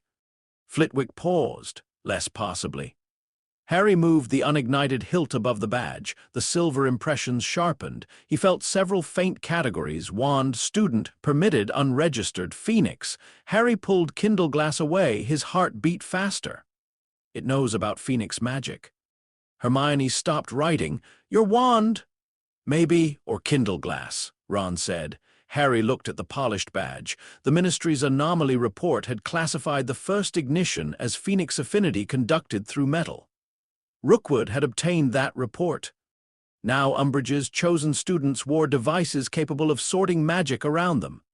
"The badges are searching," Harry said. Flitwick lowered his wand. "For one particular signature, possibly more than one."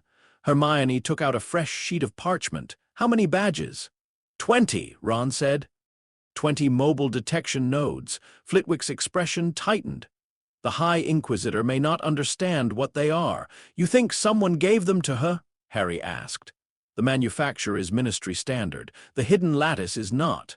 Rookwood, or someone who studied his work." Harry felt the cold geometry inside Kindleglass. Rookwood had escaped the archive with information, but without the blade. He had learned its limits, its signature, and the direct feed cost. Now, a network of polished badges moved through Hogwarts, searching for Phoenix-conducted goblin metal. Draco had not been waiting only for Harry to draw the weapon. His badge had been waiting too. Ron stood.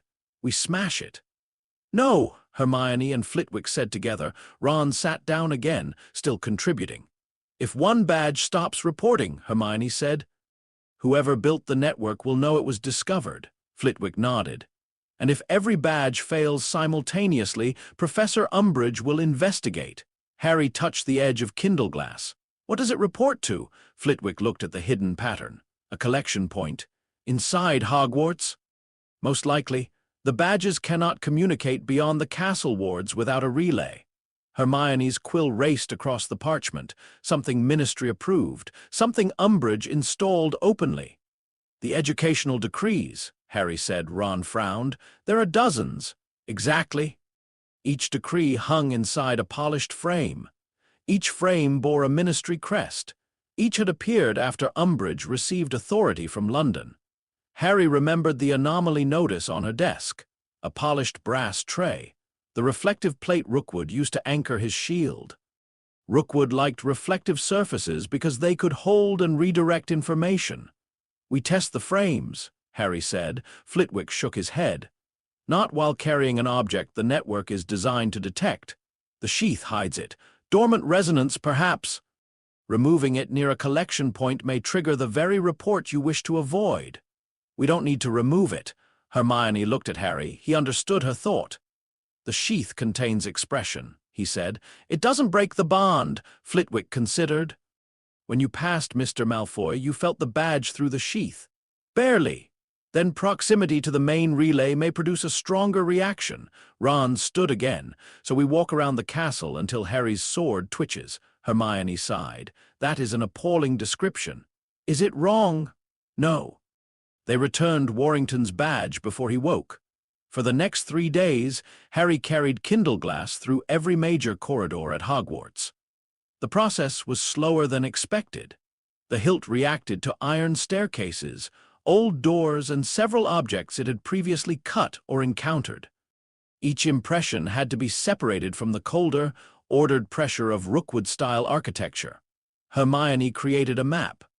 Ron marked every location where the weapon responded. Flitwick provided excuses when they needed access to restricted corridors. The strongest reactions occurred near 5 educational decrees, one outside Umbridge's office, one in the entrance hall, one beside the library, one near the Room of Requirements corridor, the last hung outside the owlery staircase. The locations formed a rough net around the routes Harry used most often. "They aren't random," Hermione said. They were seated in a hidden alcove behind a tapestry, studying the map by wandlight. Ron pointed at the entrance hall. "Everyone passes here. And the library." "The Room of Requirement location is the important one," Harry said. Hermione nodded. "Umbridge suspects the Defense Association is somewhere on the 7th floor. The owlery catches messages," Ron added, "and her office is the collection point," Harry said. Hermione looked at the lines. "Not necessarily." Harry stared at her. The strongest reaction was outside her office.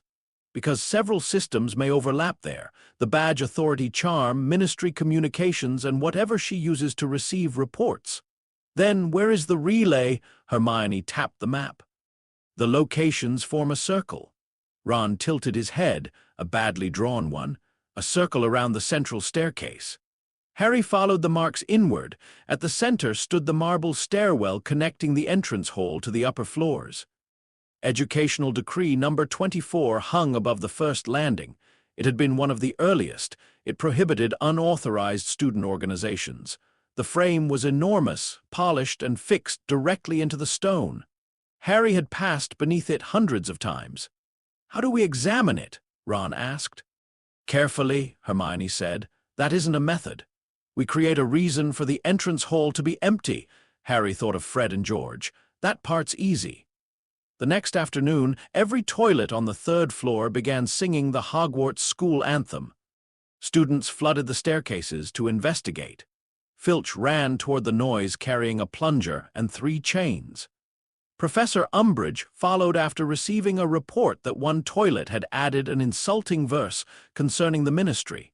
Fred and George accepted no responsibility. They also accepted 2 galleons from Harry. The entrance hall emptied. Ron kept watch near the Great Hall.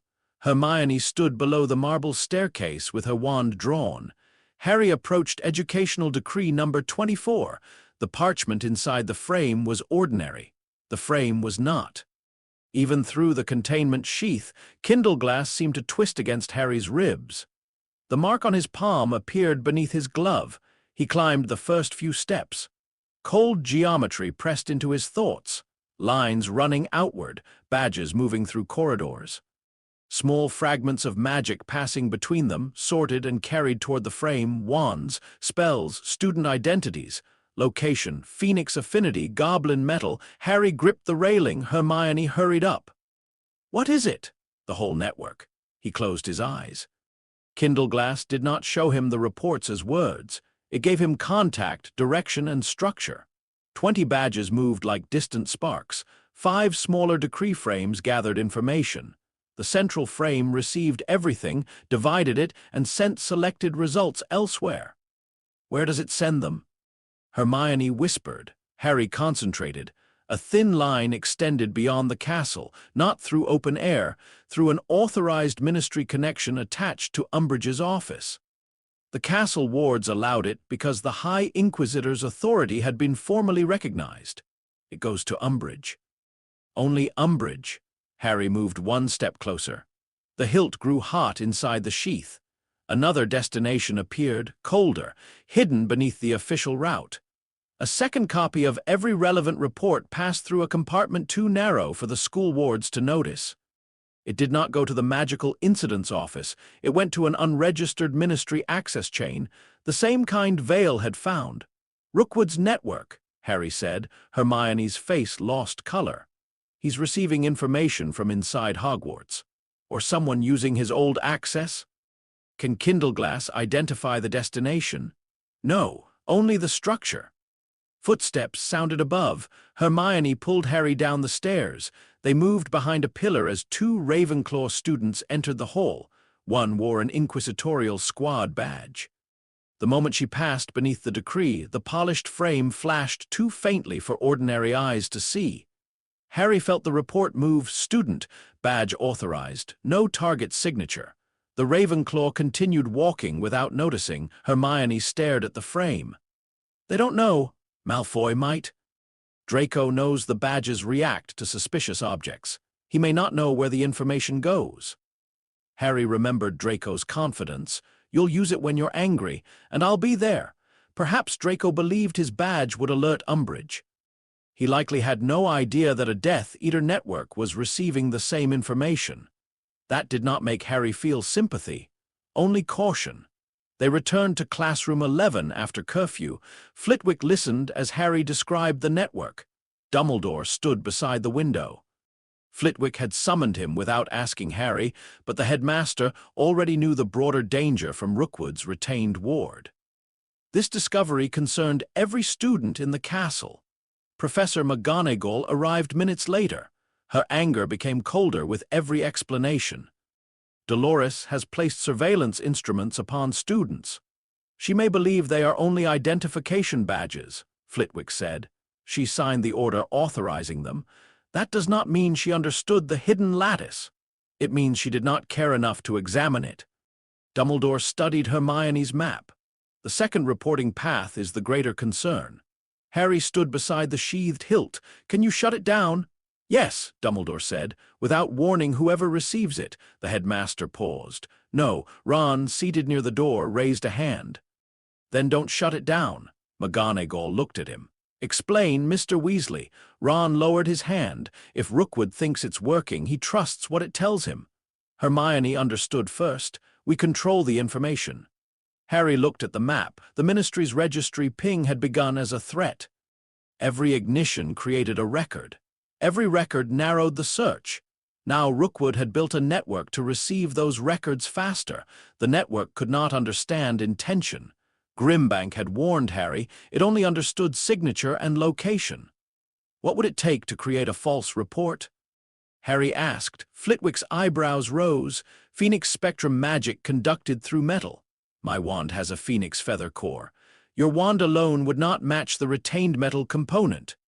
The sword of Gryffindor, Ron suggested. Dumbledore looked at him. That would create several additional complications. Ron nodded. Usually does. Hermione looked at Kindleglass. We don't need to duplicate the entire signature. Harry followed. We need the network to believe Kindleglass was nearby. If the badges classify fragments separately, Hermione said, we could feed the system Phoenix magic in one location and goblin-silver resonance in another. Flitwick's expression became interested. The central relay would attempt to reconcile them. And if the timing matches, Harry asked, it may report a moving or distorted target. Dumbledore looked at the map. Gringotts Sheath already scatters brief activation locations. Harry touched the smoke-colored plates. The goblin alloy could turn one short ignition into uncertainty across several hundred yards. Combined with the surveillance network, that uncertainty might become deliberate misinformation. McGonagall's eyes narrowed. You are discussing activating Kindleglass inside Hogwarts. Not now, Harry said. Ever. Harry looked toward the central decree marked on the map. They built the network because they expect me to use it. Dumbledore studied him. And you propose allowing them to believe they have succeeded. Only when we choose. The headmaster remained silent. Harry remembered his rules. Do not draw the blade because someone expects it. This would be different. He would not use Kindleglass to answer an immediate threat shaped around its edge. He would use the enemy's expectation as part of a plan created beforehand. Hermione walked to the blackboard. The network has another weakness. She drew 5 dots around a central circle. It records every badge and frame before producing a report. That means it knows the position of its own nodes. Ron frowned. Why? To distinguish a target from the authorized observer. Harry understood. If we move the badges, we change the shape of the network. Exactly. Flitwick climbed onto a stack of books to see the diagram more clearly. A concentrated cluster could make a single magical event appear larger. Or several separate events appear like one, Hermione said. Ron smiled. And Malfoy carries his badge everywhere. McGonagall looked sternly at him. We will not build a strategy that depends upon attacking students. Moving them isn't attacking. How do you propose moving 20 members of the inquisitorial squad simultaneously? Ron's smile widened. Tell them Harry Potter has been seen somewhere. The room became quiet. It was simple. That made it useful. The squad wanted Kindleglass. Umbridge wanted proof. Draco wanted Harry to draw it publicly. A rumor could place every surveillance badge exactly where Harry needed it. Dumbledore looked at Harry. This is no longer a sword problem. Harry glanced at the sheathed hilt. No. What is it? Harry thought of Grimbank's warning. Most materials remember. Wizards are merely accustomed to ignoring anything that does not speak loudly. Kindleglass had cut doors and restraints. Its edge had saved Vale and freed Tonks. But its retained impression had just uncovered a hidden surveillance system that no detection charm, ministry audit, or direct confrontation had found. It's evidence, Harry said. Hermione shook her head slightly. More than that. She tapped the map. It's a witness. The word changed how Harry saw the weapon. Kindleglass did not remember complete events. It could not explain motive or identify a guilty person. Its impressions were fragmented, physical, and unreliable without comparison. But it had been present when Rookwood's ward touched it. Now it recognized the same structure, not because it was sharper than anyone else's magic, because it carried contact forward. Professor Flitwick folded his arms. The blade's edge is merely its most visible function. Harry nodded slowly. He had spent weeks asking what Kindleglass could cut. Flitwick had asked about limits. Hermione had asked what it retained. Grimbank had asked what it might become. Rookwood had asked how the cost could be turned against Harry. The wrong question had nearly destroyed him. What should I ask instead? Harry said. Dumbledore's gaze moved from the hilt to the map. What does it know? The answer remained incomplete, but it was finally the correct question. They did not dismantle the surveillance network. Dumbledore altered the castle wards around the central decree, so any report leaving Hogwarts created a silent copy inside the headmaster's office. Flitwick placed monitoring charms near the 5 smaller frames. Hermione began cataloging the movement of every inquisitorial badge. Harry carried Kindleglass through the castle twice more. He did not ignite it, he listened. Near the owlery relay, the hilt remembered messages. Near the library relay, it remembered pages, names, and spells recorded as students passed. Outside Umbridge's office, the pattern became tangled with another familiar magical texture, basilisk. Harry stopped so suddenly, Hermione nearly walked into him. What? He removed Kindleglass from its sheath. The damaged basilisk scale he had taken from the chamber months earlier remained hidden inside a locked box at Grimmauld Place. Yet the hilt recognized something beyond Umbridge's door. Not a scale, not venom. A faint trace of the chamber's old magic. Harry approached the wall. The impression strengthened. Cold stone, serpentine authority. A command hidden inside another command. Hermione's face tightened. She has something from the chamber. No, Harry closed his eyes. The first cut impressions inside Kindleglass shifted, the abandoned classroom, the iron leg. The practice dummy. Beneath them, the basilisk's presence lingered from the material used to purchase the hilt. Not a true retained cut, but part of the contract's origin. The magic beyond Umbridge's office resembled it only because both carried Parseltongue-shaped intent. A command that listens for language, Harry whispered. Hermione stared at the door. The network isn't only searching for the blade. Harry understood. The Ministry knew he spoke Parseltongue. Umbridge had likely ordered additional surveillance after the attack on Arthur Weasley. The Ministry publicly denied Voldemort's return, but privately someone was gathering everything unusual about Harry. Phoenix magic, goblin-silver, Parseltongue. The surveillance system was not built to find a weapon. It was built to construct a complete profile of Harry Potter. Every exceptional thing about him entered a category.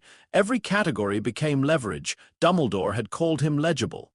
Rookwood was turning that idea into machinery. Hermione looked furious.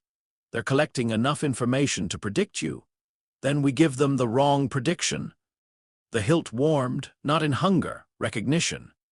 Harry returned Kindleglass to its sheath. The door to Umbridge's office remained closed. He could have opened it. One brief ignition would pass through the lock, the door and any physical ward connected to them. He would not need to wait for permission. He would not need to steal a key. He would not need to guess what lay beyond. Harry placed his hand on the door without drawing the blade. Kindleglass had taught him enough already. Using the edge would only announce that he had learned it. They walked away. 3 nights later, Dumbledore summoned Harry, Ron, and Hermione to his office. Sirius's face floated inside the fireplace. Kingsley stood near the desk.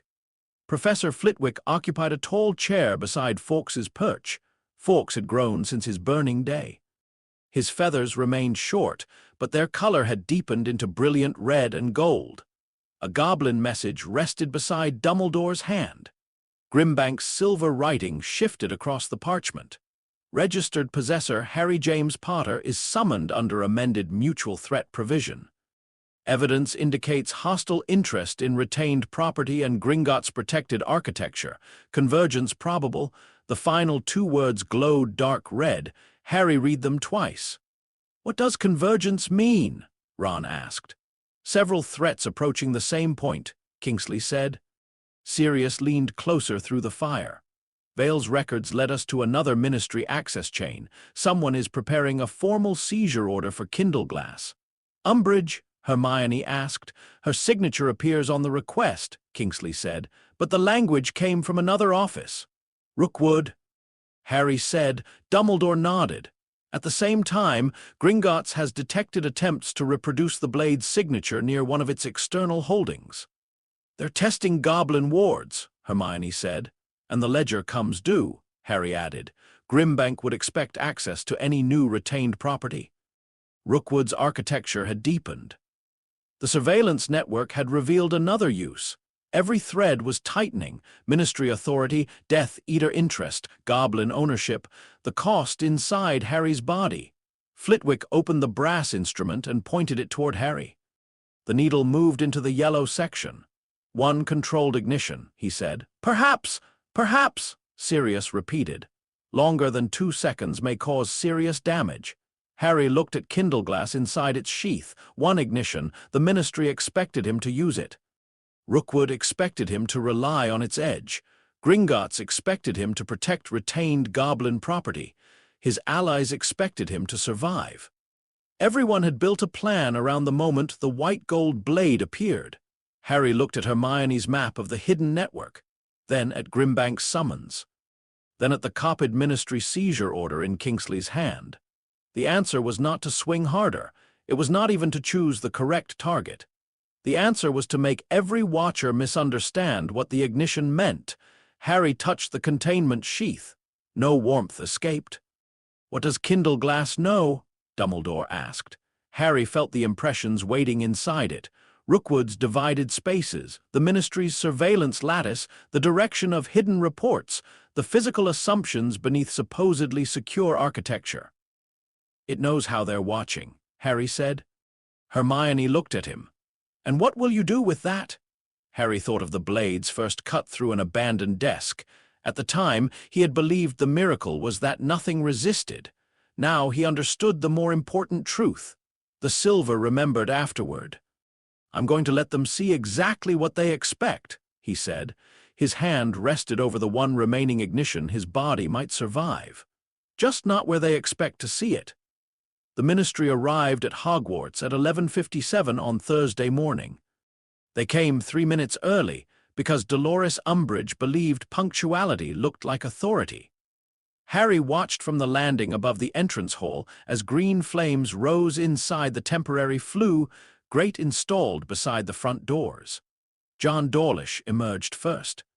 The Auror wore formal maroon robes instead of battle clothing, though his wand was already in his hand. His expression was stiff and unhappy. He looked like a man who had been given an order he did not understand and had decided that obedience would be easier than admitting it. Two ministry artifact examiners followed him. They wore gray coats buttoned to their throats and carried a long black case between them. The case was 6 feet long. Its corners were reinforced with polished brass. Ministry seals covered the lid. 4 black metal clasps held it closed. Harry felt Kindleglass react through the goblin sheath. Not heat, recognition, straight lines crossed around an empty center. Rookwood's architecture, Hermione stood beside Harry, holding a folder filled with copied contracts and ministry records. Her eyes moved toward the case. "You felt it?" Harry nodded. "Strongly." "Not yet." Ron stood on Harry's other side. His right hand remained inside his robe, gripping his wand. "We could accidentally push it down the stairs." Hermione did not look at him. "We are not beginning a legal confrontation by assaulting ministry property." "Then we do it after the legal confrontation." Harry looked toward the foot of the stairs. Umbridge waited there in pink robes, smiling as the ministry officials approached. The smile was too wide. She had spent 2 days preparing this moment. Educational decrees covered the entrance hall walls. The largest, number 24, prohibiting unauthorized student organizations, hung above the marble staircase in its polished ministry frame. The central surveillance relay, Professor Flitwick had not dismantled it. Instead, he had altered one narrow part of its function. For a single report, and only a single report, every signature passing through the central frame could be redirected into the 5 smaller relays across Hogwarts. The ministry's own surveillance would receive 5 equally convincing locations. The system would not know which was genuine. More importantly, neither would the hidden access chain beneath it. Rookwood would see what Harry wanted him to see. That was the plan. Plans rarely survived contact with people who had made their own. Harry looked down at the black case again.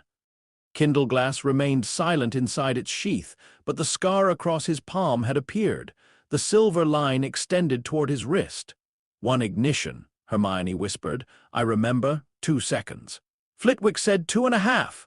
He said the sheath could distort the location for 2.5. He did not say your body could survive it." Harry flexed his fingers. The last 2 moved more slowly than the others. Madame Pomfrey had cleared him for ordinary spells. She had not approved this. No one had. Professor Flitwick had measured Harry's remaining tolerance and said 1 brief ignition was unlikely to cause permanent damage. Unlikely had become a word Harry disliked. Below, Dawlish presented Umbridge with a folded document. "The seizure warrant," he said. Umbridge accepted it with both hands as though receiving an award. "Excellent." Her voice carried through the entrance hall. Students had been dismissed from lessons for the inspection. Umbridge claimed public observation would prove the ministry had nothing to hide. A rope barrier divided the hall.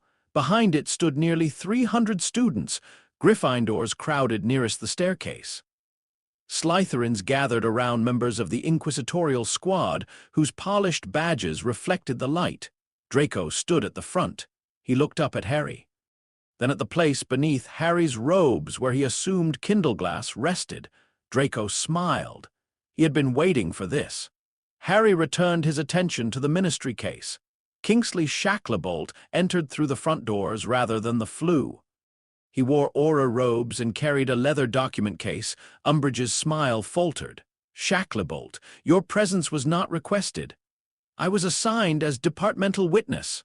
"By whom?" The head aura. Dawlish looked relieved. Umbridge did not. Kingsley moved to one side of the entrance hall and met Harry's eyes briefly. The signal was small. The copied access records were ready. Dumbledore entered from the Great Hall. Professor McGonagall walked beside him. Professor Flitwick followed, carrying the brass instrument that measured Harry's magical condition. Dumbledore stopped beneath the central decree. "Dolores." "Headmaster." Umbridge turned toward the staircase. "Mr. Potter, bring the artifact." Harry began descending. Ron and Hermione moved with him. Umbridge's smile tightened. "Only Mr. Potter." "Hermione is my contractual advisor," Harry said. A whisper passed through the students. Ron leaned closer. "What does that make me?" Unnecessary, Hermione murmured. Excellent, Harry continued. Ron is my witness. To what? Whatever you try. Several students laughed. Umbridge's cheeks darkened. Dawlish looked toward the floor. Before Umbridge could respond, the front doors opened again. Cold air crossed the entrance hall. 3 goblins entered. Grimbank walked at the center, wearing the same dark suit he had worn during Harry's first exchange. To his right came the ringed goblin Smith, who had inspected Kindleglass at Gringotts. Harry now knew his name was Tarnick. The tablet-bearing goblin, Vetch, walked on Grimbank's left. Every student fell silent. Goblins did not visit Hogwarts for school inspections. They came for debts, inheritance disputes, and objects wizards had attempted to claim without understanding the consequences. Umbridge's face became smooth. This is a ministry matter. Grimbank continued walking. The registered property concerned is recognized goblin craft. The weapon belongs to a wizard. Incorrect. It belongs to Mr. Potter. Also incomplete. Harry glanced at Grimbank. The goblin had managed to disagree with both sides in 2 sentences. Grimbank stopped before the ministry case. Tarnick leaned toward it. The metal rings around his fingers vibrated. His expression changed. This containment device incorporates stolen threshold work. One of the ministry examiners stiffened. Umbridge looked at Dawlish. What is he talking about? Dawlish examined the case. It was approved by the Office of Restricted Artifacts. Which official? Kingsley asked. The second examiner produced a document. Deputy Director Harcourt. Kingsley opened his leather case. Deputy Director Harcourt has been missing for 11 days. Silence spread through the entrance hall. The examiner stared at the paper in his hand. That is impossible. It is classified, Kingsley replied. It is not impossible. Umbridge recovered first. The authorization seal is valid. A seal can remain valid after the person using it disappears, Hermione said. Umbridge turned toward her. No one asked you. The contract did. Hermione lifted the Gringotts amendments. Any attempt to remove, contain, or alter Kindleglass without recognized inspection requires Harry's representative to be present. I do not recognize goblin contract law inside Hogwarts. Grimbank's eyes narrowed. Gringotts recognizes ministry currency inside its vaults, despite repeated evidence that wizards do not understand value. Courtesy may be withdrawn. Several older students laughed before professors silenced them. Umbridge's face became pinker than her robes. Dumbledore stepped forward. Perhaps we should read the warrant before threatening the banking system. Umbridge unfolded the parchment. Her voice became ceremonial. By order of the Department of Magical Law Enforcement, the object known as Kindleglass, being an undeclared and potentially dangerous magical weapon constructed through unlicensed combination of restricted phoenix material and controlled goblin craft, shall be surrendered for examination and secure containment. Harry listened carefully. The warrant named him as possessor. It named Hogwarts as the location of the first anomaly. It cited the Ministry Registry ping. It described possible danger to students. It did not mention Rookwood, Vale's access records, or the hidden surveillance network. The warrant concluded with a sentence allowing necessary magical force if Harry refused. Umbridge lowered the parchment. Hand it over. Harry did not move. You heard the order? I heard a warrant authorized by a missing official. The seal is valid. The access chain isn't. Kingsley opened his document case and removed 3 crystal strips. Moving ministry numbers appeared inside them. These are certified copies of the access records connected to the Kindleglass investigation. Dawlish took one. His face changed as he read. This warrant passed through an unregistered compartment. Formerly assigned to Augustus Rookwood, Kingsley said. The name traveled through the students in frightened whispers. Umbridge's smile disappeared. That man is in Azkaban. No, Harry said. Every face turned toward him. He was at the archive annex. Umbridge's eyes widened only slightly. She had known something, perhaps not everything. Dumbledore watched her. You were not informed of the operation, Dolores? The ministry does not discuss active investigations with schoolchildren. You signed a seizure request based upon an investigation controlled by a convicted Death Eater. Her gaze snapped toward Dumbledore. I signed a request prepared by a legitimate office. Grimbank looked toward the black case. A legitimate office did not make this. Tarnick knelt. He placed one ringed hand near the first brass corner without touching it. The rings turned black. Copied goblin retention channels, he said. Poorly reproduced, built around wizard spatial architecture. Can it contain Kindle glass? Harry asked. Tarnick looked up. It is not designed to contain. The black case clicked. Every clasp opened at once. The two ministry examiners jumped backward. The lid rose. Inside lay a narrow cradle of black brass. 4 curved bands weighted around an empty central space. Reflective plates lined the interior. Silver ministry writing moved across them. Harry felt the architecture clearly now. Not a box, a route. The cradle was designed to receive the hilt, recognize the goblin contract, and force the object into transfer. Once Kindle glass entered, the device would not merely close around it. It would follow the ledger's connection back toward Gringotts. Rookwood had built a door disguised as a prison. Grimbank understood at the same moment. His face became terrifyingly still. Close it. Tarnick raised both hands. The rings flashed. The case slammed shut for half a second. Then the lid burst open again. Black lines raced across the entrance hall floor.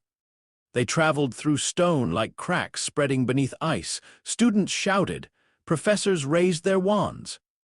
Protego Maxima, Dumbledore called. A golden barrier appeared between the ministry officials and the watching students.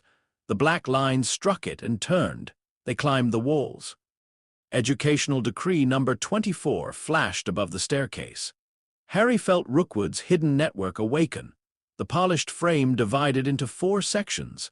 Lines extended from it toward every inquisitorial squad badge in the hall. Draco looked down. His badge had become black. Take it off. Hermione shouted. Draco grabbed the pin. The badge tightened against his robes. Every squad member began struggling. The network had not been built only to watch. The badges were anchors, 20 mobile points placed around Hogwarts. Rookwood had allowed Umbridge to distribute his architecture to students.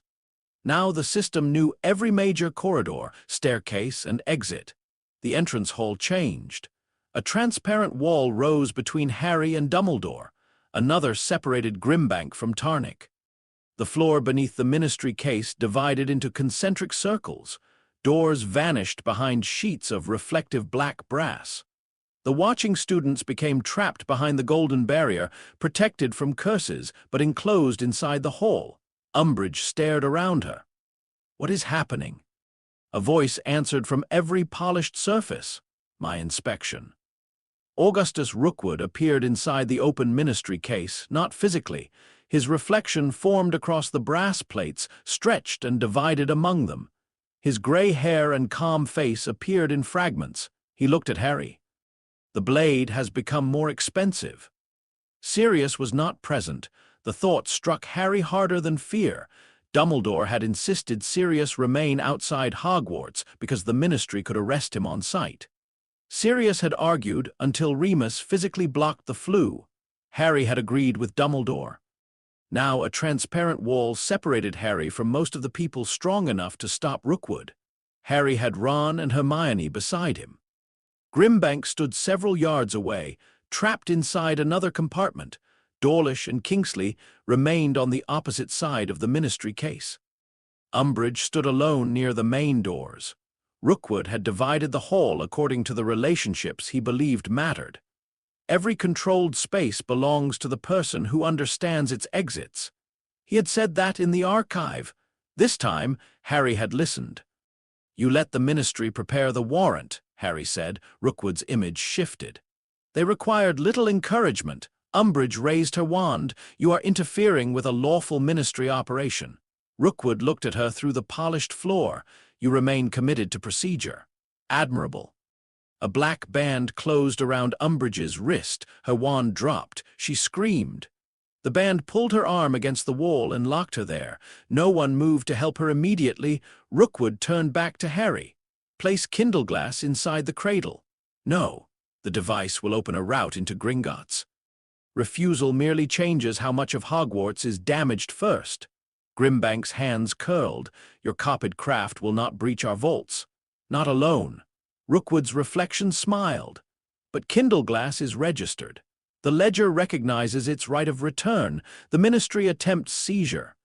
The possessor contests. Gringotts claims custody. The black cradle brightened, 3 authorities pulling one object, Rookwood continued. The strongest path opens.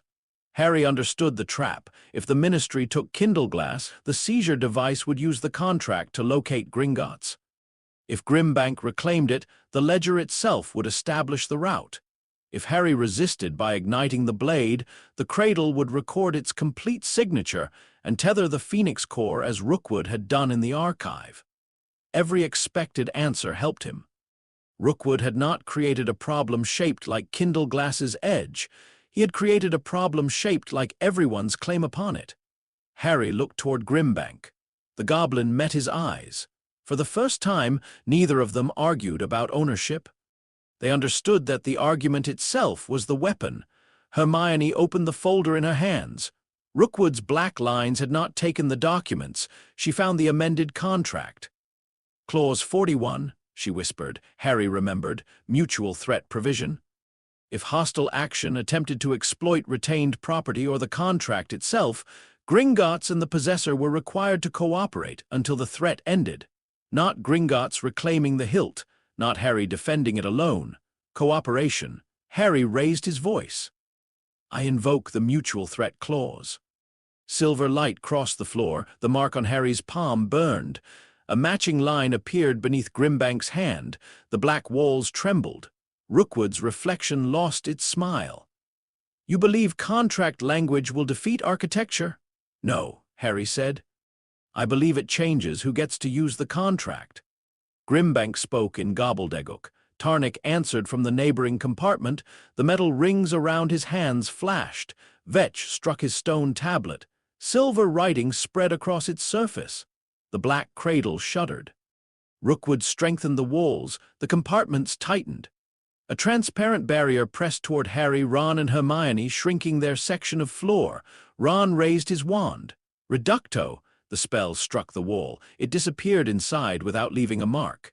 Active force, Hermione said. Kindleglass can't cut it either. I know. Harry looked up at Educational Decree number 24. The central relay remained connected to every badge. The surveillance network was active. Rookwood had trusted it enough to make it part of his trap. Professor Flitwick stood beyond 2 transparent walls. He could see Harry but could not hear him. Harry raised 2 fingers, the signal. 2 seconds. Flitwick opened the brass monitoring instrument, then he pointed his wand toward the central decree. Hermione removed a Protean coin from her pocket. She pressed it once. Across Hogwarts, 5 students waiting beside the smaller relay frames touched their matching coins. Luna at the owlery staircase. Neville near the library. Ginny outside Umbridge's office. Fred and George on the 7th floor. Each had one instruction. When the coin heated, cast a harmless spell through the relay frame and move immediately. 5 distant nodes awakened. The central decree began sorting incoming magic. Rookwood's reflection turned toward it. Harry drew the goblin sheath from beneath his robes. The movement silenced the entrance hall. Draco stopped struggling with his badge. Umbridge stared. Dawlish raised his wand, though he was trapped behind the ministry case. Grimbank watched Harry carefully. Harry released the sheath. Kindleglass slid into his right hand. The silver mark raced past his wrist. Pain followed. He had not ignited it. The direct connection alone recognized the architecture surrounding him, rooms, borders, false exits. The first impressions inside the hilt rose beneath the newer ones.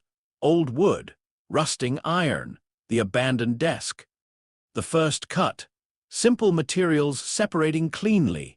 Kindleglass remembered what an ordinary boundary felt like. That oldest memory gave Harry a baseline. The transparent wall before him was not the true structure. It was active magic projected from somewhere else. The black case was not the true anchor either. It was only a conduit. The real physical object holding Rookwood's divisions together remained above the stairs. The wooden back of the educational decree frame. The same ordinary wood Kindle glass had first learned to recognize. The ministry had hidden extraordinary architecture inside something everyone had stopped seeing. Harry looked at Hermione. The frame, she nodded, we knew. No, the wooden backing, that's the real anchor. How do we reach it? We don't. Harry raised Kindle glass toward the ministry cradle. Hermione caught his arm. That isn't the frame. The cradle is connected to it. And to you. I know. Rookwood's image watched. He expected Harry to ignite the blade and strike the nearest barrier. Instead, Harry lowered the hilt into the empty central space of the cradle. He did not release it. The black bands began to close. Grimbank shouted in gobbledygook. Harry understood only the warning in his voice. Rookwood's reflection sharpened. Yes.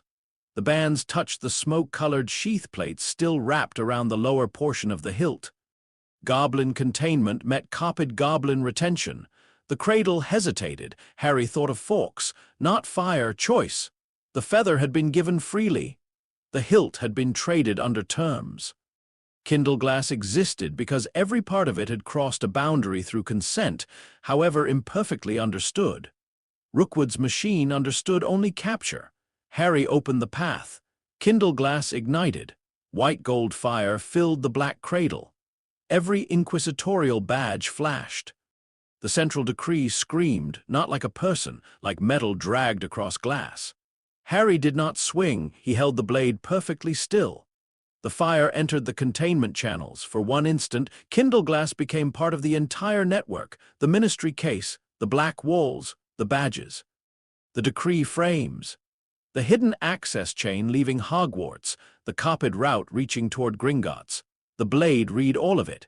Harry felt hundreds of impressions at once: stone corridors, polished brass, ministry seals, Draco's badge resting over his racing heart. Umbridge's authority woven into the school wards, Rookwood's divisions hidden beneath every official command. Then Professor Flitwick redirected the registry ping.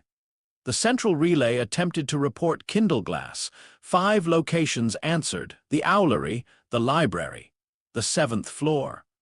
Umbridge's office, the entrance hall, the goblin sheath scattered the ignition across all of them.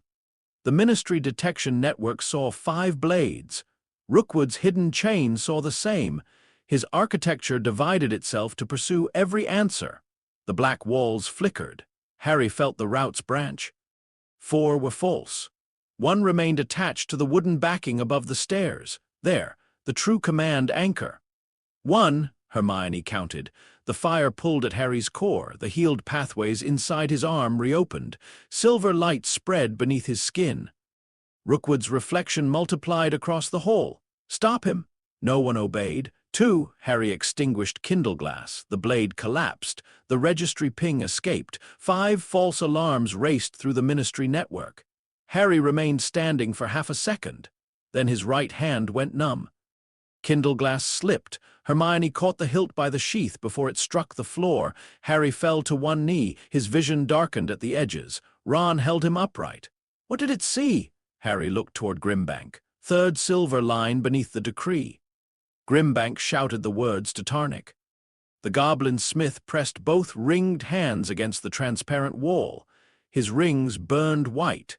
The copid goblin channels inside the ministry case responded. Tarnick closed his fists. Every stolen retention line reversed. The black bands around the cradle opened. The compartment walls lost their reflective surface. Professor Flitwick heard the instruction through the weakening barrier. His wand became a blur. Carp retractum, a golden cord shot upward. It wrapped around Educational Decree number 24. Flitwick pulled. The parchment tore free. The polished frame remained. The 3rd line, Harry shouted. Professor McGonagall understood. Her wand cut through the air. The marble wall around the frame changed into soft sand. The wooden backing dropped forward. 3 silver lines crossed its rear surface. The 3rd glowed black.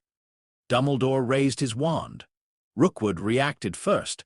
A curse erupted from every inquisitorial badge. Students screamed. Dumbledore's golden barrier expanded around them. The curses struck it from within, covering the shield in red fractures. Draco tore his badge from his robes. It burned his hand, but he threw it away. Other squad members followed. The badges hit the floor and continued firing. Kingsley shattered 3, Dawlish destroyed 2 more. Ron aimed over the shrinking wall. Expelliarmus? His spell struck Pansy Parkinson's badge as she struggled with the pin. The badge flew away before it discharged. Neville was not in the entrance hall, but Harry remembered the lesson anyway. A better weapon did not matter if someone disrupted it before it was used. Dumbledore aimed at the 3rd silver line. Rookwood's reflection appeared directly across the wooden frame. "For a boy who wished to escape plans," he said, "you have become very useful to them." Harry could barely hear him over the ringing in his ears. Dumbledore cast. A beam of white light struck the silver line. It bent aside. Active magic could not reach the command anchor while Rookwood controlled the structure. Kindleglass could cut it. Harry looked at the hilt in Hermione's hands. His fingers did not move. The mark had spread to his elbow. A second ignition might destroy his ability to cast. Rookwood knew that. His reflection smiled. "You have already paid." Harry stopped reaching for the weapon. The blade was not the answer, not anymore. He looked toward Grimbank. The goblin held the matching silver contract line beneath his palm. "Your craft," Harry said. "His architecture protects the anchor. But it's using the ledger route." Grimbank understood. He turned toward Vetch. The tablet-bearing goblin opened the amended contract. Silver writing filled the stone. "Possessor contests hostile transfer," Grimbank declared. Harry forced the words out. "Gringotts recognizes mutual threat." "Recognized. No reclamation while the threat remains. Agreed. No path of return." Grimbank's eyes flashed. That was the dangerous part. Closing the return path meant Gringotts temporarily surrendered its automatic claim. The hilt would remain with Harry even if the contract was attacked. The goblins had spent centuries defending the principle that goblin work returned to goblins. Rookwood had built his trap upon their refusal to yield it. Grimbank looked at Kindleglass, then at the black lines reaching toward Gringotts. Gringotts suspends reclamation. The contract mark vanished from Harry's palm, not faded. Gone, the black route snapped. Rookwood's entire structure recoiled. He had tied the command anchor to 3 competing claims, the Ministry, Gringotts. Harry, one had just stepped away. The strongest path did not open. The architecture collapsed sideways. The transparent walls shattered into harmless light. Dumbledore moved immediately. His second spell struck the exposed silver line. Professor McGonagall transfigured the wooden backing into water. Tarnick closed his ringed hands. Kingsley fired into the black case. All 4 attacks landed together. The command anchor broke. Rookwood's reflection vanished from every surface except one.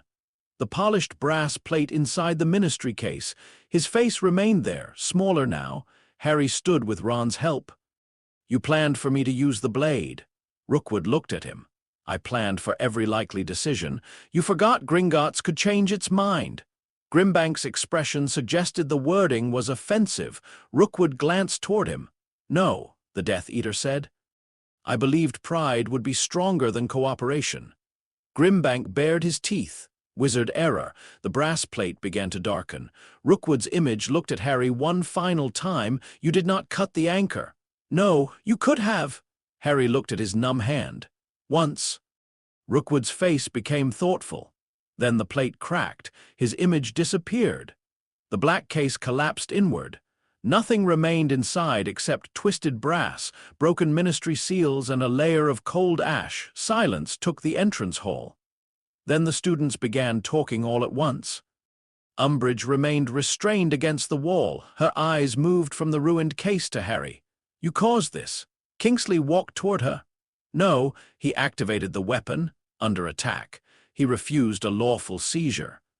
The warrant was processed through a compromised access chain and authorized under the identity of a missing official. The seal was valid." Dawlish looked at the crystal record in his hand. "No, Dolores." She stared at him. Dawlish rarely contradicted senior officials. He appeared surprised to hear himself doing it. He continued. The seal is authentic. The authority is not. Someone used Harcourt's credentials after his disappearance. Umbridge's face tightened. The object is still undeclared. Grimbank stepped between her and Harry. Kindleglass is privately registered. Under Goblin records. Gringotts is prepared to suspend all ministry currency exchanges while the distinction is discussed. Umbridge went pale. Dumbledore lowered the golden barrier protecting the students. This inspection is concluded. I am the High Inquisitor. You are currently attached to a wall by an illegal containment device introduced under your authority. Students laughed. Umbridge's eyes filled with rage. Release me. Professor McGonagall looked at the black band. I believe Ministry artifact examiners should inspect it. The examiners avoided her gaze. Tarnick approached Umbridge. She became very still. The goblin touched one metal ring to the restraint. It opened. Umbridge pulled her arm against her chest. Tarnick looked at her wand on the floor. You brought stolen craft into a school. I did not know. Then ignorance is the defense of your institution. He turned away before she could answer. Harry's legs weakened. Ron tightened his grip. Hermione still held Kindleglass inside its sheath. The weapon remained dark. For the first time, Harry could not feel it at all, not because of goblin containment, because his magical arm had gone completely cold. Professor Flitwick reached him. The brass instrument opened. Its needle moved directly into red. Hospital wing. I'm fine. Ron looked at him. Could you choose a different lie occasionally? I need to know what happened to the reports. Kingsley checked one crystal strip. 5 registry pings reached the ministry. Where? The owlery, library, 7th floor, Umbridge's office and entrance hall. Hermione exhaled. The diversion worked. Too well, Kingsley said. The Magical Incidents Office has dispatched separate response teams. Ron smiled. Half the ministry is about to search cupboards. Dumbledore approached. The false locations will not remain convincing forever. They don't need to, Harry said. His voice sounded distant to him. Rookwood had followed the branches. He had divided his architecture to inspect each possibility. That moment of uncertainty had exposed the real anchor. Harry had not hidden Kindleglass's signature. He had made the signature too visible to trust. The ministry's surveillance had become noise. Grimbank opened the stone ledger. The amended contract glowed. One line remained blank. Harry looked at him. What now? The mutual threat has ended. Rookwood escaped. The immediate exploitation of the contract has ended. Grimbank's gaze moved to Kindleglass. Gringotts must decide whether reclamation resumes. Sirius would have shouted. Hermione tightened her hold on the sheath. Harry was too exhausted to feel angry. You suspended the claim. Temporarily. You would have lost the bank if you hadn't. Possibly.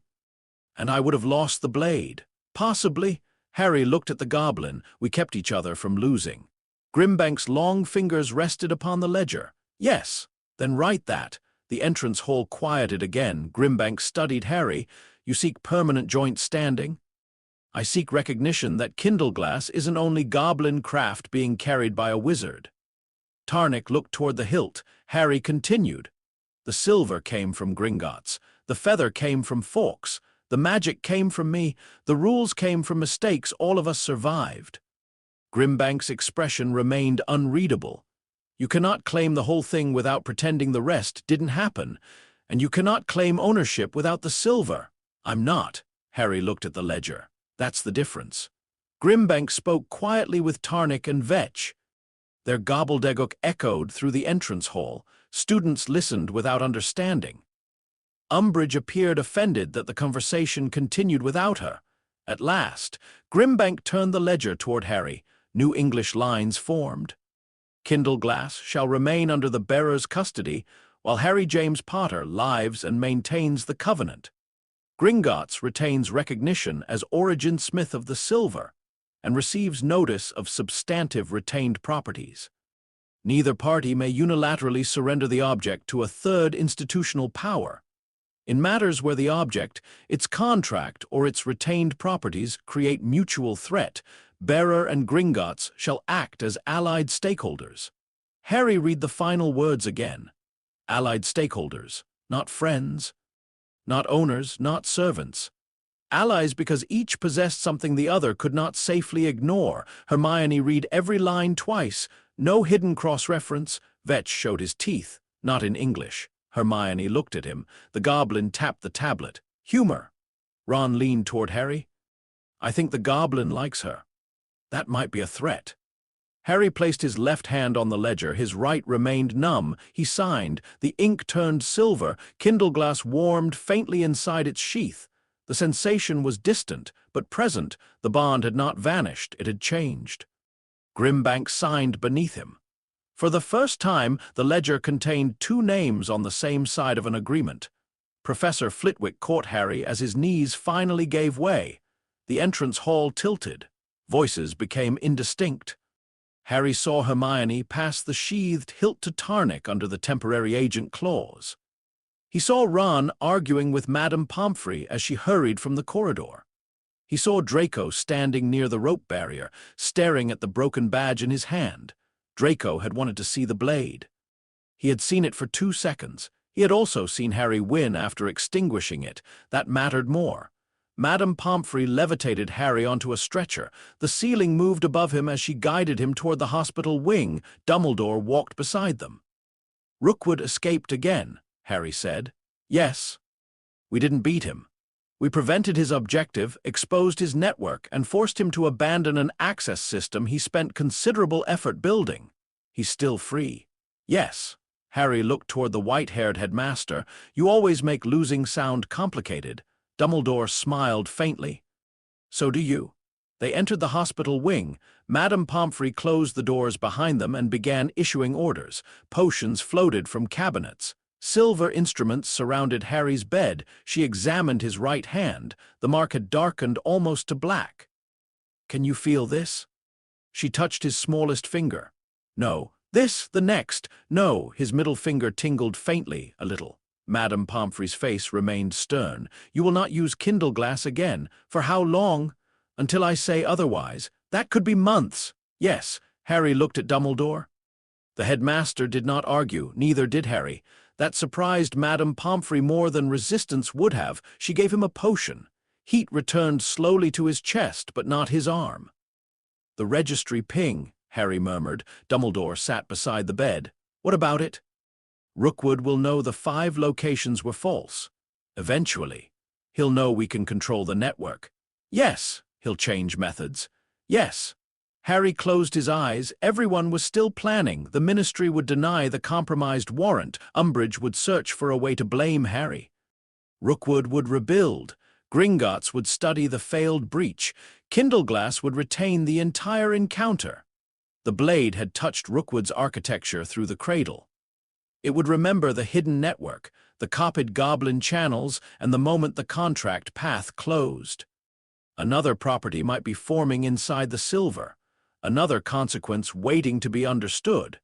Harry had spent his final safe ignition without cutting a single enemy. He had used the blade to listen. Grimbank's alliance had closed the route. Flitwick, McGonagall, and Dumbledore had destroyed the anchor. Kingsley had broken the warrant's authority. Hermione had found the contract language. Ron had kept Harry standing. No single person had won. That was why Rookwood's plan had failed. He had understood exits, structures, and weapons. He had not understood that people could change their positions after the trap had already closed. Harry drifted toward sleep. The last thing he felt was Kindleglass, somewhere outside the hospital wing, contained in goblin metal and guarded by people who disagreed about nearly everything. For once, disagreement had not weakened them. It had made Rookwood's prediction incomplete. Kindleglass had been forged from silver and phoenix fire, but the alliance protecting it had been forged from a different material entirely. The willingness to owe one another something, and trust that the debt would not immediately become a chain. Harry regained feeling in his smallest finger 9 days after the Ministry's failed seizure. It happened during breakfast. He was holding a piece of toast in his left hand, while Hermione read 3 newspapers at once, and Ron attempted to construct a wall of sausages around his porridge. The great hall was louder than usual, filled with rumors that had survived Umbridge's attempts to forbid them. Some students believed Harry had fought 12 Aurors. Others believed the goblins had invaded Hogwarts to reclaim the sword of Gryffindor. A group of second years had become convinced that Professor McGonagall had transformed the entire Ministry delegation into furniture and hidden them around the castle. Harry preferred that version. The truth was more complicated and much less satisfying. The Ministry had issued a statement claiming an unforeseen malfunction involving improperly certified containment equipment had interrupted a routine school safety inspection. The statement did not name Rookwood, Kindleglass, or the hidden surveillance system. It praised Dolores Umbridge for her swift and responsible leadership. The Daily Prophet printed the statement without question. The second newspaper Hermione was reading, a small independent publication called the London Thaumaturge, reported that several ministry departments had begun an internal review after an authorization seal belonging to a missing official was used to approve the Hogwarts operation. The third was the Quibbler. Its headline announced, "Ministry badges secretly controlled by time-traveling goblin pirates." Ron had called it nearly accurate. Harry reached for his cup. His right hand rested on the table, palm upward. The fingers remained pale, and the silver mark had darkened into a narrow gray line. His smallest finger moved, only a twitch. But it moved. Harry stared. Hermione stopped reading immediately. "What?" he tried again. The finger curled inward. Ron's sausage wall collapsed into the porridge. "It moved," Harry nodded. Hermione seized his wrist. She examined his hand as though it might be attempting deception. "Try the next finger." Harry did. The fourth finger responded slowly. The middle and first fingers already possessed most of their movement, though fine control remained difficult. His thumb had recovered first. Hermione released a breath she had been holding for 9 days. Ron clapped Harry on the shoulder. "Brilliant." Harry flexed the hand again. The movement hurt. He welcomed the pain. Pain meant the message reached him. At the staff table, Madame Pomfrey noticed. She pointed one threatening finger toward the hospital wing. Harry's relief faded. "After breakfast," Hermione said, "she'll examine me for an hour." "Yes, she examined me yesterday. She will examine you again." Ron began reconstructing the sausage wall. "You can't argue with both of them." "I've tried." Harry looked toward the staff table. Dumbledore's seat was empty. He had attended breakfast only twice since the Ministry incident. Officially, he was cooperating with a review of the seizure warrant. Unofficially, he had spent most of his time preventing the Ministry from rewriting the event into evidence that Hogwarts required greater outside control. Professor McGonagall occupied the headmaster's chair in his absence. Umbridge sat 3 places away. Her wrist was wrapped in a pink bandage. The black brass restraint had left a narrow geometric burn around her skin. Madame Pomfrey could have healed it more completely, but Umbridge had refused treatment from Hogwarts staff and summoned a Ministry healer instead. The healer had apparently lacked experience with stolen goblin retention craft. The mark remained. Harry tried not to enjoy that. Umbridge noticed him looking. Her round eyes narrowed. Harry raised his cup with his left hand. She turned away. The Ministry had not removed her from Hogwarts. That had shocked Ron. It had not shocked Hermione. Removing her would be an admission that appointing her was a mistake, she had explained. The Ministry would rather let her fail more slowly. Umbridge retained her position as High Inquisitor. She retained the inquisitorial squad. She retained the authority to issue decrees. She no longer possessed her surveillance badges.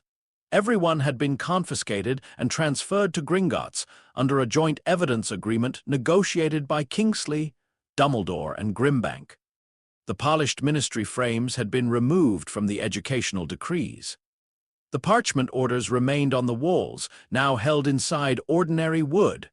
Harry could walk beneath them without Kindleglass reacting. The school felt quieter without the hidden network, not safer, only less observed. The difference mattered. Madame Pomfrey examined Harry's hand after breakfast. She tested his reflexes, magical sensitivity, and grip strength.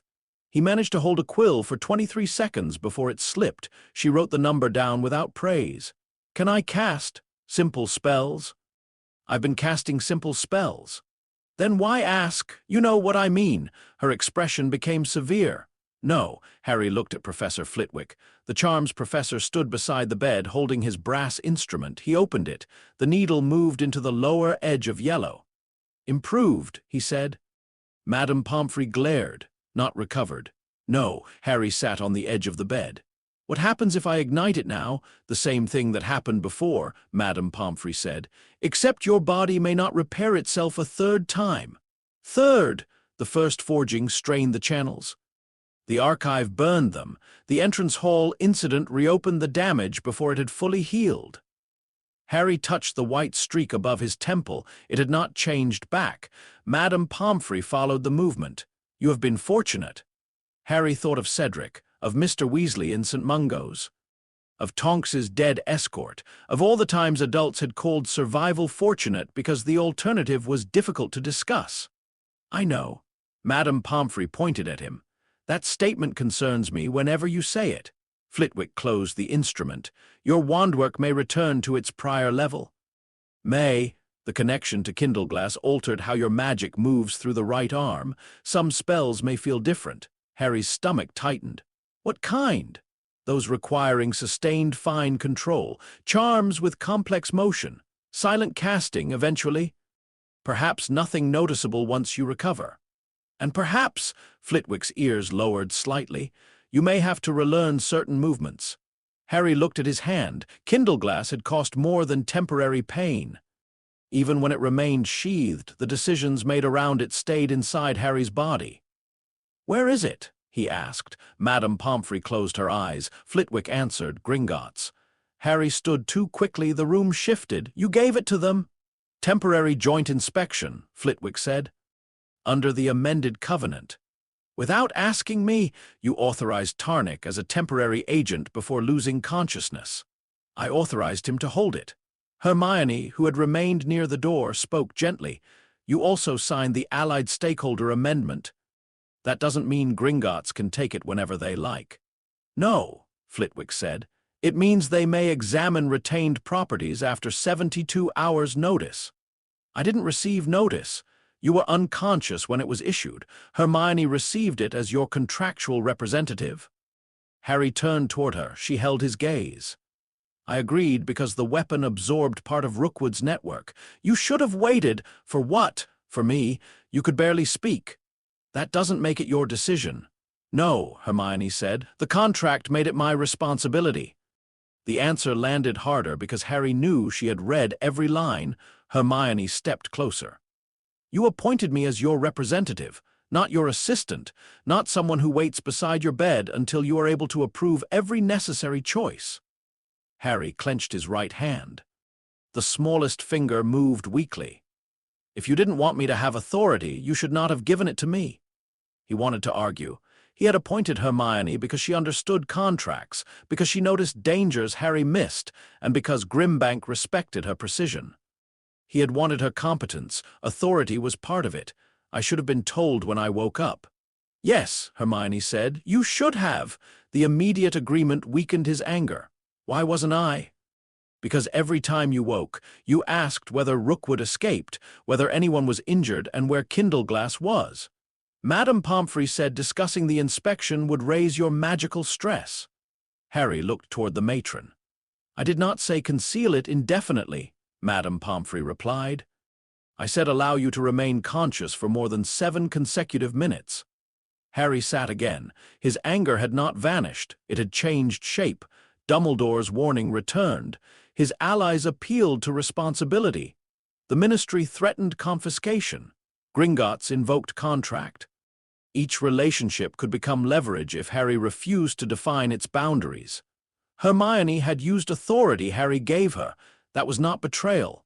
It was a consequence he had failed to imagine because he had thought representation meant help, not independent judgment. Next time, Harry said. You tell me as soon as I'm awake, Hermione nodded. Next time, write that into the appointment, Harry almost laughed. Fine. And specify whether I can approve emergency inspection. Fine. And whether medical incapacity allows delayed consultation. Hermione? I am ensuring we do not have this argument again. Ron leaned through the doorway. Are we angry or sensible? Both, Harry said. Terrible combination.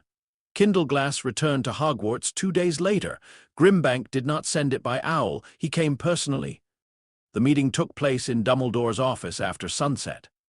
McGonagall, Flitwick, Hermione, and Sirius attended. Sirius appeared through the fireplace because setting foot in Hogwarts remained too dangerous. Fawkes stood on his perch. The phoenix had nearly regained his full size. His feathers burned red and gold beneath the candlelight, and his dark eyes followed the smoke-colored sheath in Grimbank's hands. Harry felt the hilt before Grimbank placed it on the desk. The containment sheath prevented the passive resonance from spreading into the room, but the bond had changed after the entrance hall battle. Harry now sensed Kindleglass as a distant pressure even while it was concealed, not warmth, direction, like knowing where the moon was behind clouds. Grimbank sat opposite Dumbledore. Tarnick and Vetch stood behind him. You were informed of the inspection results? Grimbank asked. Harry looked at Hermione. No, Hermione placed a report before him. I received it this afternoon. Good, Harry said. She recognized the acknowledgement. The tension between them eased slightly. Harry opened the report. The first page listed every retained impression Gringotts could identify: old oak and classroom iron, adaptive practice room enchantment, ministry preservation charms, Rookwood's spatial anchor, black brass restraint architecture, the surveillance classification lattice, copied goblin retention channels. At the bottom, a new property had been entered in dark silver letters: conditional path discrimination. Harry read it twice. What does that mean? Grimbank placed one long finger on the sheath. Kindleglass has learned to distinguish between a physical boundary and the magical route controlling it. Flitwick leaned forward. From the entrance hall, yes. Harry remembered sensing the ordinary wooden backing beneath Rookwood's active walls. The first cut helped. Tarnick spoke in gobbledygook. Grimbank translated. The earliest retained impressions remain the cleanest. Wood and iron established a physical baseline before hostile architecture entered the silver. The useless desk, the rusted leg, Harry had treated them as failed experiments. They had taught Kindleglass what an ordinary material felt like before curses. Wards and institutional magic crowded inside it. The first cut had become the reference against which every later structure could be measured. What can it do with that? Sirius asked from the fireplace. Grimbank looked at Harry. Nothing independently. Harry relaxed slightly. The silver can recognize which portion of a connected system is physically necessary, Grimbank continued. When held near similar architecture, it may direct the bearer's attention toward the controlling path. Like a compass, Hermione said, an imprecise comparison, but close. No, Hermione looked mildly offended. Flitwick smiled. Harry touched the sheath. So it can find weak points, not weak points, Grimbank said. Necessary points. A necessary point may be heavily defended. And cutting it still costs me. More than before. Harry looked up. Grimbank's face remained unreadable. The silver has become denser in magical character. Each retained property increases the energy required to project a coherent blade. Professor Flitwick opened his brass instrument. You mean the cost will continue rising? Yes. Harry had assumed practice might make Kindleglass easier to use, better control, shorter ignitions, efficient movements. Instead, every meaningful encounter made the weapon more capable and more expensive. The blade remembered. Harry paid for everything it remembered each time it burned. How much more? He asked. Tarnick answered in gobbledygook. Grimbank translated. 1 second of ignition now requires approximately the magical output of 6 standard shield charms. Ron was not in the room, but Harry heard what he would have said. Brilliant. That's more than before, Hermione whispered. Nearly double, Flitwick said. Harry stared at the sheath. The entrance hall ignition had lasted 2 seconds. 12 shield charms worth of magic forced through injured pathways. No wonder his hand had stopped responding. Sirius's face hardened inside the flames. Then dismantle it. The words struck the room. Harry looked at him. Sirius continued. If every use makes it more dangerous to Harry, take the phoenix feather out and return the silver. Fawkes gave a low note. Grimbank's eyes moved toward the phoenix. Dismantling may not separate the core cleanly. May, the silver has begun retaining phoenix characteristics. Renewal. Voluntary alignment. Heat without consumption. Harry remembered the feather entering the hilt. If you remove it, the hilt may attempt to preserve the connection. How? Grimbank looked at Harry's hand. No one spoke for several seconds. Sirius's face lost color. You're saying dismantling might tear the magic out through him. Possibly. Sirius swore. Dumbledore remained still. Harry watched him. You knew. I suspected. Is that why you said you wouldn't take it? It was one reason. Harry's anger returned. Every truth appeared to contain another truth hidden behind it. Dumbledore met his gaze. I did not know enough to state it as fact. So you said nothing. Yes. The admission no longer surprised Harry. It still hurt. Grimbank tapped the report. Dismantling is not recommended while the bond remains active. Can the bond weaken? Hermione asked. If the object remains dormant, for how long? Unknown. Sirius gripped the edge of the fireplace. Then it stays dormant. Harry looked toward him. Sirius's expression was fierce. You nearly lost your magic. I know. Then don't tell me this is your choice and that ends the discussion. I wasn't going to. The answer stopped Sirius. Harry looked down at his hand. Kindleglass had made him visible to the Ministry, Gringotts, and Voldemort's followers. It had burned his channels, changed his hair, and possibly altered his wand work. Dismantling it might be as dangerous as using it. The weapon was no longer something he could simply discard after regretting it. Some choices could be reversed. Others became part of the person who made them. That did not mean Harry had to continue making the same choice. I won't ignite it again this year, he said. Hermione studied him. Sirius waited. Dumbledore said nothing. Not for training, Harry continued. Not to test the new property, not to open a door. And if someone is trapped? Sirius asked. Harry thought of Tonks, a veil of the archive restraint. That's why rules need exceptions. Sirius's expression tightened. Harry looked at Hermione. Write this down. She pulled out parchment immediately. Kindleglass stays sheathed unless 3 conditions are met. Grimbank leaned closer. Even the goblins listened.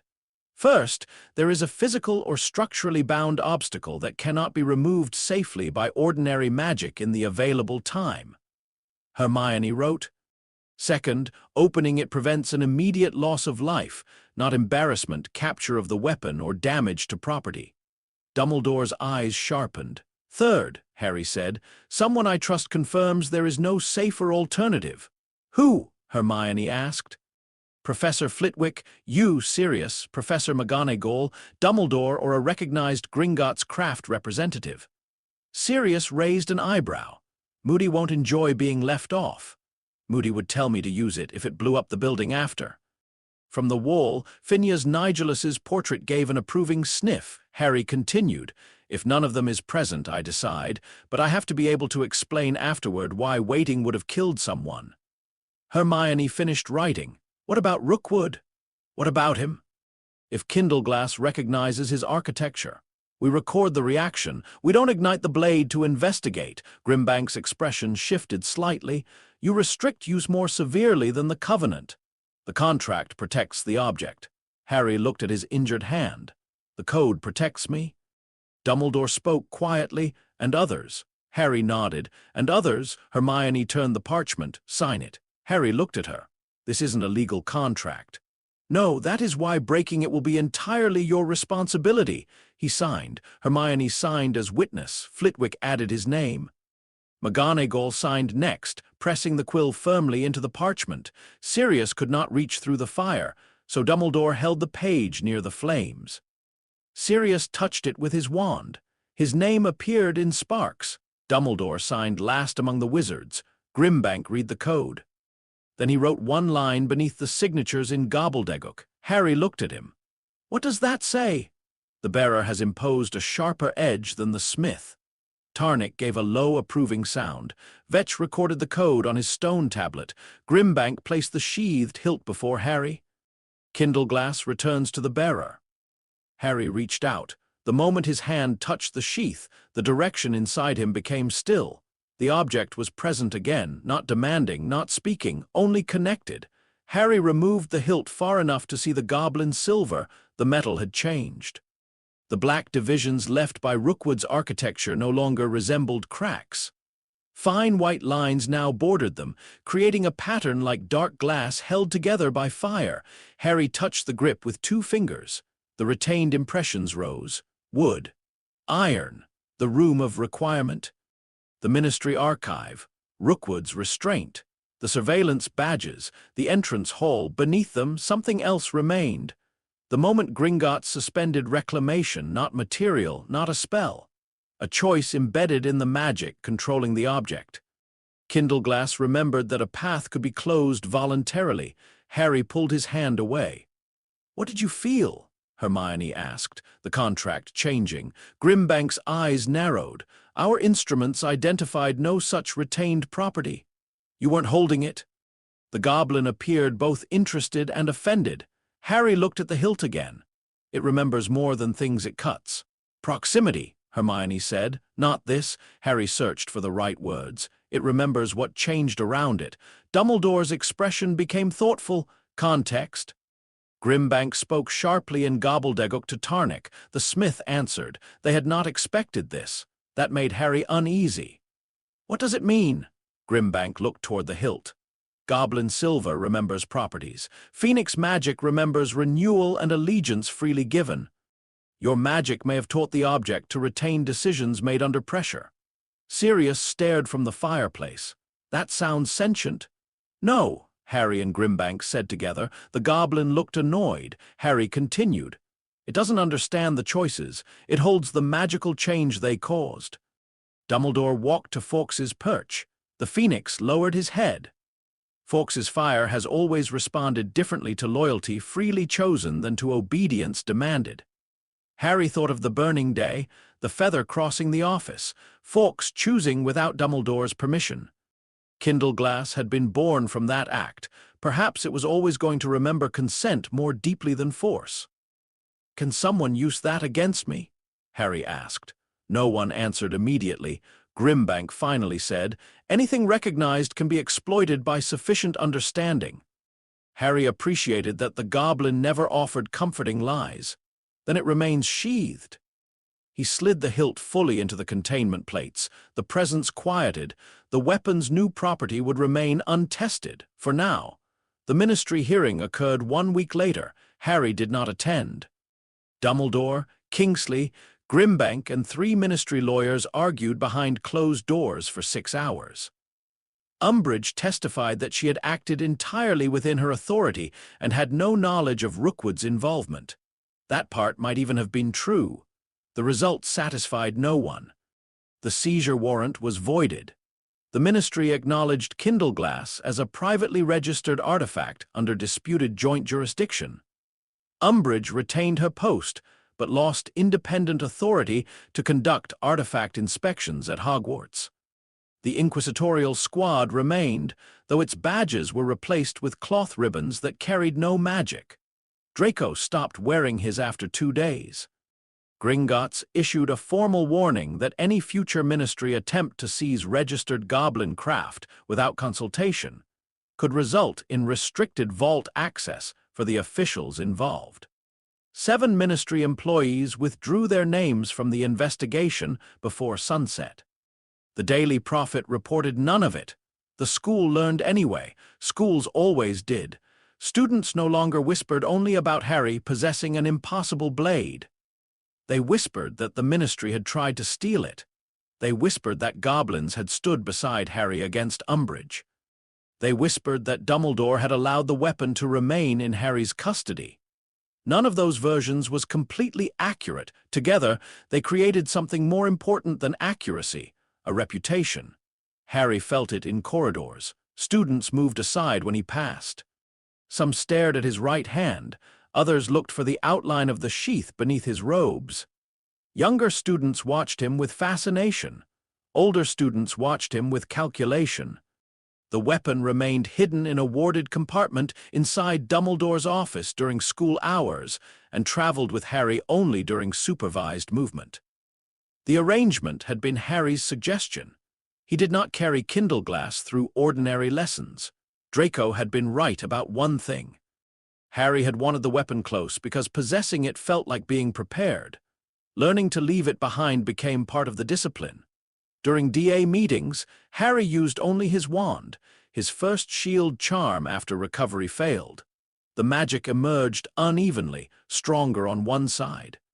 The translucent barrier formed, flickered, and collapsed. Everyone pretended not to notice. Harry raised his wand again. Pratigo. The second shield held for 2 seconds. On the third attempt, Neville's disarming charm shattered it and sent Harry's wand across the room. Neville lowered his wand. "Sorry, don't be." Harry retrieved his wand. The movement of his wrist felt wrong, not painful, different. He adjusted his grip. Again, they practiced for an hour. By the end, Harry could maintain a shield charm against most DA members. Hermione still broke through twice. Ginny found the weaker right edge after watching only one exchange. Harry noted the weakness rather than hiding it.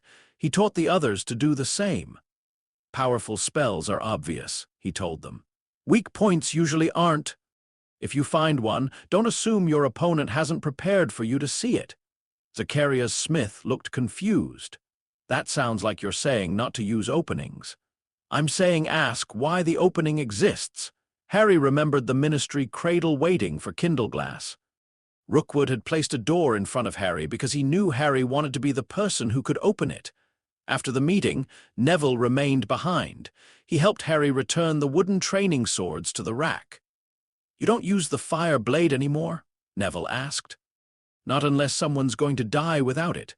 Neville nodded as though that made sense. "You're better without it." Harry looked at him. "At sword fighting, at watching people." Neville placed the final wooden sword on the rack. "When you first brought it, you kept looking at the table where it was sitting, even when we were fighting," Harry remembered. "And now you look at everyone." Neville left. Harry stood alone in the room of requirement. The room had provided padded walls and practice dummies. A newer dummy stood where Kindleglass had cut the first one into 2 magically complete pieces. That damaged dummy remained stored at the back of the room. Harry found it. The 2 halves lay side by side. Reparo still did nothing. Harry touched the smooth, blackened surface with his fingertips. Kindleglass remembered this cut. The dummy did not. It had no mind, no pain, and no understanding of what had happened. Yet the separation remained permanent because the blade had told reality to accept 2 surfaces instead of one object. Harry had treated that as proof of power. Now it looked more like a warning. Some divisions became difficult to repair because everyone involved had accepted them as complete. Harry thought of Dumbledore. They spoke more often now, not easily. Dumbledore no longer pretended distance was protection. Harry no longer assumed every incomplete answer meant deliberate cruelty. Neither fully trusted the other. That was more honest than pretending they did. One evening, Harry entered the headmaster's office to collect Kindleglass before traveling to Grimmauld Place. Dumbledore stood beside the window. Fawkes slept on his perch. The sheathed weapon rested inside a glass-fronted cabinet. The cabinet was not locked. Harry noticed. "You could have sealed it." "I could." "Why didn't you?" "The room recognizes you." "That isn't the same as trusting me." "No." Dumbledore looked at the cabinet. "I left it unlocked because you asked me to store it, not control it." Harry opened the door. He removed Kindleglass. The containment sheath remained cool. "You called it a political fact," Harry said. "I did." "What is it now?" Dumbledore considered. "The same fact under negotiated terms." "That sounds very goblin." "I have recently received extensive practice." Harry almost smiled. He attached the sheath beneath his robes. Dumbledore's expression became serious. "Rookwood has vanished from every known contact. He'll return." "Yes." "Does Voldemort know?" Dumbledore looked toward Fawkes. "I believe so." Harry's scar remained quiet. That did not reassure him. "What will he do?" "Not what Rookwood did." "Why?" "Voldemort does not enjoy testing a tool he believes he can take." Harry's hand moved toward the hidden sheath. Dumbledore noticed. There, Harry stopped. What? The reaction. Harry lowered his hand. Dumbledore continued. The thought of Voldemort taking Kindleglass made you protect it before considering whether he would truly want the object.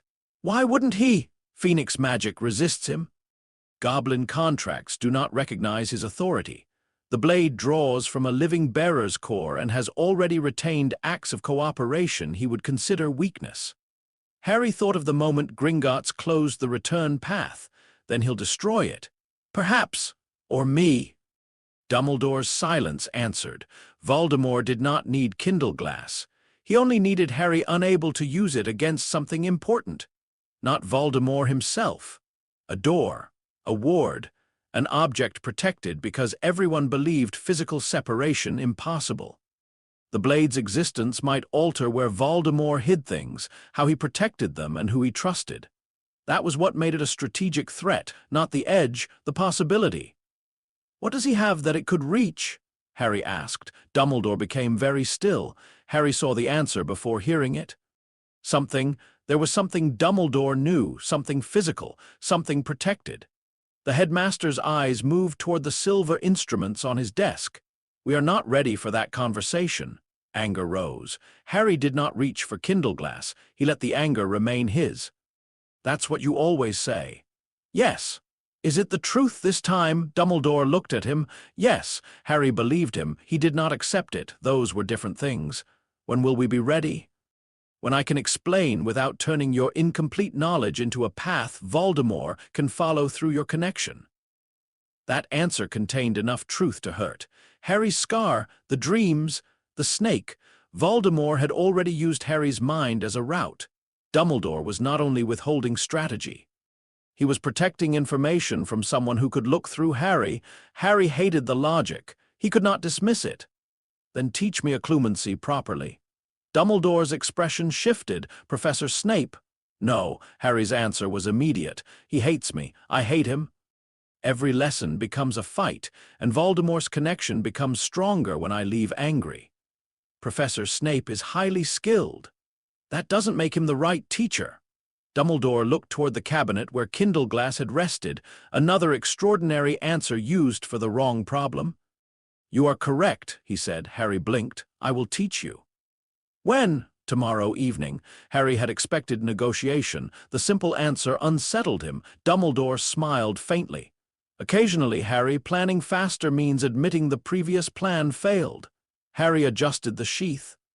I'm writing that down. Hermione likely already has. Harry left the office. Behind him, Fawkes opened one eye. The Phoenix sang a single soft note. Far from Hogwarts, Augustus Rookwood knelt in a room without windows. The walls were unfinished stone. No reflective metal, glass or polished wood remained anywhere. Rookwood had removed every surface that might retain or transmit the architecture used at Hogwarts. He had learned caution. A fire burned in a shallow pit at the center of the room. Its flames were low and colorless. Voldemort stood beyond them. He wore black robes without ornamentation. His pale hands rested at his sides. The red eyes fixed on Rookwood held no rage. Rage would have been easier. Around the chamber stood 6 Death Eaters. Lucius Malfoy remained nearest the door, his face carefully empty. Bellatrix Lestrange watched Rookwood with open delight, waiting for punishment. 2 hooded figures held wands ready. Rookwood had completed his report. He described the blade's physical form, the Phoenix core, the direct magical feed, the inability to block active curses, the rising cost. The Goblin contract, the retained impressions, the Ministry surveillance network, the entrance hall failure. He omitted nothing. Voldemort looked into the colorless fire. The boy did not attack you. No, my lord. He opened the restraint in the archive. Yes.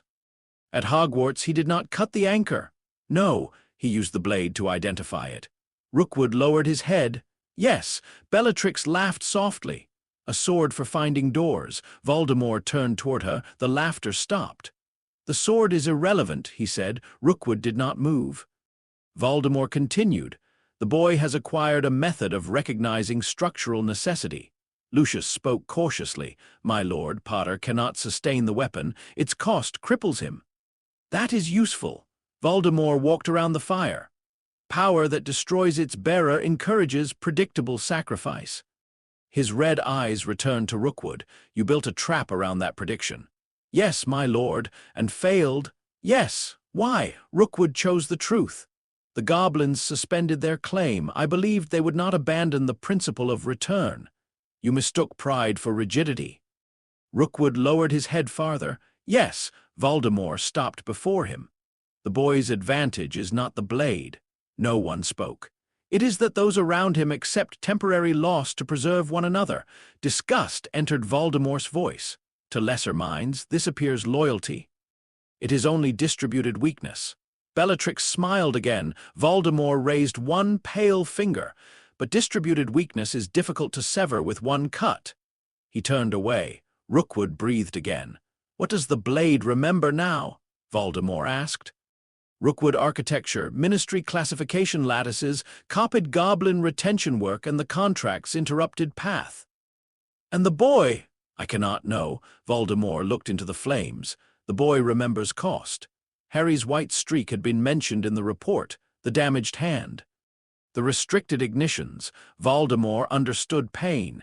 He understood how it shaped decisions. Then he will preserve the blade for a moment he considers worthy. Lucius inclined his head. What moment, my lord? Voldemort smiled. The expression held no warmth. One involving an object he believes cannot otherwise be reached. The fire bent toward him. For an instant, 7 shadows appeared across the stone wall, then 6. Then 7 again. Rookwood saw them. He did not understand. Voldemort did. Change the outer protections, he ordered. No repeated physical architecture, no single necessary anchor, no barrier whose failure reveals what it protects. Rookwood nodded. And Potter? Bellatrix asked the question eagerly. Voldemort's red eyes narrowed. Do not duel the blade. What shall we do? Give the boy doors? The Death Eaters listened. Let him decide which lives justify the cost. Let him spend his magic opening paths that lead away from what matters. Every rescue will teach him that sacrifice is noble. Every victory will make restraint more painful. Voldemort looked toward Rookwood. He will carry the weapon as proof that he may choose when to suffer. The colorless fire rose, and eventually we will choose for him. At Hogwarts, Harry woke from a dream of 7 shadows. His scar burned, not violently. A thin, deliberate line of pain crossed his forehead and disappeared. Harry sat up. Moonlight filled the dormitory. Ron slept nearby, one arm hanging from his bed. Neville breathed quietly behind closed curtains. The castle remained still. Kindleglass rested inside a warded box beneath Harry's bed. He could feel its direction. He did not reach for it. Instead, Harry found his wand. His right hand closed around the handle. The grip remained awkward. He adjusted his fingers, then he raised the wand toward the closed curtains. Pratigo. The shield formed, uneven, thin on the right, but it held. Harry lowered the wand. The pain in his scar had vanished. Voldemort knew. Harry could feel the certainty even without seeing a face or hearing a voice. The next stage had begun, before Kindleglass. Harry might have believed that meant he needed to strengthen the blade, practice faster, and learn to endure longer ignitions. Now he understood the danger in that thought. Voldemort would prepare for the weapon. Rookwood would prepare barriers designed to consume it. The Ministry would watch for its signature. Gringotts would monitor what the silver retained. Every use would teach them something. Harry needed to learn without teaching them in return. He opened the box. The smoke-colored sheath lay inside. Harry did not remove it. He placed the signed code beside it. 3 conditions. A physical obstacle ordinary magic could not safely remove, an immediate threat to life. A trusted person confirming there was no better answer. Rules could not prevent every mistake. They could force Harry to recognize the moment he chose to make one. He closed the box. Kindleglass had begun as a weapon built because Harry wanted something no one else controlled. It had become a ledger of every material it touched, every system it entered, and every price Harry paid. The Ministry remembered its signature. The goblins remembered their claim. Rookwood remembered its limits. Voldemort would remember its possibilities. Harry remembered something different. Neville's wooden sword against his chest, Hermione reading the clauses he had ignored, Ron holding him upright after the final ignition, Tonks destroying the shield anchor, Grimbank closing a path his people had defended for centuries, Dumbledore admitting he had been wrong, Sirius telling Harry that the blade mattered without making Harry the most important person in the room. Kindleglass remembered every cut. Harry would have to remember everything around them. That was how he would keep the weapon from becoming the plan. Outside, dawn had begun to lighten the sky over Hogwarts. Harry returned his wand to the bedside table. His hand trembled slightly. The shield had cost more effort than it once would have. He would practice again tomorrow, slowly, without shortcuts. Beneath the bed, Phoenix Fire slept inside goblin-silver. For now, the sharpest thing Harry possessed was not the blade. It was the knowledge of when not to draw it. Dumbledore's first occlumency lesson began with a locked door. It stood alone in the center of the headmaster's office, positioned between Fawkes's perch and a table crowded with silver instruments. The door was tall, black and narrow. It possessed no frame, hinges, or visible support.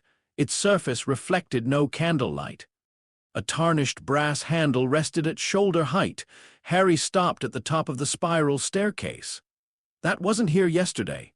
"No," Dumbledore said. He stood near the window with his wand lowered. Kindleglass rested inside the glass cabinet behind his desk, sealed within its smoke-colored goblin sheath. The cabinet remained unlocked.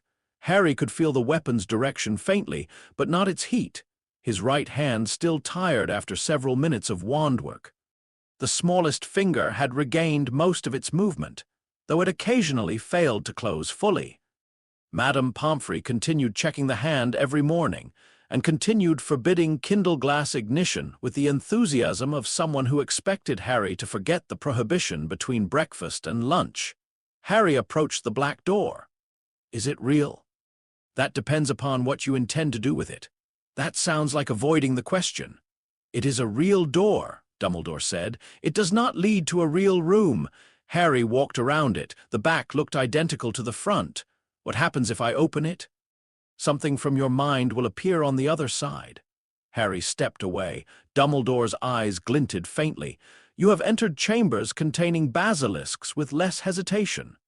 "The basilisk didn't ask permission to look through my memories." "No, it merely attempted to kill you." "That was simpler." Dumbledore inclined his head. "Most violence is." Harry looked at the door again. Snape's occlumency lessons had begun with attacks. No explanation, no preparation. A sharp command of Legilimens, followed by memories tearing themselves open before Harry could decide what to protect. Dudley's gang chasing him. Aunt Marge's dog. The mirror of Arized, Cedric falling, Cho smiling. Every memory became another object Snape could drag into the light and criticize Harry for failing to conceal. Dumbledore had promised a different method. Harry had not expected furniture. "The mind is not a room," Dumbledore said. "Then why use a door?" "Because the mind understands symbols before it understands theory." Dumbledore approached. Occlumency is frequently taught as the construction of walls. Empty your thoughts, harden your emotions, close every entrance. "That's what Snape said." "Professor Snape survives through exceptional control." "That isn't the same as teaching it." "No." Harry looked at Dumbledore. The headmaster did not defend Snape. That remained strange. "What's wrong with walls?" Harry asked. "Nothing when one possesses the strength to maintain them." "And I don't. You possess strength." "Your difficulty is that Voldemort's connection does not always approach from outside." Harry's scar prickled at the name. Dumbledore continued. "A wall protects a castle from an army standing beyond it. It is less effective when the attacking force already knows the corridors." Harry thought of the dreams, the snake attacking Mr. Weasley, Voldemort's anger entering Harry during lessons. "What am I supposed to build instead?" "Choice." Dumbledore gestured toward the black door. "The connection may open. An image may appear. An emotion may cross. Your first task is not to prevent every intrusion." Harry frowned. "I thought that was the point." "Your first task is to recognize that an open door does not require you to walk through it." Kindleglass had taught him something similar. A barrier existed. The blade could cut it. That did not mean it should. Harry walked toward the door. What do I do? Place your hand upon the handle. Then, decide what you are willing to see. Harry gripped the brass. It was cold. The black surface trembled. A pressure gathered behind Harry's eyes. Choose a memory, Dumbledore said. A safe one? There are no entirely safe memories. Choose one that belongs completely to you. Harry thought of his cupboard. Too much of that memory belonged to the Dursleys. He thought of catching the snitch during his first Quidditch match. Part of it belonged to the school. He thought of the graveyard. No. Then he remembered a cold bedroom at Grimmauld Place, Sirius sitting beside him after the archive mission, explaining that the blade mattered without making Harry the most important person in the room. That memory hurt. It also belonged to Harry. I have one. Open the door. Harry turned the handle. The black surface disappeared. Sirius's bedroom waited on the other side. Rain struck the windows. A lamp glowed beside the bed. Sirius sat in the chair, younger and less tired than he truly was. Harry saw himself lying beneath the blankets, right hand injured and white streak newly visible in his hair. You opened the first seal and freed Tonks, the remembered Sirius said. Then collapsed, the remembered Harry replied. Yes. The conversation continued exactly as Harry recalled it. Dumbledore stood beside him in the office, observing without entering. What do you feel? He asked, embarrassed. Why? Because I wanted to be the one who won. Remain with the feeling. Harry's grip tightened. The scene changed. The archive replaced Sirius's bedroom. Rookwood stood behind Vale's chair. Kindleglass burned in Harry's hand. The silver tether pulled magic from his body. No improvement in reflexes, Rookwood said. No physical reinforcement. Good. Harry attempted to release the handle. It did not move. The memory darkened. Voldemort appeared behind Rookwood. Red eyes watched through the archive smoke. The scene had never happened. Harry knew that. His body reacted anyway. His scar burned. Close the door, Dumbledore said. It won't close. Because you are trying to escape what you see, choose to end it. Harry attempted to empty his mind. The image grew stronger. Voldemort lifted his wand. Rookwood smiled. Sirius appeared between them, restrained by black brass bands. Harry's breath caught. Harry, Dumbledore said. The voice sounded far away. He is not there. Harry knew the image felt real. Kindleglass glowed inside the glass cabinet behind him. Harry felt the weapon's direction sharpen, responding to his fear even through the sheath. The door had created a problem shaped exactly like its edge, a restraint, a captive, an enemy. Harry thought of his code, immediate threat to life. Physical obstacle, trusted confirmation that no safer answer remained. He had only one of the three. The image wanted him to act before gathering the others. Harry looked at Sirius, not the false captive, the man beside his bed in the original memory. You won without it. Harry loosened his grip on the handle. I'm not going through, Voldemort cast. Green light filled the doorway. Harry did not move. The killing curse struck the boundary between memory and office. The black door slammed shut. Harry stumbled backward. Dumbledore caught his shoulder.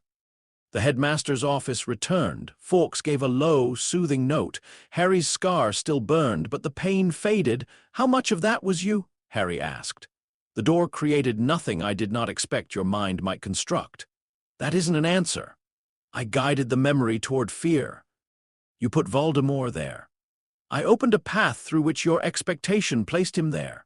Harry stepped away from Dumbledore's hand. That sounds exactly like putting him there with additional words. Dumbledore smiled slightly. You recognized the image as false. I knew Sirius wasn't in the archive. Knowledge did not prevent fear. No. What did? Harry glanced at Kindleglass. The rules. Rules concerning a weapon. They concern me. Dumbledore nodded. That is why they worked. Harry rubbed his scar. Does real occlumency involve imaginary doors? Not after sufficient practice. Good. The next lesson involves several. Harry groaned. They trained every second evening. Sometimes the black door opened onto memories Harry chose. Sometimes Dumbledore altered a detail and asked Harry to identify it. Ron's hair became black. Hermione's voice came from the wrong direction. The burrow possessed one additional window, small errors, then larger ones. Cedric stood after the killing curse. Harry's parents spoke with voices he had never heard. The basilisk's eye remained uninjured and followed Harry across the chamber. Dumbledore taught him to test memories instead of merely feeling them. Where was the light coming from? What happened immediately before this? Who else should be present? Was the pain remembered, imagined, or occurring now? Harry failed often. He became angry more often. Yet the lessons differed from Snape's because failure ended with examination rather than humiliation. Dumbledore did not tell Harry to become less emotional. He taught him that emotions could be true while the image producing them was false. The distinction became a kind of shield, not a wall. A question.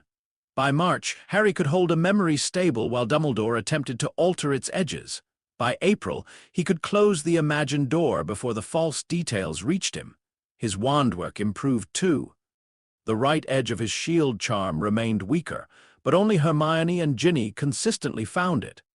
Flitwick adjusted Harry's stance and taught him to compensate through angle rather than force. Kindleglass stayed sheathed. The weapon left Dumbledore's office only for scheduled Gringotts inspections, and one controlled test in which Harry held the unignited hilt near 3 ministry objects recovered from the entrance hall. He identified Rookwood's architecture in 2. The third was clean. He did not ignite the blade. The code held. Voldemort remained quiet. That worried Dumbledore. It worried Harry more. The dreams did not stop entirely. Harry sometimes saw dark corridors, stone rooms, and the movement of pale hands through candlelight. But the images arrived without clear beginnings or endings. When Harry woke, he tested them. Had he smelled anything? Had Voldemort spoken? Was there a door?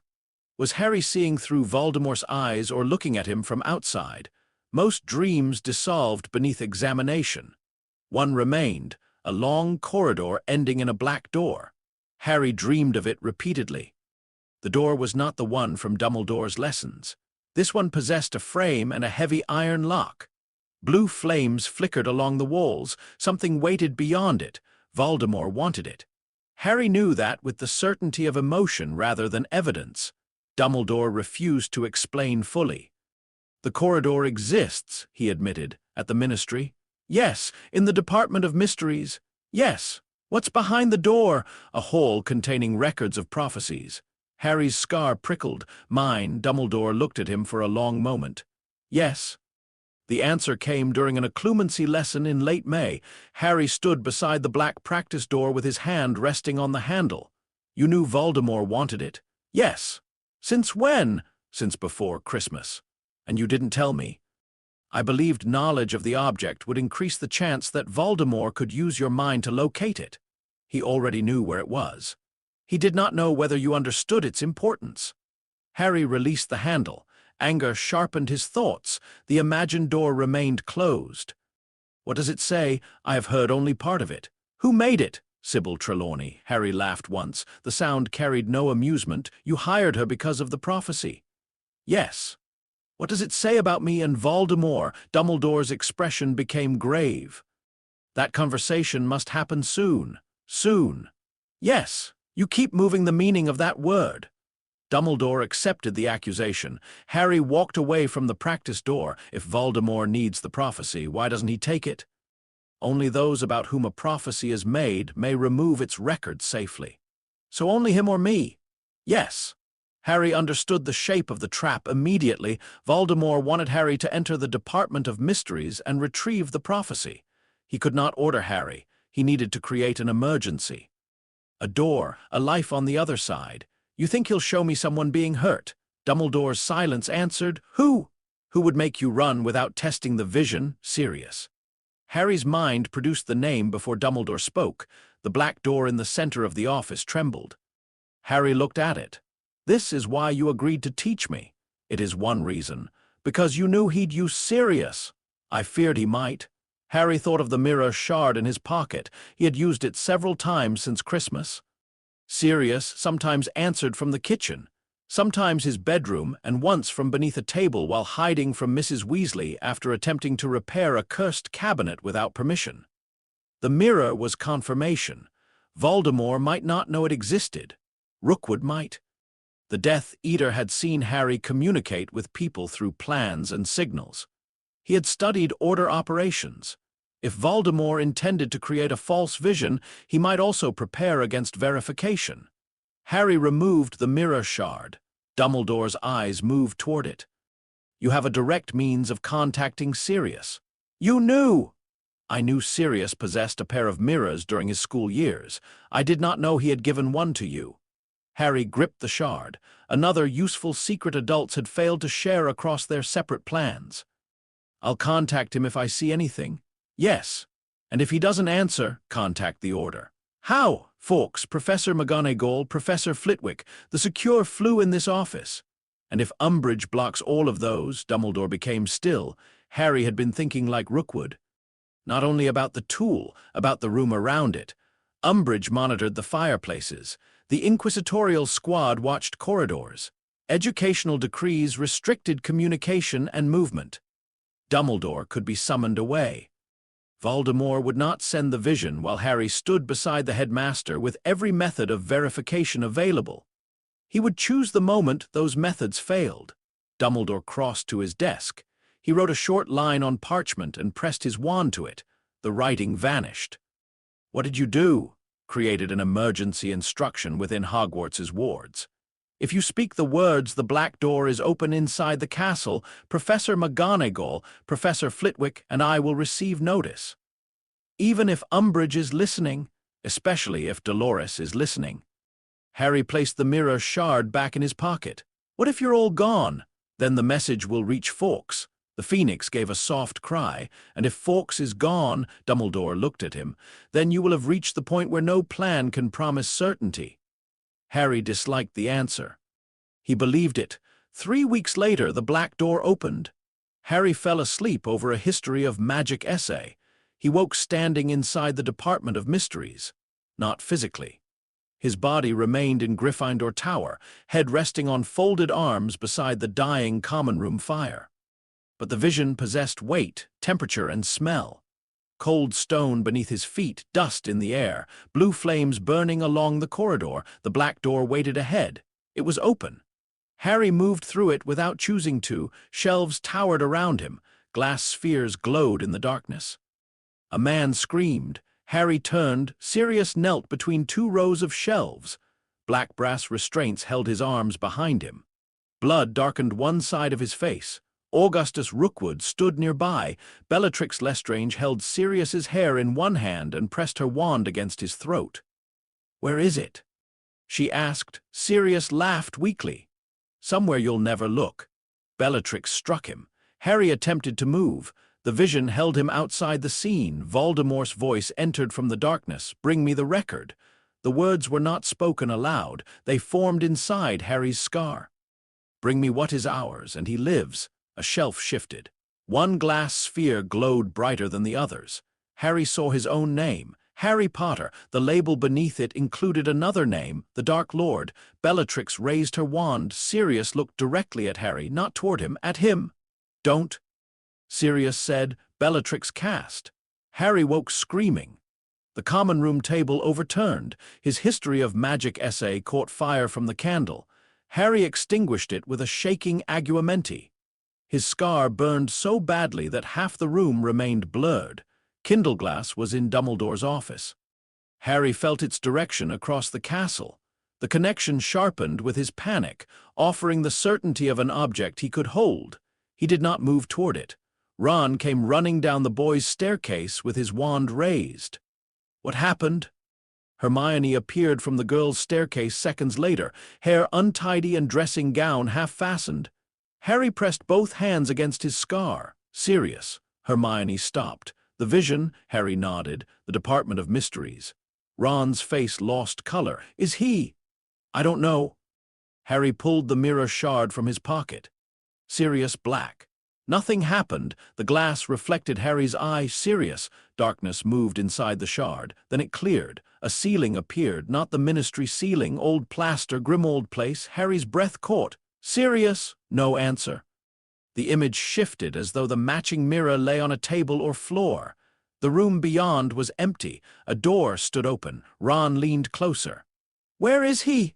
"I don't know." Hermione gripped Harry's shoulder. The mirror reached Grimmauld Place. That means the vision could still be false. Or they took him and left the mirror. The image had included blood, restraints, Bellatrix. Harry could still hear the crack of her spell. His emotions were true. The image might not be. Test it. Where had the light come from? Blue flames, correct for the department. What happened before the vision?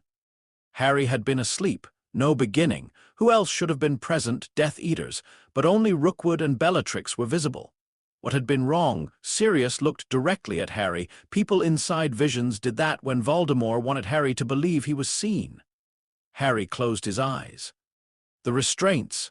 "What about them?" Hermione asked. "Rookwood used black brass in the archive. He knows I'll recognize it.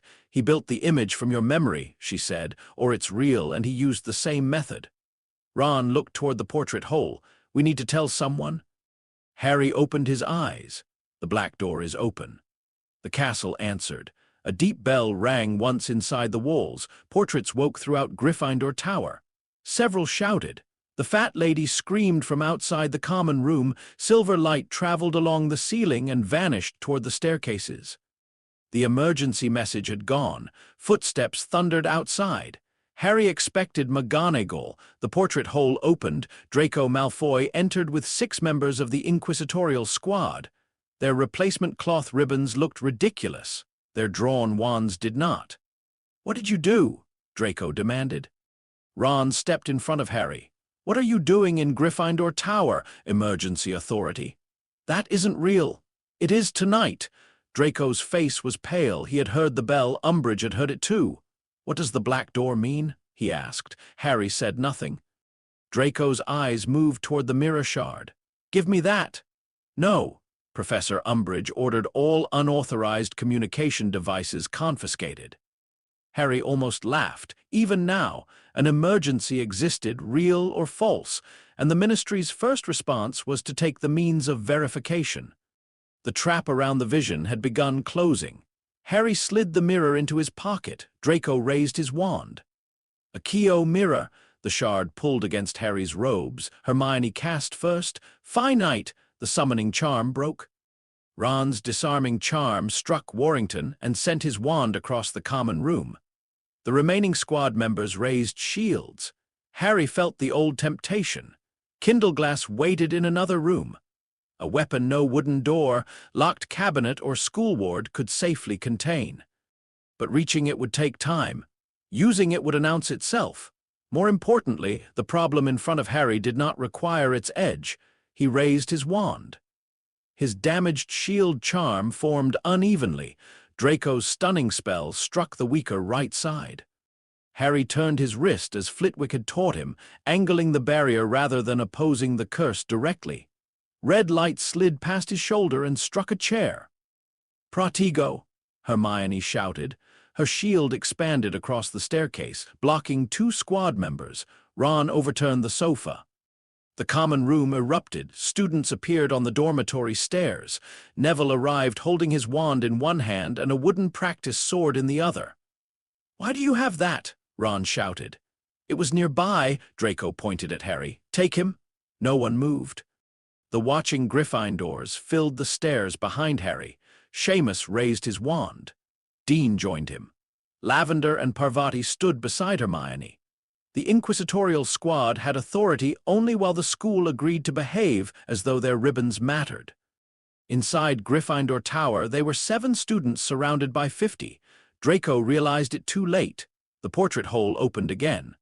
Professor McGonagall entered. She looked at the drawn wands, overturned furniture, and Neville's wooden sword. Her expression became glacial. "Explain." Everyone began at once. McGonagall raised one hand. Silence fell. Her eyes went to Harry. "The message. I saw Sirius inside the Department of Mysteries." "Confirmed." "No, his mirror reached Grimmauld Place, but he didn't answer." McGonagall's expression tightened. "Albus has been summoned to the Ministry." Harry's stomach dropped. "Why?" "A hearing regarding the Kindleglass seizure." Of course, Voldemort had chosen the night Dumbledore was called away. "Professor Flitwick?" confined to his office under an inspection order signed by Professor Umbridge. The room around the vision, every route closed. "And Fawkes?" Harry asked. McGonagall looked toward the window. A flash of red-gold fire appeared outside. Fawkes struck the glass once with his beak. The window opened. The Phoenix entered carrying a black ribbon tied around one leg. McGonagall removed it. Silver writing appeared, Sirius Black confirmed at number 12 Grimmauld Place, alive, uninjured. Extremely angry, Ron laughed from pure relief. Harry's knees weakened. He caught the edge of a table. The vision had been false, entirely false. Voldemort had placed Sirius inside a structure designed from Harry's memories and waited for him to run. Fawkes gave Harry a soft note. The scar pain faded. Draco looked confused. "Who sent that?" "The order," Harry said. Draco's face changed at the word. McGonagall turned toward him. "You entered this common room under whose permission?" "The High Inquisitor's. Professor Umbridge does not possess authority to invade house quarters with armed students." She said Potter was attempting unauthorized communication. He was attempting to determine whether a man had been abducted. Draco looked toward the mirror in Harry's pocket. The device is still prohibited. McGonagall's eyes became dangerous. 20 points from Slytherin for entering another house's private quarters without the permission of its head. Draco flushed. Professor Umbridge will reverse it. Then I shall remove them again. Another 20 for drawing your wand upon students in their dormitory. They attacked first. Ron opened his mouth. Hermione stepped on his foot. McGonagall looked at the overturned furniture. And 20 points from Gryffindor for escalating the confrontation rather than summoning me. Ron stared. "We did summon you. You also turned a sofa into a barricade. It worked. That is not a defense." Neville slowly lowered the wooden sword. McGonagall looked at it. "I will ask later." She ordered the inquisitorial squad out. Draco paused at the portrait hole. He looked at Harry. "You thought someone was going to die." "Yes, and you stayed." Harry heard the accusation beneath the words cowardice, hesitation, failure to act. Months earlier, it would have struck deeply. Now Harry understood the trap. "I checked." Draco's expression twisted. "What if the message had been too late? Then I'd have known what I was walking into." Draco left. McGonagall waited until the portrait closed. Then she turned to Harry. "Professor Dumbledore instructed me to prevent you from traveling to London under any circumstances if such a vision occurred." Harry's anger returned. He knew it would be tonight. He suspected it might occur while he was absent. Then why did he go? Because refusing the hearing would have permitted the Ministry to reopen the seizure order. Kindleglass again. Even sheathed, it shaped where Dumbledore could be, which officials moved, and when Harry became isolated, Voldemort had not needed to touch the weapon. He had used the politics surrounding it to clear the board. Harry sank into a chair. Hermione sat beside him. "You didn't go." The words sounded simple. They were not. Harry had seen Sirius struck by a curse. He had felt the terror and believed it. His entire body had demanded movement. He had stayed long enough to ask whether the door was real. Ron sat on the other side. "What happens now?" Harry looked toward Fawkes. "Voldemort is waiting at the Ministry. Or his Death Eaters are," Hermione said. McGonagall's face became thoughtful. "He believes Potter is traveling there." "Not for long," Ron said. "He'll realize no one's arrived." Harry took out the mirror shard. Grimmauld Place remained visible. A face appeared suddenly, serious. "Harry," he looked wild-eyed and furious, but alive. Harry gripped the mirror. "You're all right." "I'm fine." Fawkes arrived with a note asking if I was being tortured. Several students nearby turned. Sirius noticed the audience inside the shard. "Why is half of Gryffindor watching us?" "Long story. I'm coming to Hogwarts." "No," McGonagall said. Sirius looked toward her voice. "Minerva?" "If you leave the protected house, you may create the emergency Harry just avoided." Sirius swore. Then his expression softened as he looked at Harry. "You checked." Harry nodded. "Good." That single word carried more pride than any praise concerning the blade. Professor McGonagall summoned Kingsley through Fawkes. The order acted quickly. They did not enter the Department of Mysteries through the public flu network. That route might have been watched. Kingsley contacted 2 trusted aurors already inside the ministry. Tonks approached through a service passage. Moody remained outside to track any escaping signatures. Harry stayed at Hogwarts. That was the hardest part. Every minute without news created a new image. Rookwood discovering the plan, Bellatrix escaping, Kingsley falling. Sirius leaving Grimmauld Place despite McGonagall's warning. Harry sat before the common room fire with the mirror in one hand and his wand in the other. Kindleglass remained in Dumbledore's office. He did not request it. At 2 in the morning, Fawkes returned. The Phoenix dropped a folded message into Harry's lap. Harry opened it. Department of Mysteries trap confirmed. 4 masked intruders withdrew after target failed to arrive, 1 captured, no order casualties. The name of the captured intruder appeared beneath. Walden Macnair. Ron read over Harry's shoulder. The executioner? Harry remembered the axe raised above Buckbeak. Yes, Hermione exhaled. They expected you. They expected Kindleglass too. Rookwood might not have been present physically, but the trap had been built from his understanding, a restrained Sirius. A physical barrier, a prophecy Harry alone could retrieve. One emergency shaped like every part of Harry's code, except confirmation. That was the part Voldemort had been unable to control completely, for now, Fawkes sang. The students remaining in the common room slowly relaxed. Harry looked at the silver message. 1 Death Eater captured, no one killed. The prophecy remained inside the ministry. Voldemort had gained nothing. Harry had not drawn a blade, entered a duel, or opened a door.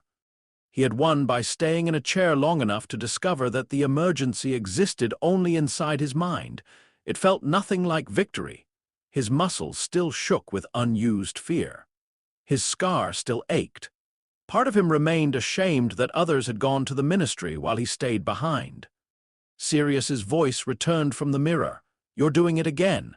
Harry looked down. "Doing what?" "Deciding it only counts if you were in the room where spells were flying." Harry glanced at Hermione and Ron. They had heard. Sirius continued. "You were the target. You refused to enter the trap. That's why no one died." "I didn't capture Macnair." "No, I didn't fight anyone." "No, I waited." "Yes." Harry looked at the dark window. "That doesn't feel brave." "Most useful decisions don't." The mirror dimmed as Sirius moved away, likely because Mrs. Weasley was shouting at him from another room. Harry remained by the fire until dawn. When Dumbledore returned, he entered Gryffindor Tower rather than summoning Harry to his office. His robes were dusty. His face appeared exhausted. Students had fallen asleep across chairs and sofas. McGonagall sat upright near the portrait hole, somehow looking dignified despite holding a cup of cold tea. Harry stood. Dumbledore looked at him. The door opened. "Yes, and—" "I didn't walk through." Dumbledore closed his eyes briefly.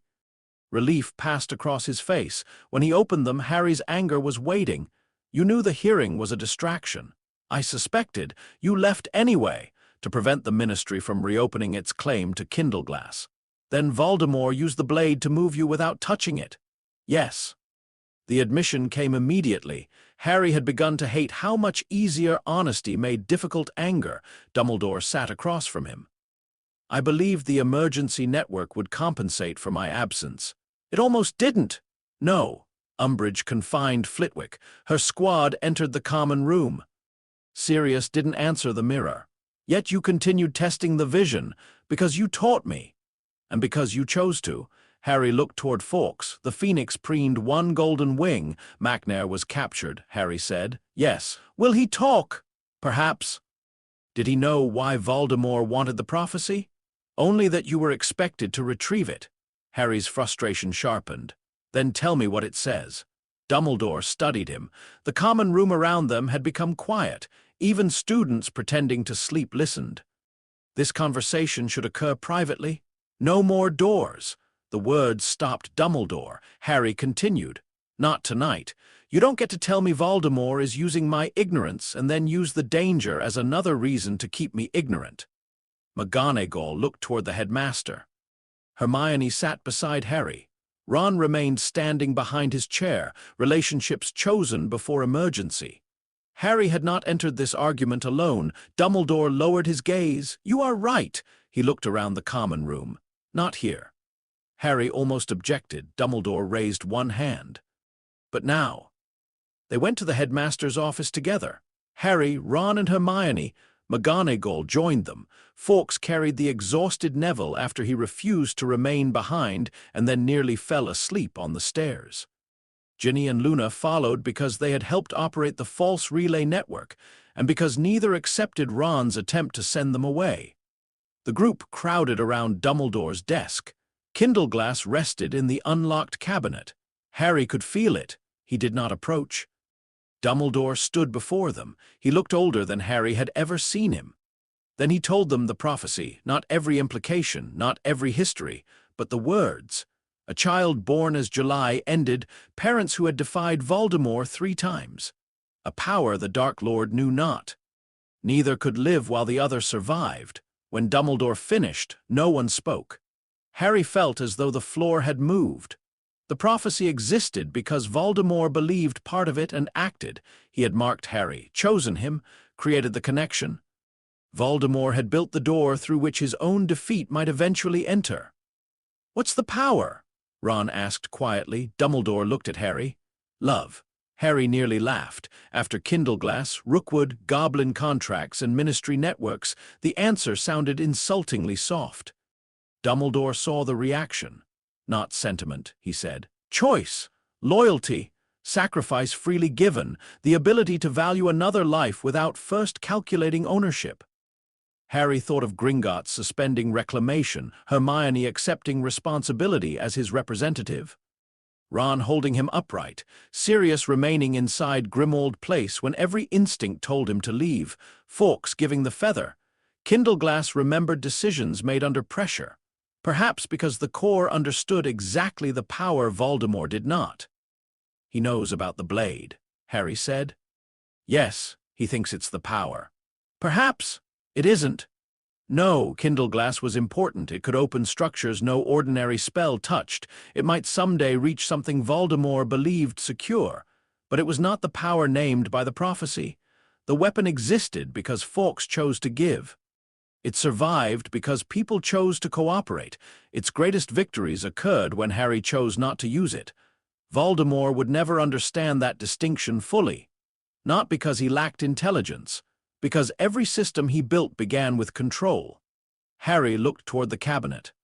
The blade waited inside its sheath. It had not saved Sirius that night. A mirror had, a phoenix had, a teacher's warning had, friends who refused to let Harry leave without confirmation had. The sharpest weapon in Britain had been irrelevant to the most important decision Harry made. That thought did not diminish Kindleglass. It placed it correctly, a tool, a witness, a political fact, not destiny. Harry touched his scar. "What happens next?" Dumbledore looked toward the brightening windows. "Voldemort learns that false emergencies are no longer sufficient." The answer chilled the room. Hermione understood. "Then he'll create a real one?" "Yes." Harry thought of the vision, the black brass restraints, the threat shaped perfectly around his rules. Voldemort had failed because Sirius was safe. Next time he would ensure someone truly was not. Harry looked at Kindleglass. He did not reach for it, not yet. "Then we need better plans," he said. Dumbledore nodded. "And fewer necessary doors." Outside, dawn spread over Hogwarts. Inside the cabinet, Phoenix Fire slept. Far away, Voldemort learned that Harry Potter could refuse a lie. His next lesson would be crueler. He would discover whether Harry could refuse a door when someone real was screaming behind it.